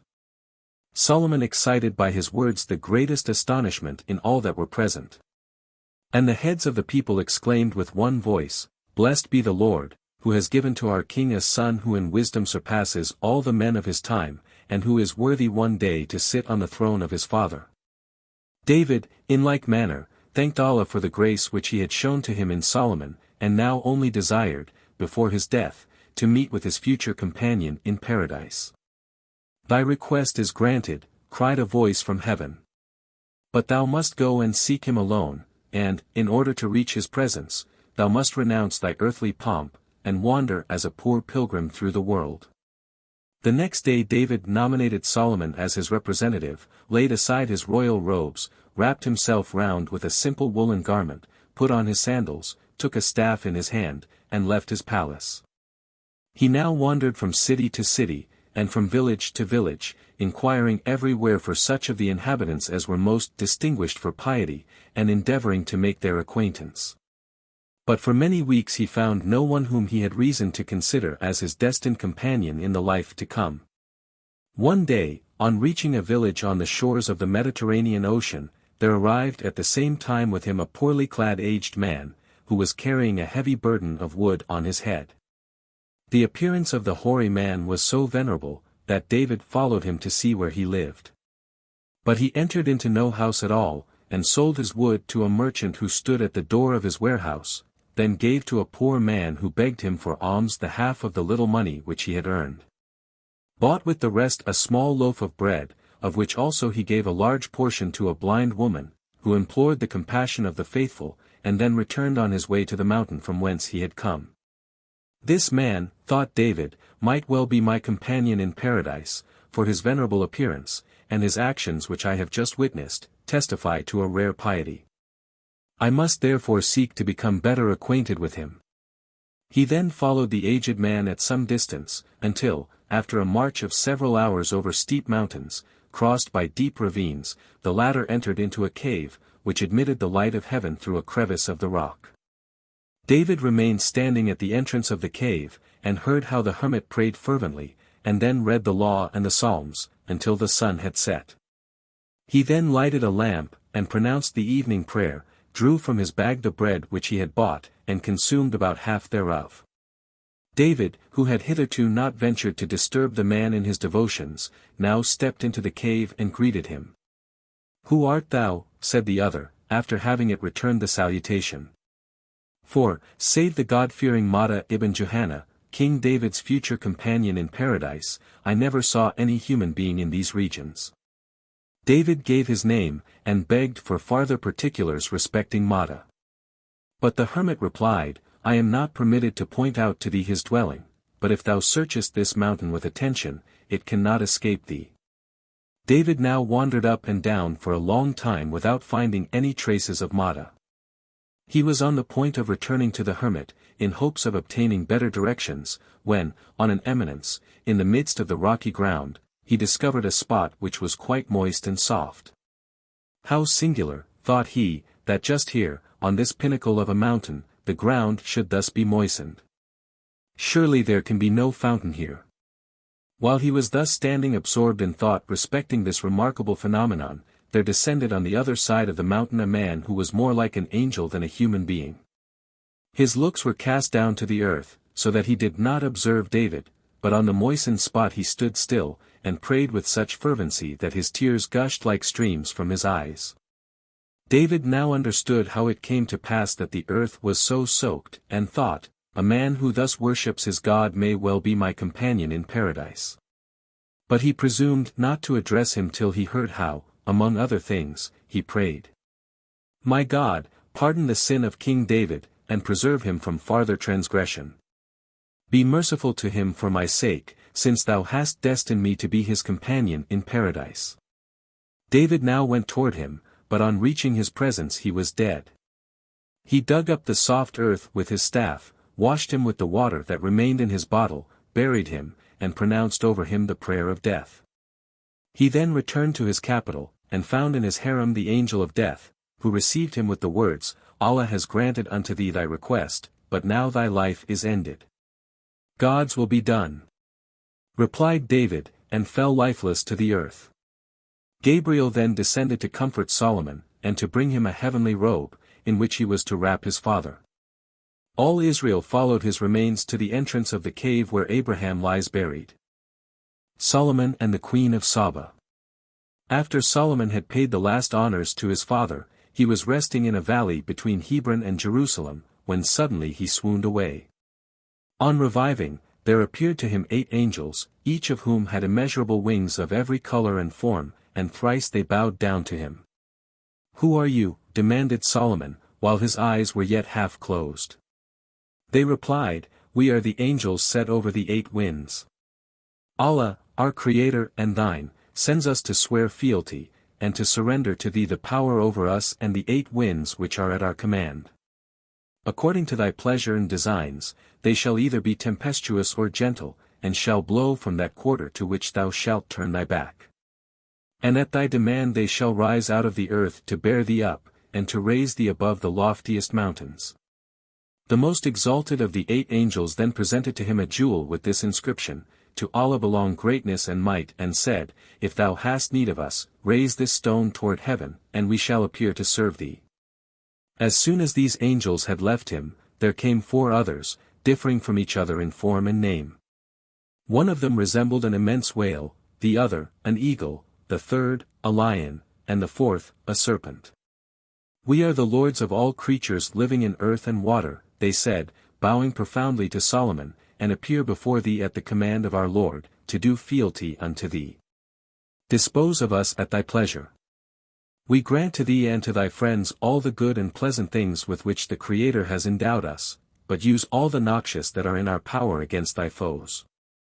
The angel who represented the kingdom of birds then gave him a jewel with the inscription, "All created things praise the Lord."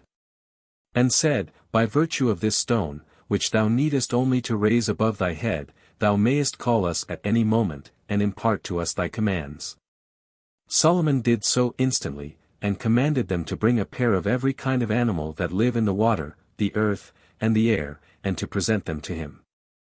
The angels departed quick as lightning, and in the twinkling of an eye there were standing before him every imaginable creature, from the largest elephant down to the smallest worm, also all kinds of fish and birds.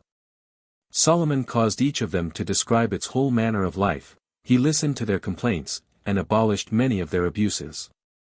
But he conversed longest with the birds, both on account of their delicious language which he knew as well as his own, as also for the beautiful proverbs that are current among them. The song of the peacock, translated into human language, means, "As thou judgest, so shalt thou be judged." The song of the nightingale signifies, "Contentment is the greatest happiness." The turtle-dove sings, "It were better for many a creature had it never been born." The hoopoe, "He that shows no mercy shall not obtain mercy." The bird surdak, "Turn to Allah, O ye sinners." The swallow, "Do good, for you shall be rewarded hereafter." The pelican, "Blessed be Allah in heaven and earth." The dove, "All things pass away, Allah alone is eternal." The kata, "Whosoever can keep silence goes through life most securely." The eagle, "Let our life be ever so long, yet it must end in death." The raven, "The farther from mankind, the pleasanter." The cock, "Ye thoughtless men, remember your Creator."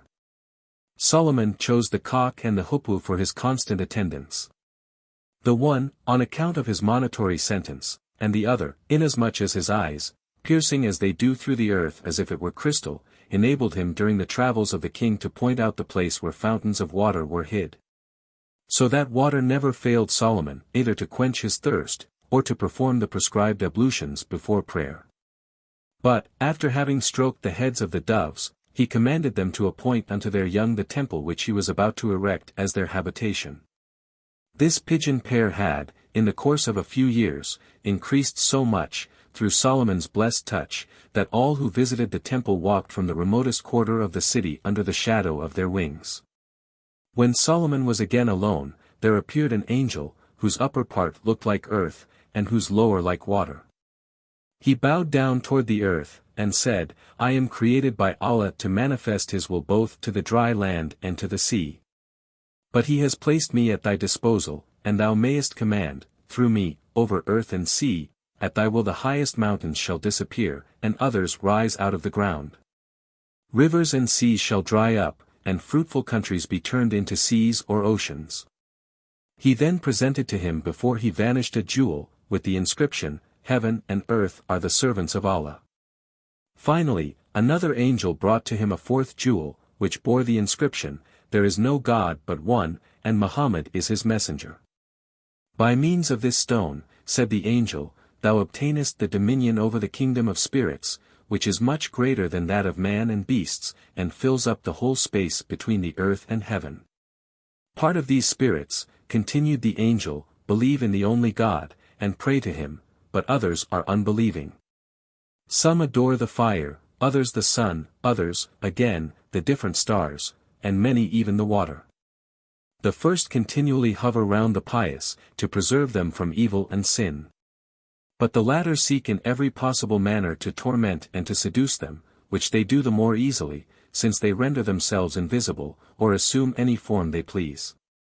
Solomon desired to see the genii in their original form.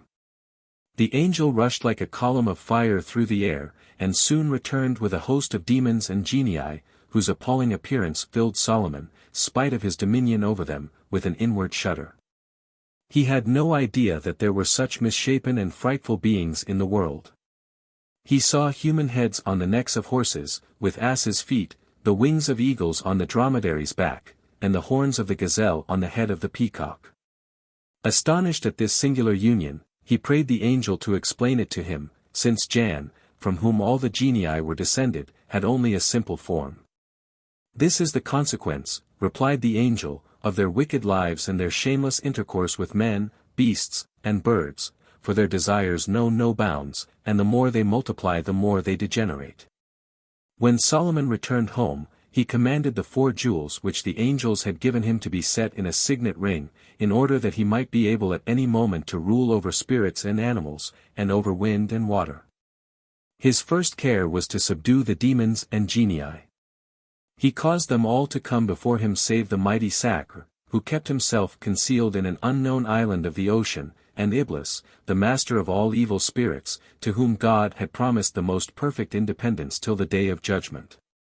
When they were assembled, he stamped his signet ring on each of their necks, to mark them as his slaves.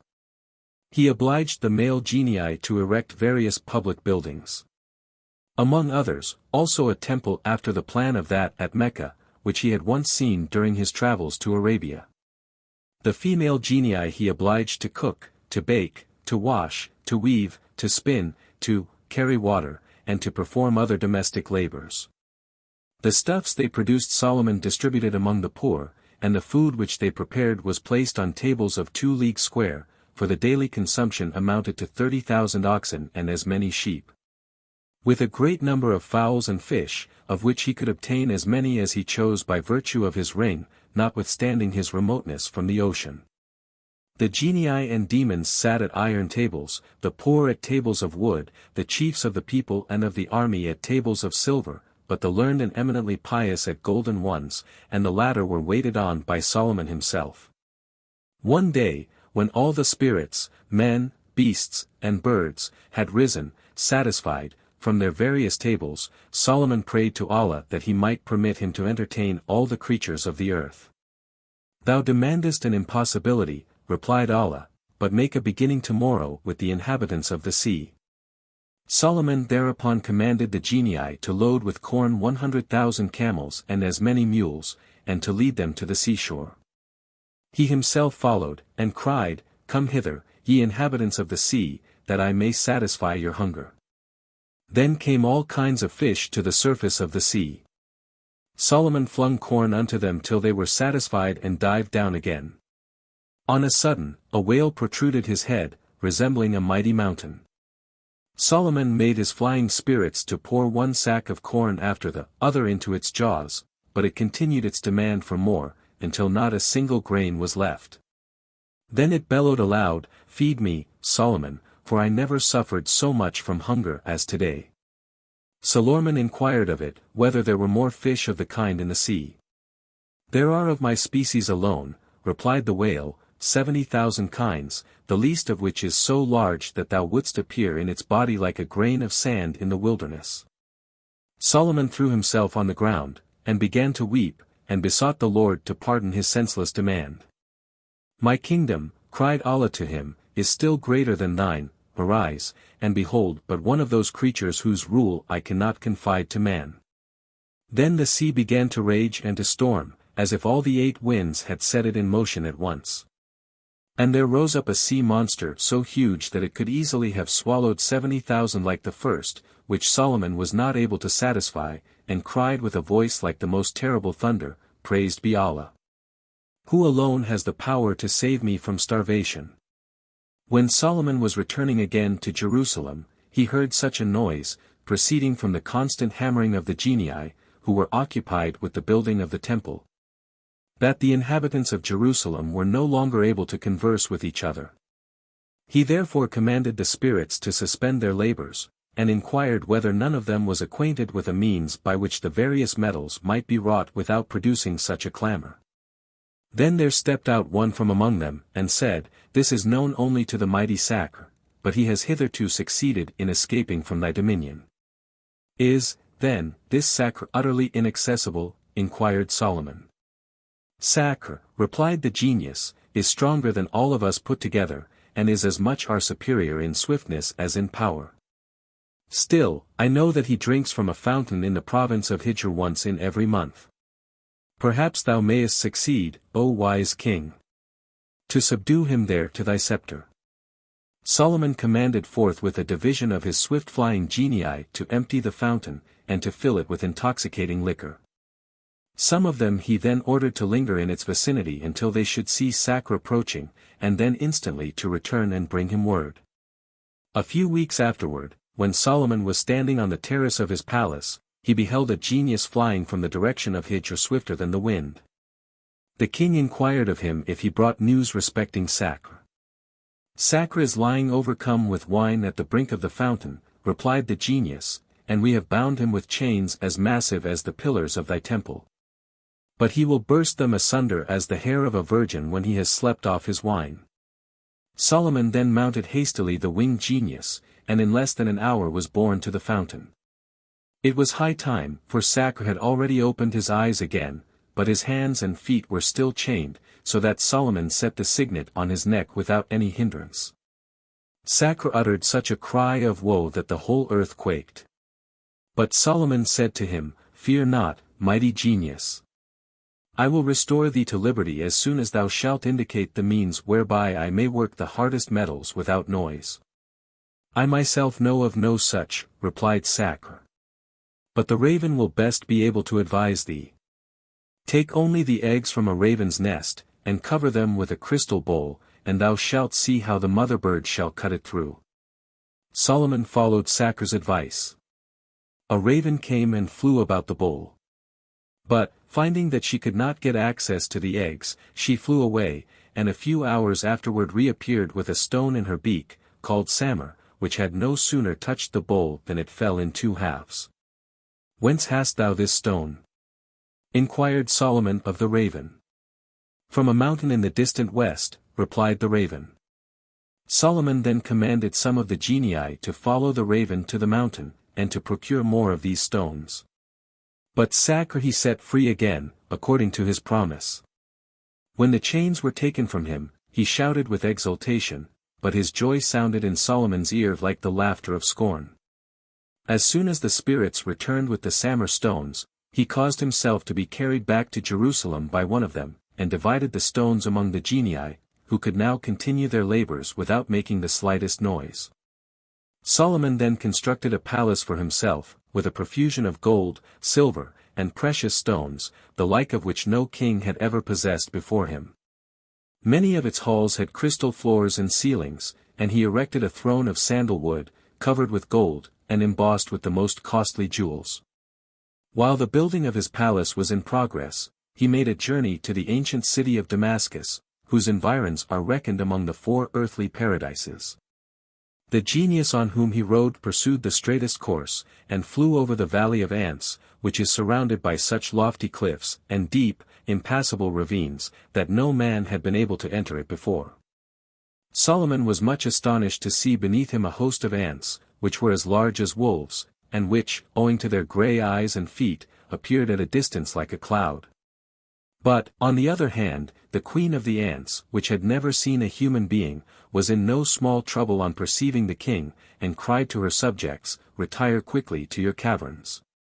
But Allah said to her, "Assemble all thy vassals, and do homage to Solomon, who is king of the whole creation."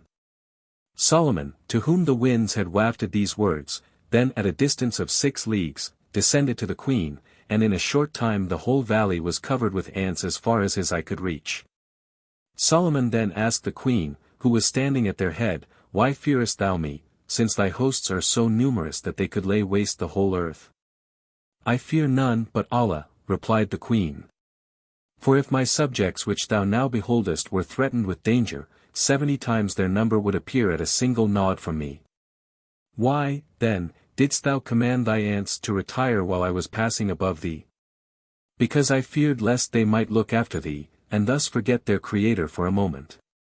"Is there any favor that I may show thee ere I depart?" inquired Solomon.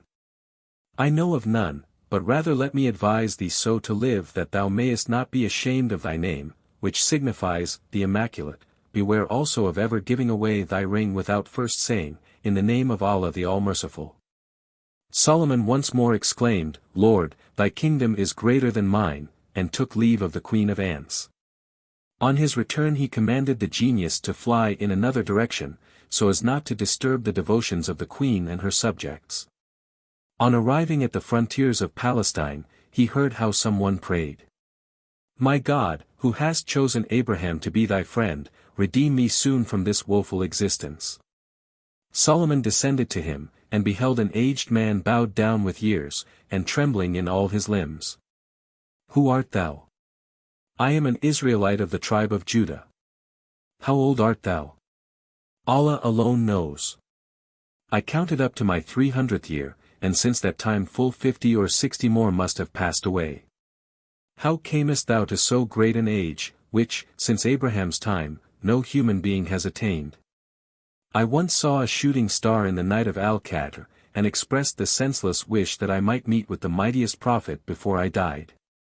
Thou hast now reached the goal of thy expectations, prepare thyself to die, for I am the king and prophet Solomon, to whom Allah has granted a power such as no mortal before me ever possessed. Scarcely had he finished these words, when the angel of death descended in human form, and took the soul of the aged man. Thou must have been quite close to me, since thou camest so promptly, said Solomon to the angel. How great is thy mistake! Be it known to thee, O king, that I stand on the shoulders of an angel whose head reaches 10,000 years beyond the seventh heaven, whose feet are 500 years below the earth, and who, withal, is so powerful, that if Allah permitted it, he could swallow the earth and all that it contains, without the slightest effort. He it is who points out to me when, where, and how I must take a soul. His gaze is fixed on the tree Sidrat al-Muntaha, which bears as many leaves inscribed with names as there are men living on the earth. At each birth a new leaf, bearing the name of the newly born, bursts forth, and when anyone has reached the end of his life, his leaf withers and falls off, and at the same instant I am with him to receive his soul. How dost thou proceed in this matter, and whither takest thou the souls at death? As often as a believer dies, Gabriel attends me, and wraps his soul in a green silken sheet, and then breathes it into a green bird, which feeds in paradise until the day of the resurrection. But the soul of the sinner I take alone, and having wrapped it in a coarse, pitch-covered woolen cloth, carry it to the gates of hell, where it wanders among abominable vapors until the last day. Solomon thanked the angel for his information, and besought him, when he should one day come to take his soul, to conceal his death from all men and spirits. He then washed the body of the deceased, buried him, and having prayed for his soul, begged for a mitigation of his bodily pains at the trial he was to undergo before the angels Ankar and Munkar. 57. This journey had fatigued Solomon so much, that he ordered the genii, on his return to Jerusalem, to weave strong silken carpets, which might contain him and his followers, together with all the requisite utensils and equipages for traveling. Whenever he desired thereafter to make a journey, he caused one of these carpets, of a larger or smaller size, according to the number of his attendants, to be spread out before the city, and as soon as all that he required was placed upon it, he gave a signal to the 8 winds to raise it up.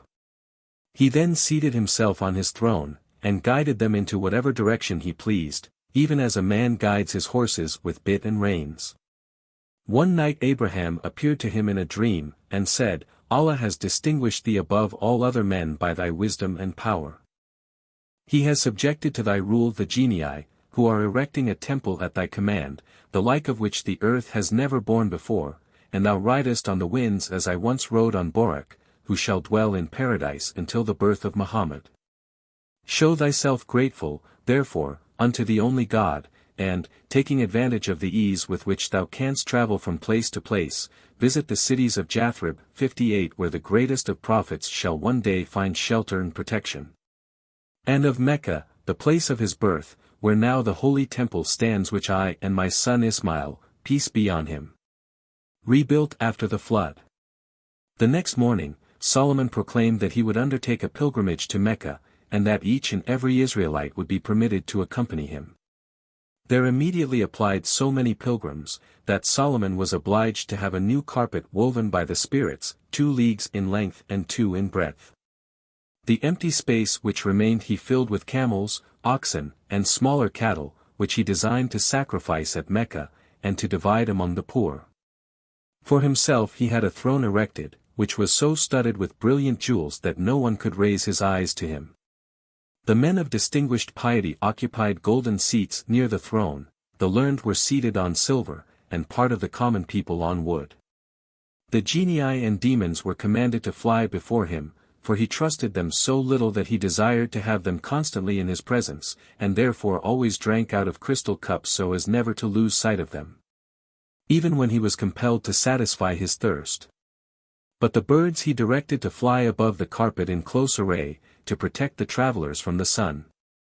When the arrangements were complete, and men, spirits, birds, and beasts were assembled, he commanded the 8 winds to raise up the carpet, with all that it contained, and to carry it to Medina. In the vicinity of that city, he made a signal to the birds to lower their wings, whereupon the winds gradually abated until the carpet rested on the earth. But no one was permitted to leave the carpet, for Medina was then inhabited by worshippers of idols, with whom the king would not suffer his subjects to come in contact. Solomon went unattended to the spot where, in later times, Muhammad erected his first mosque. It was then a burial ground, performed his midday devotions, and then returned to the carpet. The birds, at his nod, spread their wings, the winds bore up the carpet, and swept on with it to Mecca. This city was then governed by the Joramites, who had migrated there from the southern Arabia, and were at that time worshippers of the only God, keeping the Kaaba as pure from idolatry as it was in the days of Abraham and of Ismail. Solomon therefore entered it, with all his attendants, performed the ceremonies obligatory on pilgrims, and when he had slain the victims which he brought with him from Jerusalem, he pronounced in the Kaaba a long discourse, in which he predicted the future birth of Muhammad, and exhorted all his hearers to enforce faith in him upon their children and descendants. After a stay of 3 days, King Solomon resolved to return again to Jerusalem. But when the birds had unfolded their wings, and the carpet was already in motion, he suddenly discovered a ray of light striking upon it, whence he concluded that one of his birds had left its post. He therefore summoned the eagle, and directed him to call over the names of all the birds, and to report which was absent. The eagle obeyed, and soon came back with the answer that the hoopoe was wanting. The king grew enraged. The more so, because he needed the hoopoe during the journey, since no other bird possessed its powers to descry the hidden fountains of the desert. Soar aloft, he cried harshly to the eagle. Search for the hoopoe, and bring it hither, that I may pluck off its feathers, and expose it naked to the scorching sun, until the worms shall have consumed it. The eagle soared heavenward until the earth beneath him appeared like an inverted bowl. He then halted, and looked in every direction to discover the truant subject. As soon as he spied it coming from the south, he plunged down, and would have seized it in his talons, but the hoopoe adjured him by Solomon to forbear. Darest thou to invoke the king's protection? Replied the eagle. Well may thy mother weep for thee. The king is enraged, for he has discovered thy absence, and sworn to punish it terribly. Lead me to him, rejoined the other. I know that he will excuse my absence when he hears where I have been, and what I have to report of my excursion. The eagle led him to the king, who was sitting on his judgment throne with wrathful countenance, and instantly drew the delinquent violently toward him. The hoopoe trembled in every limb, and hung down his plumage in token of submission. But when Solomon would have grasped him still more tightly, he cried, Remember, O prophet of Allah, that thou, too, shalt one day give an account unto the Lord. Let me, therefore, not be condemned unheard. How canst thou excuse thy absenting thyself without my permission? I bring information respecting a country and a queen whose names thou hast not even heard of, the country of Saba, and Queen Balkis. These names are indeed quite strange to me. Who has informed thee of them? A hoopoe from those regions, whom I met during one of my short excursions. In the course of our conversation I spoke to him of thee, and thy extensive dominions, and he was astonished that thy fame should not yet have reached his home. He entreated me, therefore, to accompany him there, and convince myself that it would be worth thy while to subject the land of Saba unto thy scepter. On our way he related to me the whole history of that country down to its present queen, who rules over so large an army that she requires 12,000 captains to command it. Solomon relinquished his hold of the hoopoe, and commanded him to recount all that he had heard of that country and its history, whereupon the bird began as follows, Most mighty king and prophet, Be it known to thee that Saba is the capital of an extensive country in the south of Arabia, and was founded by King Saba, ibn Jashub, ibn Sarab, ibn Kachtan. His name was properly Abd Shems, the servant of the sun. But he had received the surname of Saba, one who takes captive, by reason of his numerous conquests. Saba was the largest and most superb city ever constructed by the hand of man, and, at the same time, so strongly fortified that it might have defied the united armies of the world. But that which especially distinguished this city of marble palaces were the magnificent gardens in the center of which it stood. For King Saba had, in compliance with the counsels of the wise Lockman, constructed vast dikes and numerous canals, both to guard the people from inundation during the rainy season, and also against want of water in time of drought. Thus it came to pass, that this country, which is so vast that a good horseman would require a month to traverse it, became rapidly the richest and most fertile of the whole earth.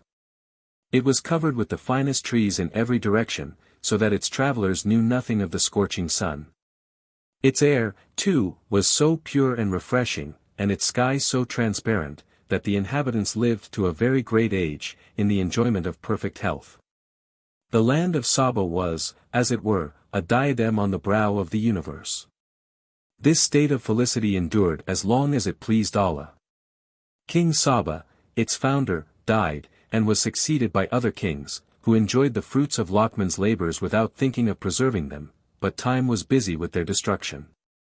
The torrents, plunging from the adjacent mountains, gradually undermined the dike which had been constructed to restrain and to distribute them into the various canals, so that it fell in at last, and the whole country was, in consequence, laid waste by a fearful flood. The first precursors of an approaching disaster showed themselves in the reign of King Amru. In his time it was that the priestess Darifa beheld in a dream a vast dark cloud, which, bursting amid terrific thunderings, poured destruction upon the land. She told her dream to the king, and made no secret of her fears respecting the welfare of his empire, but the king and his courtiers endeavored to silence her, and continued, as before, their heedless, careless courses. One day, however, while Amru was in a grove in dalliance with two maidens, the priestess stepped before him with disheveled hair and ruffled countenance, and predicted anew the speedy desolation of the country. The king dismissed his companions, and having seated the priestess beside him, inquired of her what new omen foreboded this evil. On my way hither, replied Darifa, I met crimson rats standing erect, and wiping their eyes with their feet. And a turtle, which lay on its back, struggling in vain to rise. These are certain signs of a flood, which shall reduce this country to the sad condition in which it was in ancient times. What proof givest thou me of the truth of thy statement? Inquired Amru. Go to the dike, and thine own eyes shall convince thee. The king went, but speedily came back to the grove with distracted countenance. I have seen a dreadful sight, he cried. 3 rats as large as porcupines were gnawing the dikes with their teeth, and tearing off pieces of rock which 50 men would not have been able to move. Darifa then gave him still other signs.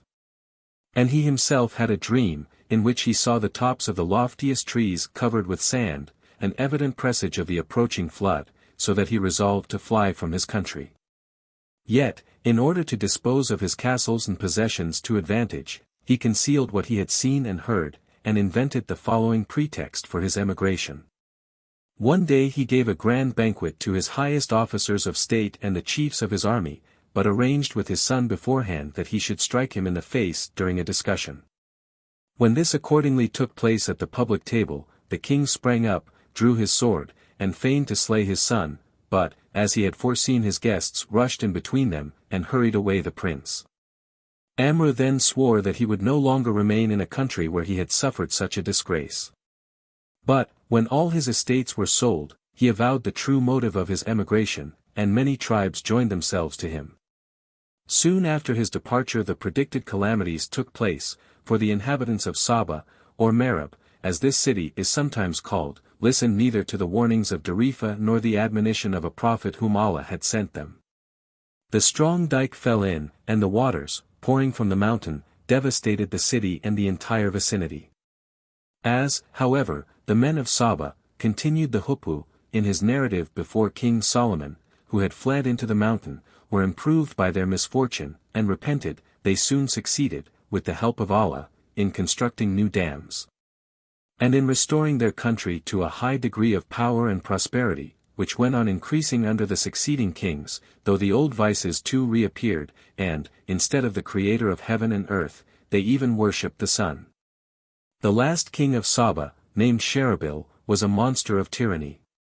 He had a vizier descended from the ancient royal house of the Himyarites, who was so handsome that he found favor in the eyes of the daughters of the genii, and they often placed themselves in his way in the shape of gazelles, merely to gaze upon him.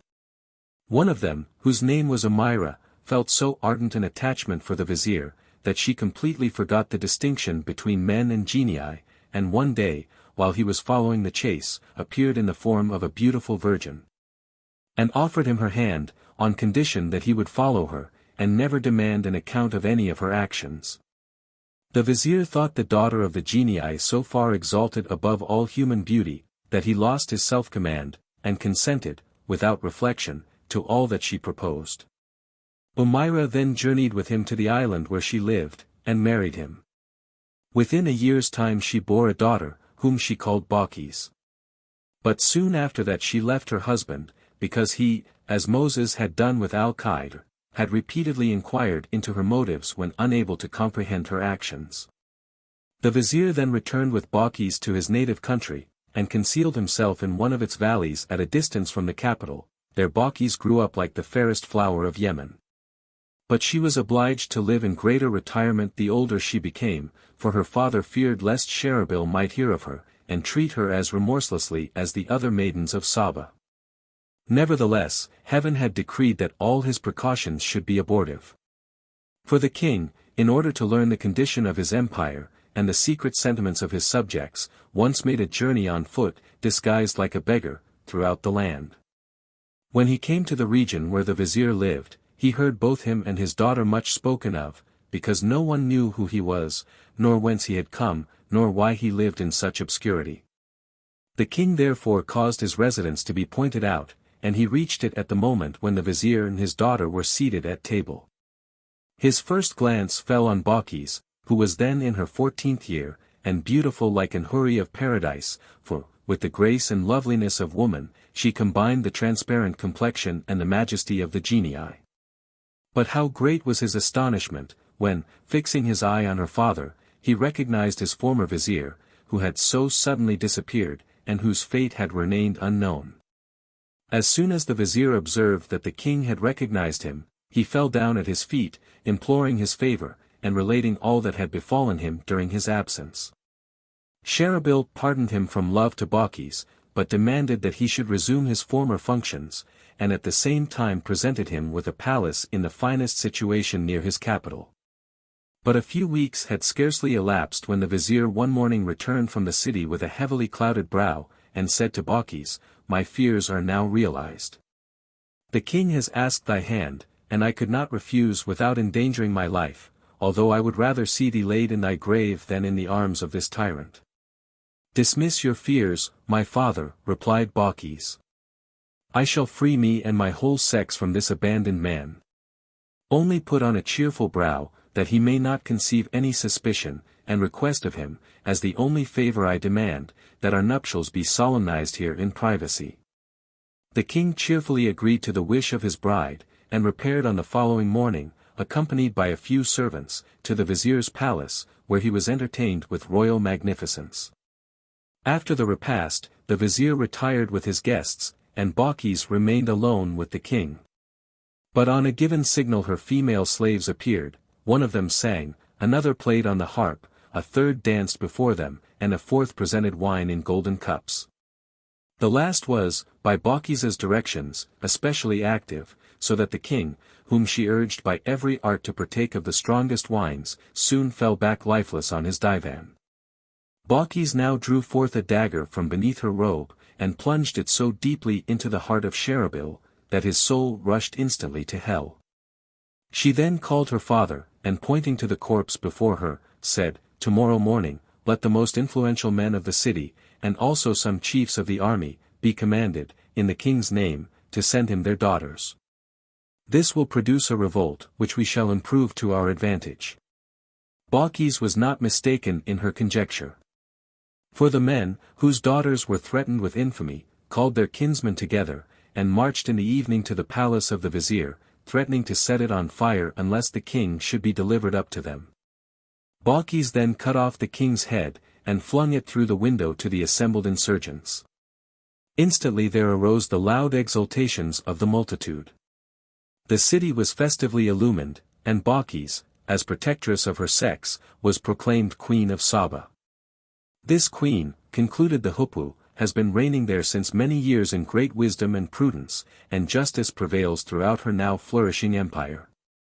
She assists at all the councils of her viziers, concealed from the gaze of men by a fine curtain, seated on a lofty throne of most skillful workmanship, and adorned with jewels. But, like many of the kings of that country before her, she is a worshipper of the sun.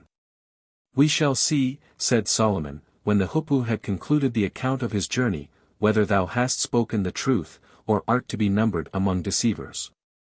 He then caused a fountain to be pointed out by the Huppu, performed his ablutions, and, when he had prayed, wrote the following lines, from Solomon, the son of David and servant of Allah, to Balkis, Queen of Saba. In the name of Allah the All-Merciful and Gracious, blessed are they who follow the guidance of fate. Follow thou my invitation, and present thyself before me as a believer. This note he sealed with musk, stamped his signet on it, and gave it to the Huppu, with the words, Take this letter to Queen Balkis. Then retire, but not so far as to preclude thee from hearing what she shall advise with her viziers respecting it. The Huppu, with the letter in his bill, darted away like an arrow, and arrived next day at Merd. The queen was surrounded by all her counselors, when he stepped into her hall of state, and dropped the letter into her lap. She started as soon as she beheld Solomon's mighty signet, opened the letter hurriedly, and, having first read it to herself, communicated it to her counselors, among whom were also her highest chieftains, and entreated their counsel on this important matter. But they replied with one voice, You may rely on our power and courage, and act according to your good pleasure and wisdom. Before, then, I engage in war, said Balkis, which always entails much suffering and misfortune upon a country, I will send some presents to King Solomon, and see how he will receive my ambassadors. If he suffers himself to be bribed, he is no more than other kings who have fallen before our power, but if he reject my presents, then is he a true prophet, whose faith we must embrace. She then dressed 500 youths like maidens, and as many maidens like young men, and commanded the former to behave in the presence of Solomon like girls, and the latter like boys. She then had 1,000 carpets prepared, wrought with gold and silver, a crown, composed of the finest pearls and hyacinths, and many loads of musk, amber, aloes, and other precious products of South Arabia. To these she added a closed casket containing an unperforated pearl, a diamond intricately pierced, and a goblet of crystal. As a true prophet, she wrote to him, Thou wilt no doubt be able to distinguish the youths from the maidens, to divine the contents of the closed casket, to perforate the pearl, to thread the diamond, and to fill the goblet with water that has neither dropped from the clouds nor gushed forth from the earth. All these presents in her letter she sent to him by experienced and intelligent men, to whom she said at their departure, If Solomon meet you with pride and harshness, be not cast down, for these are indications of human weakness. But if he receive you with kindness and condescension, be on your guard, for you then have to do with a prophet. The Huppu heard all this, for he had kept close to the queen until the ambassadors had departed. He then flew in a direct line, without resting, to the tent of Solomon, to whom he reported what he had heard. The king then commanded the genii to produce a carpet which should cover the space of 9 parasangs, and to spread it out at the steps of his throne toward the south. To the eastward, where the carpet ceased, he caused a lofty golden wall to be erected, and to the westward, one of silver. On both sides of the carpet he ranged the rarest foreign animals, and all kinds of genii and demons. The ambassadors were greatly confused on arriving in Solomon's encampment, where splendor and magnificence were displayed such as they had never conceived of before. The first thing they did on beholding the immense carpet, which their eyes were unable to survey, was to fling away their 1,000 carpets which they had brought as a present for the king. The nearer they came the greater waxed their perplexity, on account of the many singular birds, and beasts, and spirits through whose ranks they had to pass in approaching Solomon. But their hearts were relieved as soon as they stood before him, for he greeted them with kindness, and inquired with smiling lips what bad brought them to him. "We are the bearers of a letter from Queen Baucis," replied the most eloquent of the embassy while he presented the letter. "I know its contents," replied Solomon, "without opening it, as well as those of the casket which you have brought with you, and I shall, by the help of Allah, perforate your pearl, and cause your diamond to be threaded. But I will first of all fill your goblet with water which has not fallen from the clouds nor gushed from the earth, and distinguish the beardless youths from the virgins who accompany you." He then caused 1,000 silver bowls and basins to be brought, and commanded the male and female slaves to wash themselves. The former immediately put their hands, on which the water was poured to their faces. But the latter first emptied it into their right hands as it flowed from the bowl into their left, and then washed their faces with both their hands. Hereupon Solomon readily discovered the sexes of the slaves, to the great astonishment of the ambassadors. This being done, he commanded a tall and corpulent slave to mount on a young and fiery horse, and to ride through the camp at the top of his speed, and to return instantly to him. When the slave returned with the steed to Solomon, there poured from him whole torrents of perspiration, so that the crystal goblet was immediately filled. "Here," said Solomon to the ambassadors, "is water which has neither come out of the earth nor from heaven." The pearl he perforated with the stone, for the knowledge of which he was indebted to Sacre and the raven. But the threading of the diamond, in whose opening there was every possible curve, puzzled him, until a demon brought him a worm, which crept through the jewel, leaving a silken thread behind. Solomon inquired of the worm how he might reward him for this great service, by which he had saved his dignity as a prophet. The worm requested that a fine fruit tree should be appointed to him as his dwelling. Solomon gave him the mulberry tree, which from that time affords a shelter and nourishment to the silkworm forever. "You have seen now," said Solomon to the ambassadors, "that I have successfully passed all the trials which your queen has imposed on me. Return to her, together with the presents destined for me, of which I do not stand in need, and tell her that if she do not accept my faith and do homage unto me, I shall invade her country with an army which no human power shall be able to resist, and drag her a wretched captive to my capital." The ambassadors left Solomon under the fullest conviction of his might, and mission a prophet, and their report respecting all that had passed between them and the king made the same impression on Queen Baucis. "Solomon is a mighty prophet," said she to the viziers who surrounded her, and had listened to the narrative of the ambassadors. "The best plan I can adopt is to journey to him with the leaders of my army, in order to ascertain what he demands of us." She then commanded the necessary preparations for the journey to be made. But, before her departure, she locked up her throne, which she left with the greatest reluctance, in a hall which it was impossible to reach without first stepping through 6 other closed halls. And all the 7 halls were in the innermost of the 7 closed apartments, of which the palace, guarded by her most faithful servants, consisted. When Queen Baucis, attended by her 12,000 captains, each of whom commanded several thousand men, had come within a parasang of Solomon's encampment, he said to his hosts, "Which of you will bring me the throne of Queen Baucis before she come to me as a believer, that I may rightfully appropriate this curious piece of art while yet in the possession of an infidel?" Hereupon a misshapen demon, who was as large as a mountain, said, "I will bring it to thee before noon, ere thou dismiss thy council. I am not wanting in power for the achievement, and thou mayest entrust me with the throne without any apprehension." But Solomon had not so much time left, for he already perceived at a distance the clouds of dust raised by the army of Saba. Then, said his vizier Asaph, the son of Buraja, who, by reason of his acquaintance with the holy names of Allah, found nothing too difficult, "Raise thy eyes toward heaven, and before thou shalt be able to cast them down again to the earth. The throne of the queen of Saba shall stand here before thee." Solomon gazed heavenward, and Asaph called Allah by his holiest name, praying that he might send him the throne of Baucis. Then, in the twinkling of an eye, the throne rolled through the bowels of the earth until it came to the throne of Solomon, and rose up through the opening ground, whereupon Solomon exclaimed, "How great is the goodness of Allah!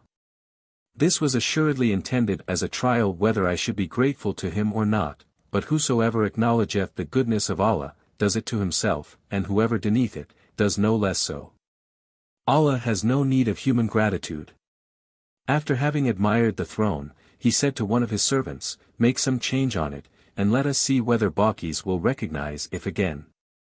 The servants took several parts of the throne to pieces, and replaced them differently, but when Balkis was asked whether her throne was like it, she replied, "It seems as if it were the same."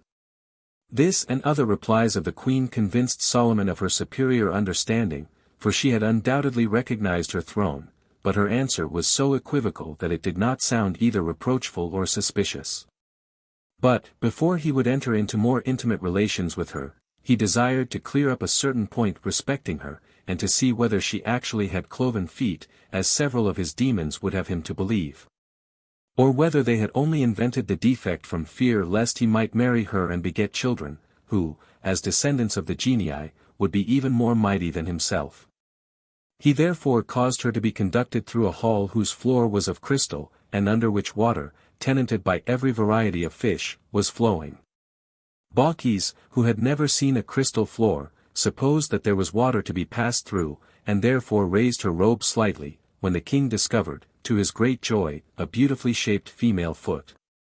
When his eye was satisfied, he called to her, "Come hither.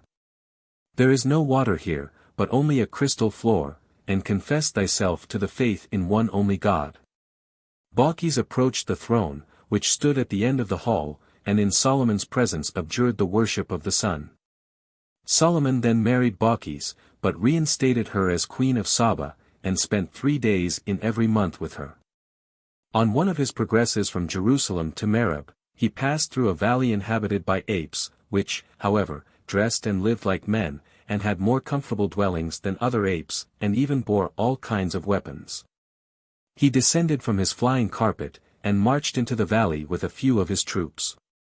The apes hurried together to drive him back, but one of their elders stepped forward and said, "Let us rather seek safety in submission, for our foe is a holy prophet."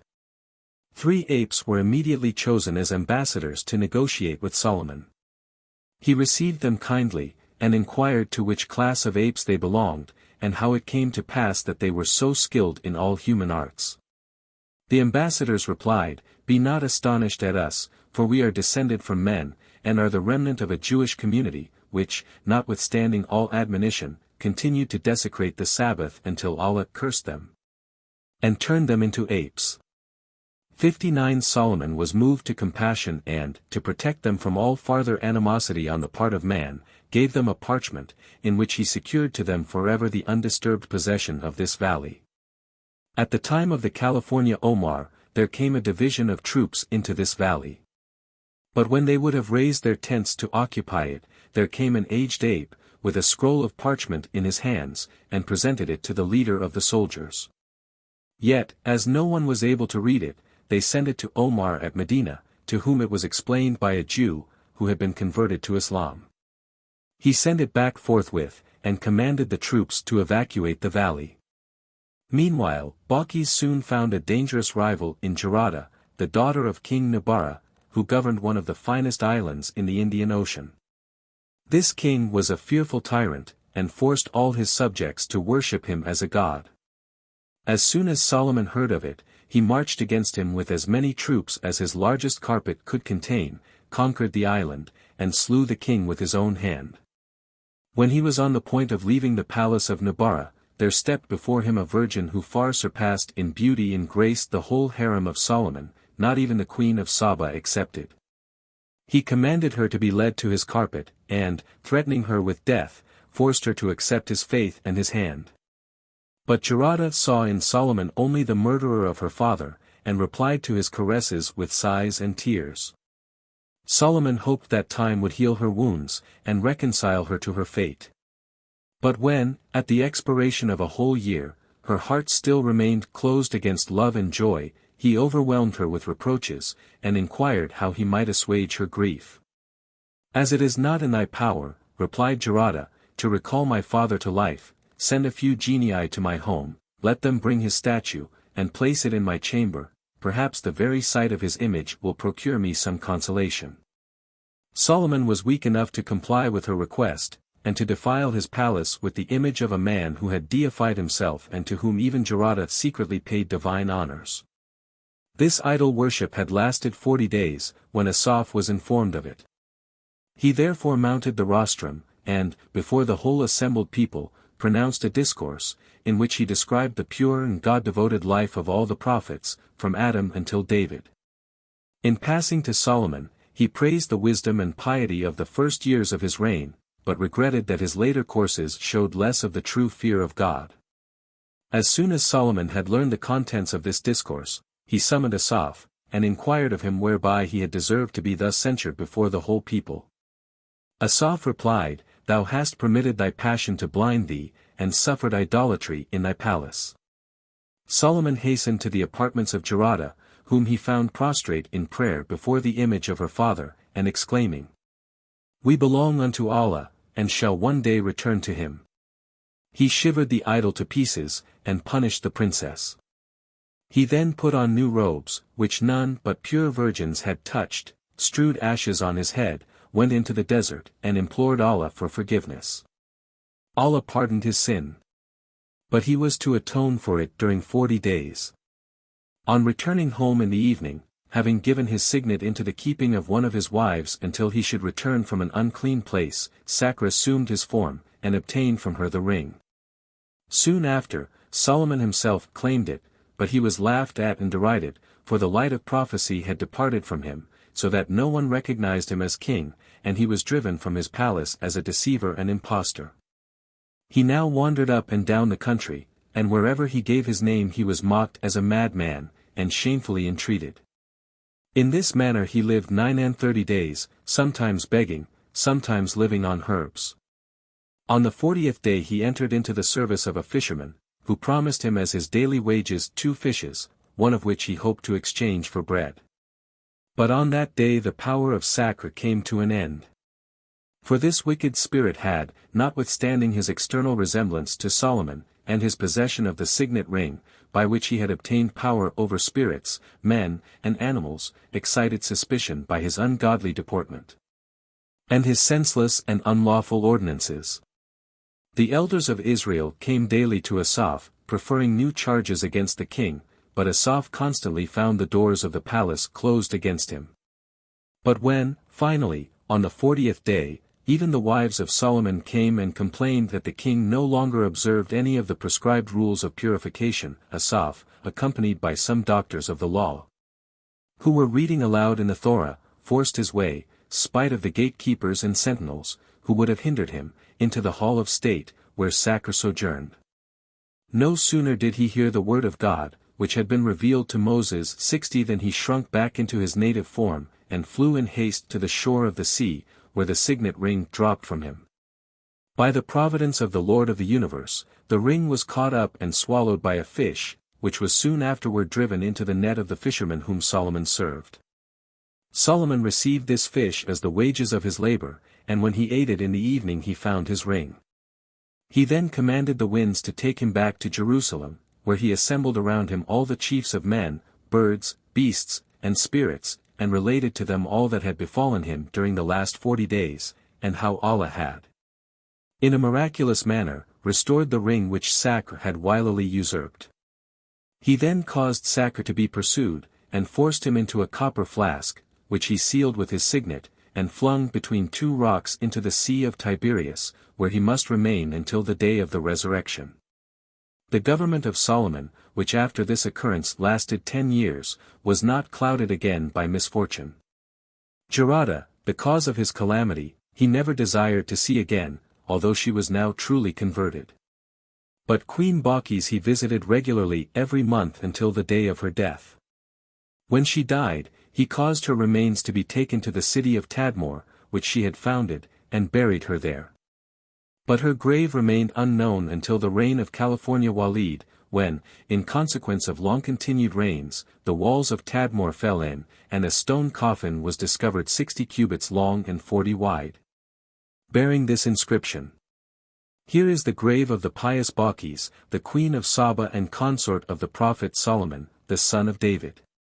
She was converted to the true faith in the 13th year of Solomon's accession to the throne, married him in the 14th, and died on Monday, the 2nd day of Rabiul, in the 23rd year of his reign.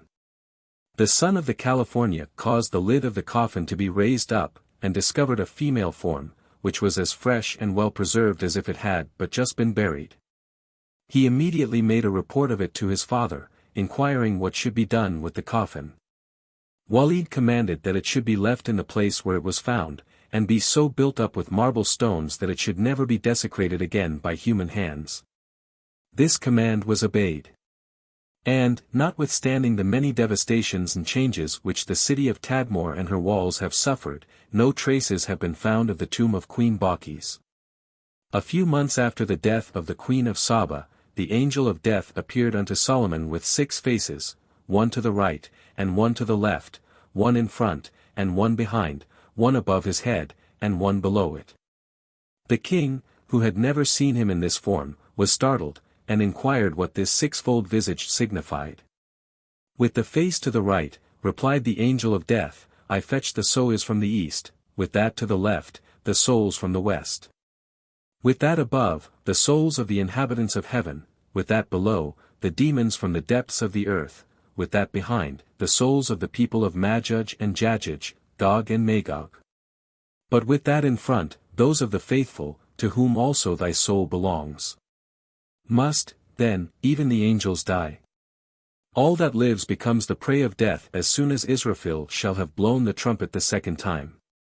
Then I shall put to death even Gabriel and Michael, and immediately after that must myself die, at the command of Allah.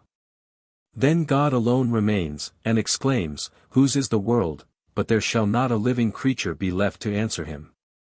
And 40 years must elapse, when Israfil shall be recalled to life, that he may blow his trumpet a 3rd time, to wake all the dead. And who among men shall rise first from the grave? Muhammad, the prophet, who shall in later times spring from the descendants of Ismail. Israfil himself and Gabriel, together with other angels, shall came to his grave at Medina, and cry, Thou purest and noblest of souls. Return again to thy immaculate body, and revive it again. Then shall he rise from his grave, and shake the dust from his head. Gabriel greets him, and points to the winged Borak, who stands prepared for him, and to a standard and a crown which Allah sends him from paradise. The angel then says to him, Come to thy Lord, and mine, thou elect among all creatures. The gardens of Eden are festively adorned for thee, the Houris await thee with impatience. He then lifts him upon Borak, places the heavenly standard in his hand, and the crown upon his head, and leads him into paradise. Thereupon the rest of mankind shall be called to life. They shall all be brought to Palestine, where the great tribunal shall be held, and where no other intercession than that of Muhammad is accepted. That will be a fearful day, when every one shall think only of himself. Adam will cry, O Lord, save my soul only. I care not for Eve, nor for Abel. Noah will exclaim, O Lord, preserve me from hell, and do with Ham and Shem as thou pleasest. Abraham shall say, I pray neither for Ismail nor Isaac, but for my own safety only. Even Moses shall forget his brother Aaron, and Christ his mother, so greatly shall they be concerned for themselves. None but Muhammad shall implore the mercy of God for all the faithful of his people. They that are risen will then be conducted over the bridge Sirat, which is composed of 7 bridges, each of which is 3,000 years long. This bridge is as sharp as a sword, and as fine as a hair. 1/3 of it is an ascent, 1/3 is even, and 1/3 is a descent. He alone who passes all these bridges with success can be admitted into paradise. The unbelievers fall into hell from the first bridge, the prayerless, from the second, the uncharitable, from the third, whoever has eaten in Ramadan, from the fourth, whoever has neglected the pilgrimage, from the fifth. Whoever hath not commended the good, from the sixth, and whoso hath not prevented evil, from the 7th. When shall the resurrection be? That is known only to Allah. But assuredly not before the advent of Muhammad, the last of all prophets. Previously to it the prophet Isa, Christ, sprung from thy own family, shall preach the true faith, shall be lifted up by Allah, and be born again. The nations of Jajuj and Majuj shall burst the wall behind which Alexander hath confined them. The sun shall rise in the west, and many other signs and wonders shall precede. Suffer me to live until the completion of my temple, for at my death the genii and demons will cease their labor. Thy hourglass has run out, and it is not in my power to prolong thy life another second. Then follow me to my crystal hall. The angel of death accompanied Solomon unto the hall, whose walls were entirely of crystal. There Solomon prayed, and, leaning upon his staff, requested the angel to take his soul in that position. The angel consented, and his death was thus concealed from the demons a whole year, till the temple was finished. It was not until the staff, when destroyed by worms, broke down with him, that his death was observed by the spirits, who, in order to revenge themselves, concealed all kinds of magical books under his throne. So that many believers thought Solomon had been a sorcerer.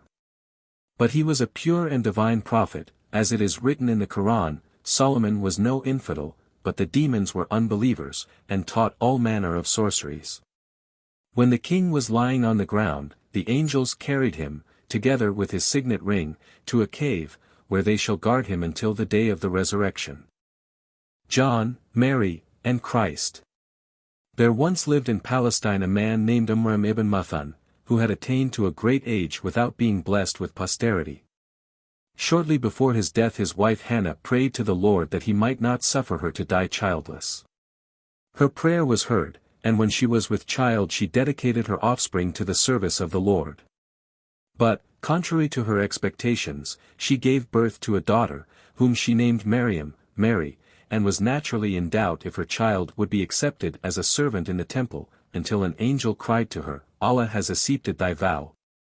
Although he knew beforehand that thou shouldst not give birth to a son. He has, moreover, sanctified thy daughter, as well as the man-child that shall be born of her, and will preserve him from the touch of Satan, who renders every other child susceptible of sin from its birth, on which account, also, all children cry aloud when they are born. These words comforted Hannah, whose husband had died during her pregnancy. As soon as she had recovered from her childbed, she carried her infant daughter to Jerusalem, and presented her to the priests, as a child dedicated to Allah. Zachariah, a priest whose wife was related to Hannah, was desirous of taking the child home with him. But the other priests, who were all eager for this privilege, for, on account of his piety, Amram had stood high in repute among them, protested against it, and forced him to cast lots with them for the guardianship of Mary. They proceeded, therefore, 29 in number, to the Jordan, and flung their arrows into the river, on the understanding that he whose arrow should rise again, and remain on the water, should bring her up. By the will of Allah, the lot decided in favor of Zachariah, who then built a small chamber for Mary in the temple, to which no one had access but himself. But when he brought her some food, she was already supplied, and though it was in winter, the choicest summer fruits were standing before her. To his inquiry whence she had obtained it all, she replied, From Allah, who satisfieth every one according to his own pleasure, and giveth no account of his proceedings. 61 When Zachariah saw this, he prayed to Allah to perform a miracle even in his case, and to bless him with a son, notwithstanding his advanced age. Then Gabriel called to him, Allah will give thee a son, who shall be called John, and bear testimony to the word of God, Christ. Zachariah went down to his house filled with joy, and related to his wife what the angel had announced to him.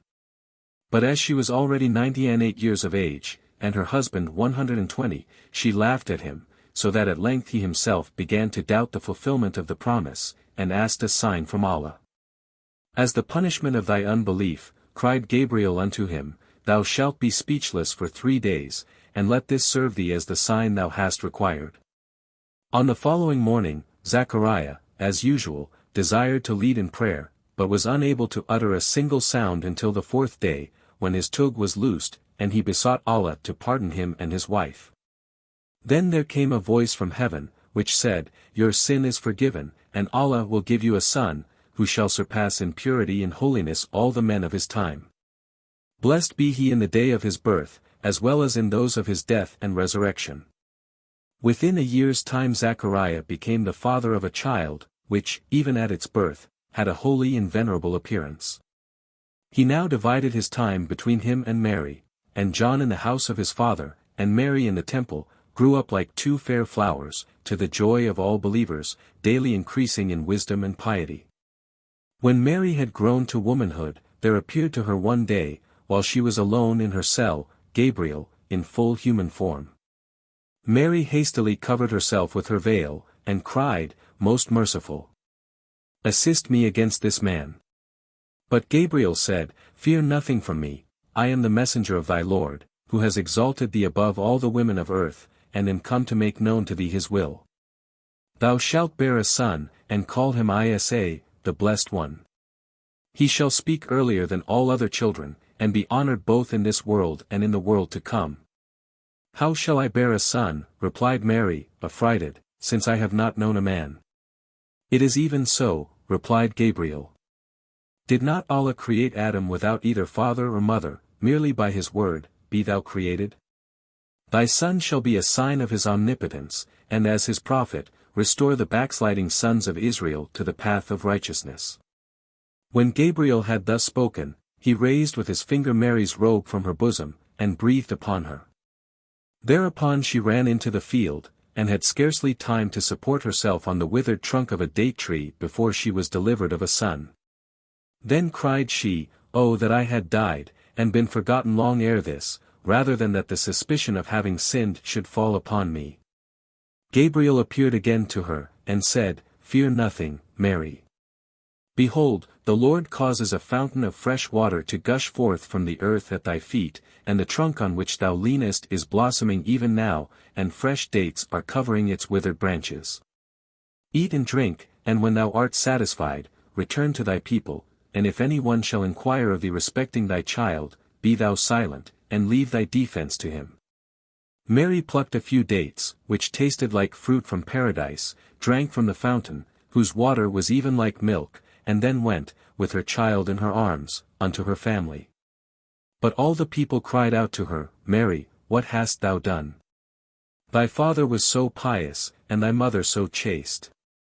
Mary, instead of replying, pointed to the child. Then said her relations, "Shall this newborn child answer us?" But Jesus said, "Do not sin in suspecting my mother.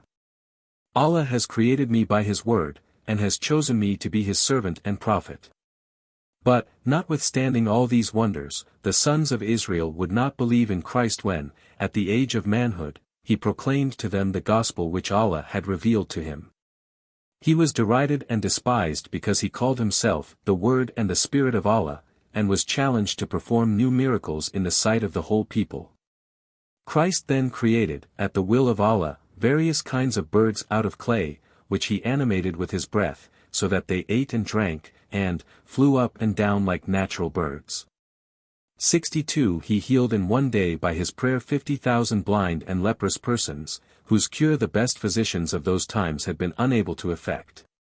He recovered many dead, who, after he had recalled them to life, married again, and had children, and even raised up Sam, the son of Noah, who, however, died again immediately.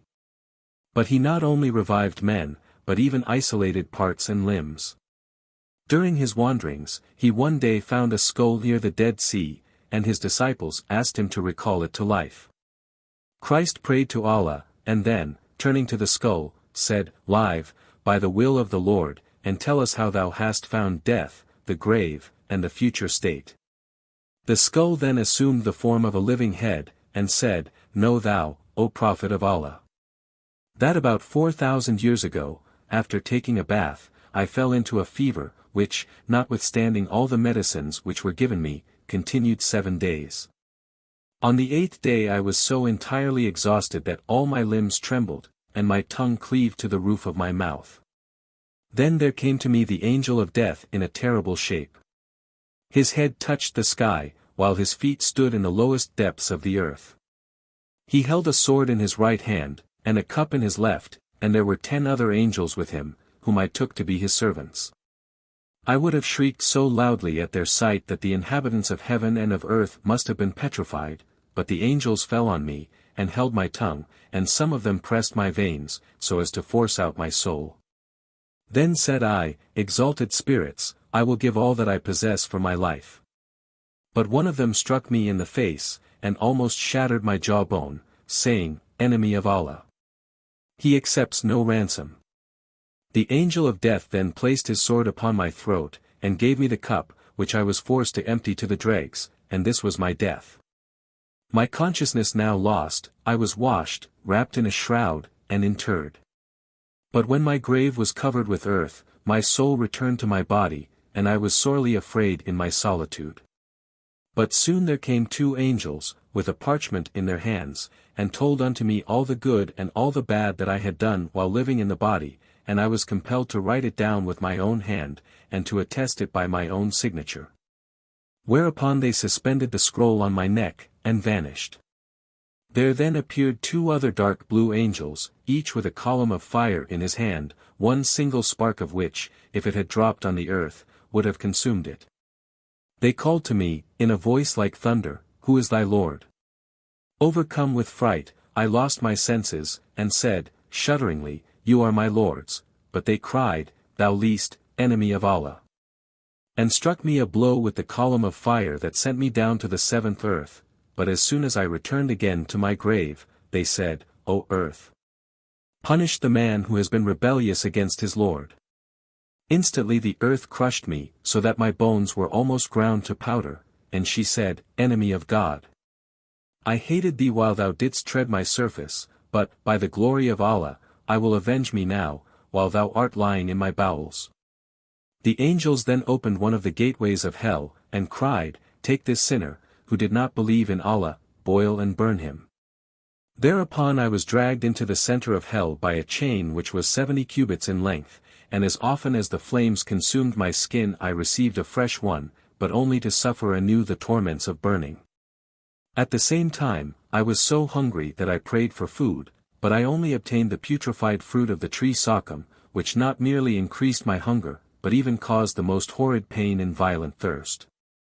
And when I asked for something to drink, nothing but boiling water was given me. At last they urged one end of the chain with such violence into my mouth, that it came out through my back, and chained me hand and foot. When Christ heard this, he wept with compassion, but demanded of the skull to describe hell more minutely. Know, then, continued the skull, O Prophet of Allah. That hell consists of 7 floors, one below the other.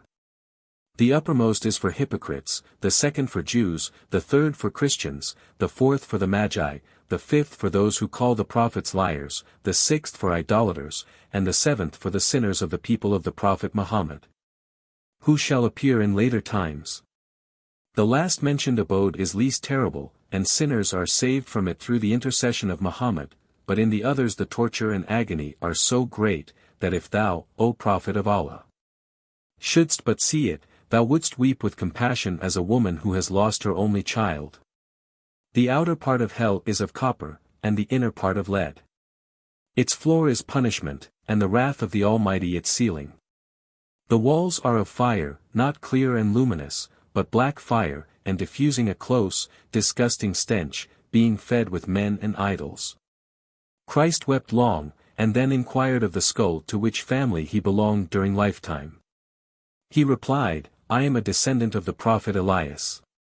And what desirest thou now? That Allah would recall me to life, that I might serve him with my whole heart, so as one day to be worthy of paradise. Christ prayed to Allah, O Lord, Thou knowest this man and me better than we know ourselves, and art omnipotent. Then Allah said to him, I had long ago resolved upon that which he desires. Since, indeed, he had many excellences, and was especially benevolent to the poor, he may return to the world through thy intercession, and if he serve me henceforward faithfully, all his sins shall be forgiven. Christ cried unto the skull, Be again a perfect man, through the omnipotence of God.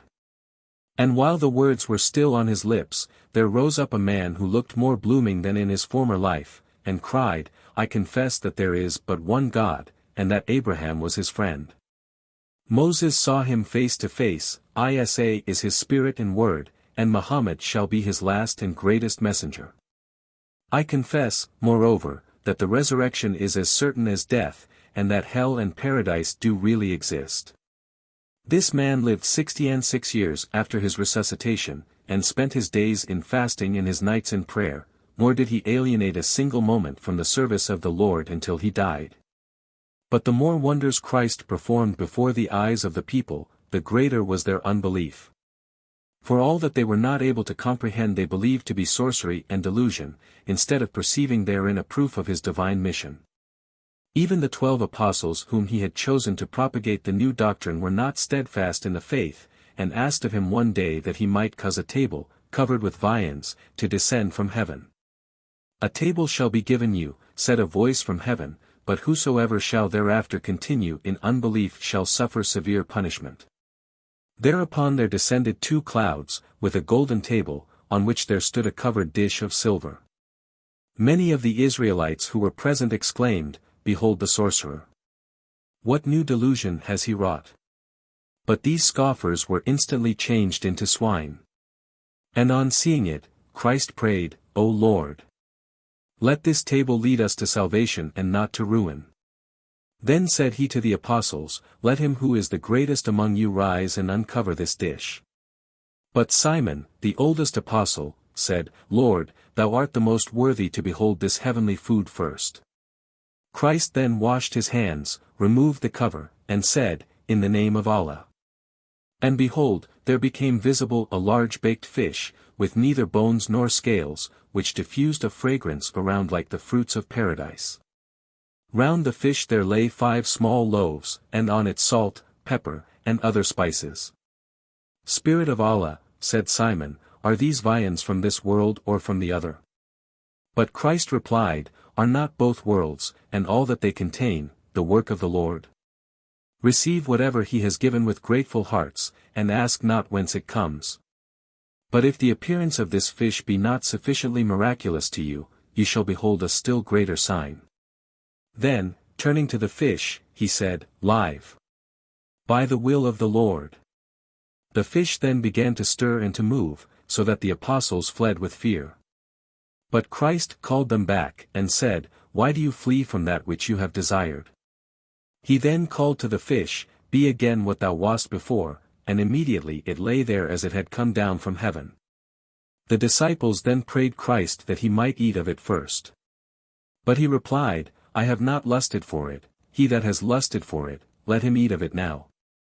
But when the disciples refused to eat of it, because they now saw that their request had been sinful, Christ called many aged men, many deaf, sick, blind, and lame, and invited them to eat of the fish.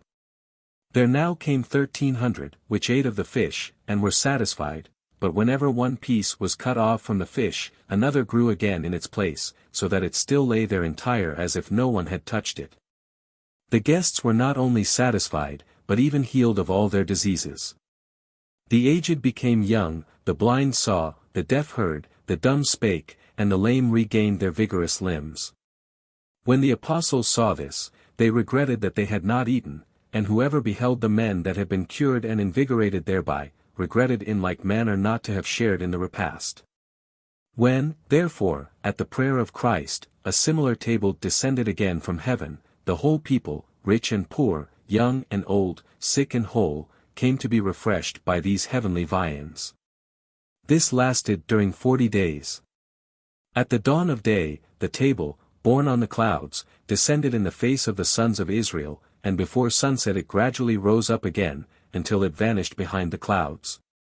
But as, notwithstanding this, many still doubted whether it really came from heaven, Christ prayed no longer for its return, and threatened the unbelievers with the punishment of the Lord. Nevertheless, in the hearts of the apostles every doubt respecting the mission of their Lord was removed, and they traveled partly in his company, partly alone, through the whole of Palestine, preaching the faith in Allah and his prophet Christ. And, according to the new revelation, permitting the eating of many things which had been prohibited to the sons of Israel. But when he would have sent them to teach his gospel even in distant countries, they excused themselves with their ignorance of foreign tongues. Christ complained of their disobedience before the Lord. And behold, on the following day his disciples had forgotten their own language, and every one knew only the language of the people unto which Christ desired to send him, so that they had no longer any reason to disobey his commands. But while the true faith found many followers abroad, the hatred of the sons of Israel, but especially of the priests and the heads of the people, toward Christ, daily waxed in rancor, until at last, when he had attained the age of 33 years, they sought to take his life. But Allah overthrew their plans, and raised him to heaven unto himself, while another man, whom Allah had caused to have a perfect resemblance to him, was put to death in his stead. The farther particulars of the last moments of this prophet are variously narrated by the learned, but most of them run as follows. On the evening before the Passover feast, the Jews took Christ captive, together with his apostles, and shut them up in a house, with the intention of putting Christ publicly to death on the following morning. But in the night Allah revealed to him, Thou shalt receive death from me, but immediately afterward be raised up to heaven, and be delivered from the power of the unbelievers. Christ gave up his spirit, and remained dead for the space of 3 hours. In the 4th hour the angel Gabriel appeared, and raised him unperceived by any through a window into heaven. But an unbelieving Jew, who had stolen into the house to watch Christ that he might by no means escape, became so like him that even the apostles themselves took him to be their prophet. He it was who, as soon as the day dawned, was chained by the Jews and led through the streets of Jerusalem, every body crying to him, Hast thou not revived the dead? Why shouldst thou not be able to break thy fetters? Many pricked him with rods of thorn, others spit in his face, until he at last arrived at the place of execution where he was crucified, for no one would believe that he was not the Christ. But when Mary had well nigh succumbed from grief at the shameful death of her supposed son, Christ appeared to her from heaven, and said, Mourn not for me, for Allah has taken me to himself. And we shall be reunited in the day of the resurrection. Comfort my disciples, and tell them that it is well with me in heaven, and that they shall obtain a place beside me if they continue steadfast in the faith. Hereafter, at the approach of the last day, I shall be sent again upon the earth, when I shall slay the false prophet Dajjal and the wild boar, both of which cause similar distress in the earth, and such a state of peace and unity shall ensue, that the lamb and the hyena shall feed like brothers beside each other. I shall then burn the gospel, which has been falsified by ungodly priests, and the crosses which they have worshipped as gods, and subject the whole earth to the doctrines of Muhammad who shall be sent in later times. When Christ had thus spoken, he was once more lifted on a cloud to heaven. But Mary lived yet 6 years in the faith of Allah, and of Christ her Son, and of the Prophet Muhammad, whom both Christ as well as Moses before him had proclaimed. The peace of Allah be upon them all.